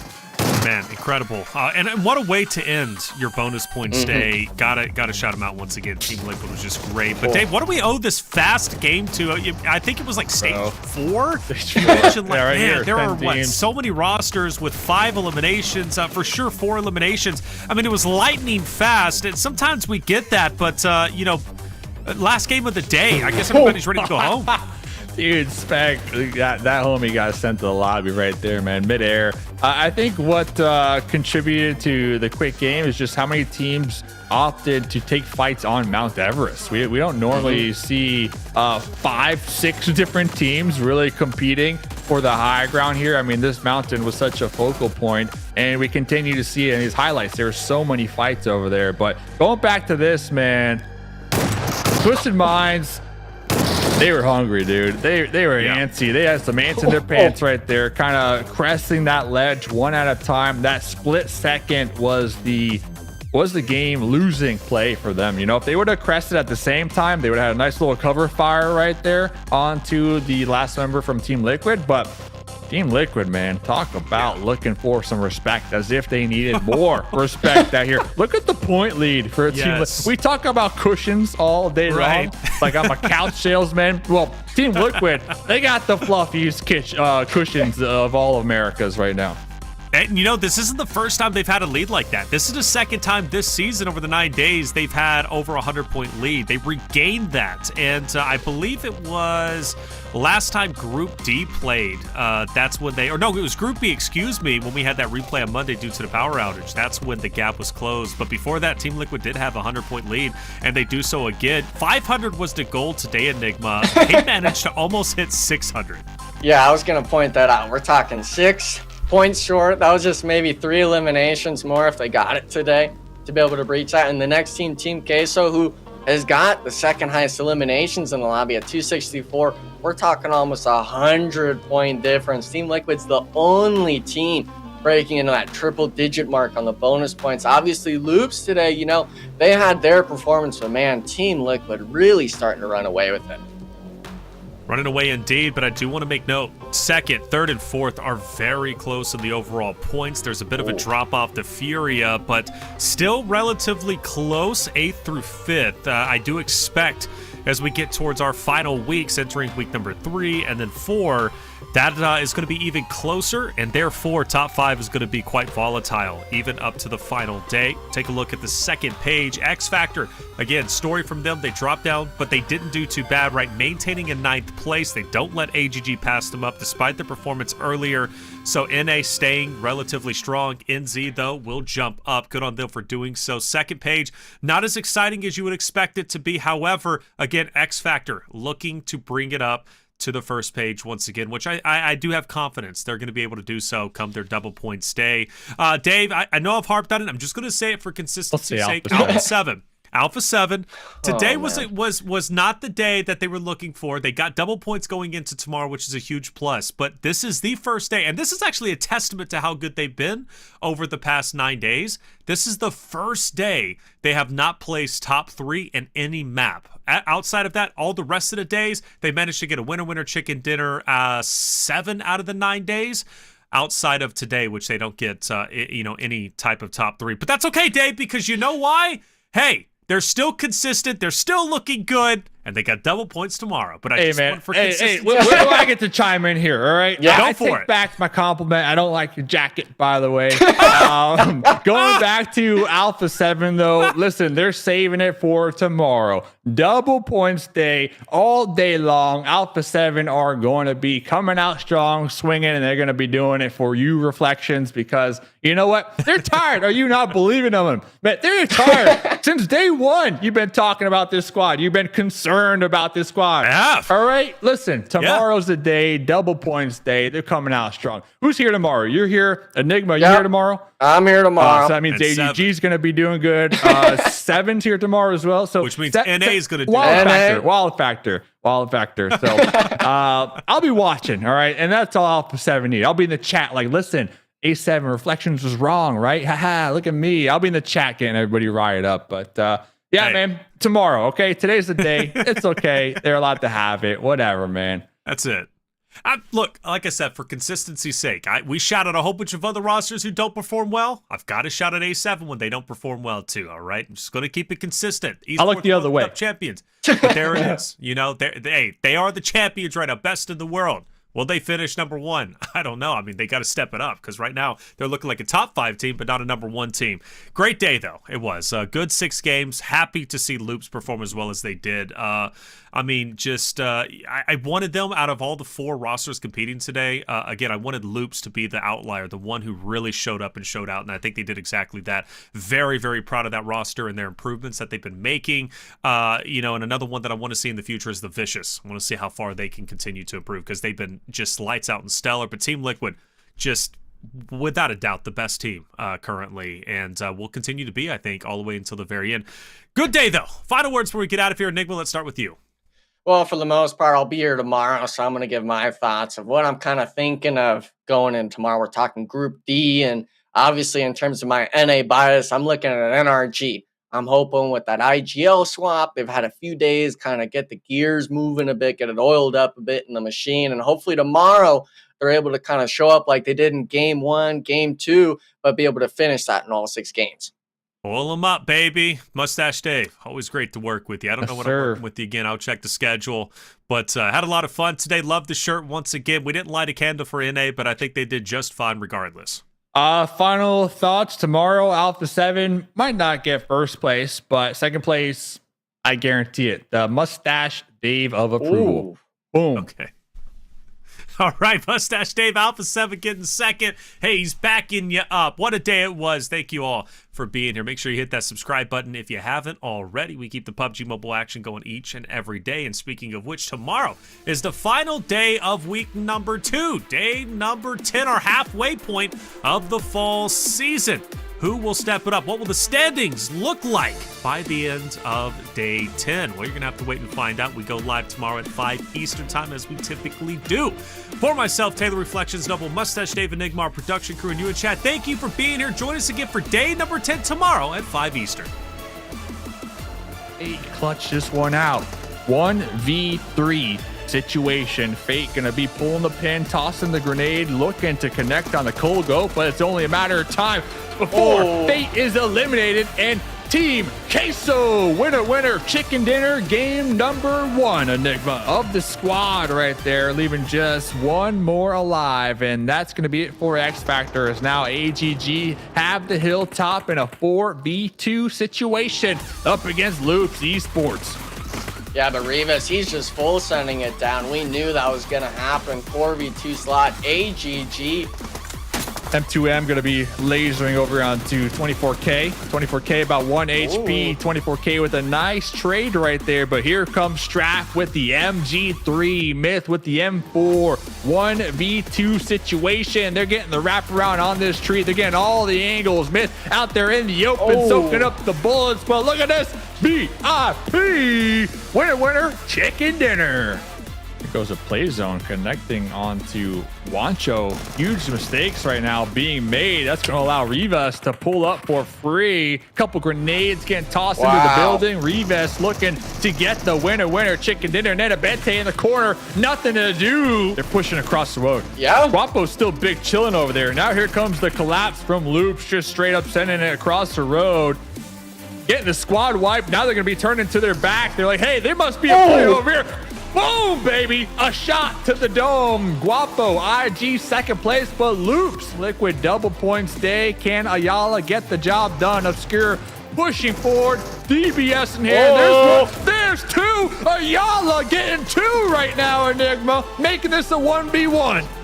Is out trying to find it, but look at the Team Liquid knocked player on the right. He's actually calling out Federal. Ayala trying to get the nade, and he's got the second shooter, and it's right on him. Ayala, what is that? A 1v3 clutch to win out the last match of the day. Team Liquid on the phone.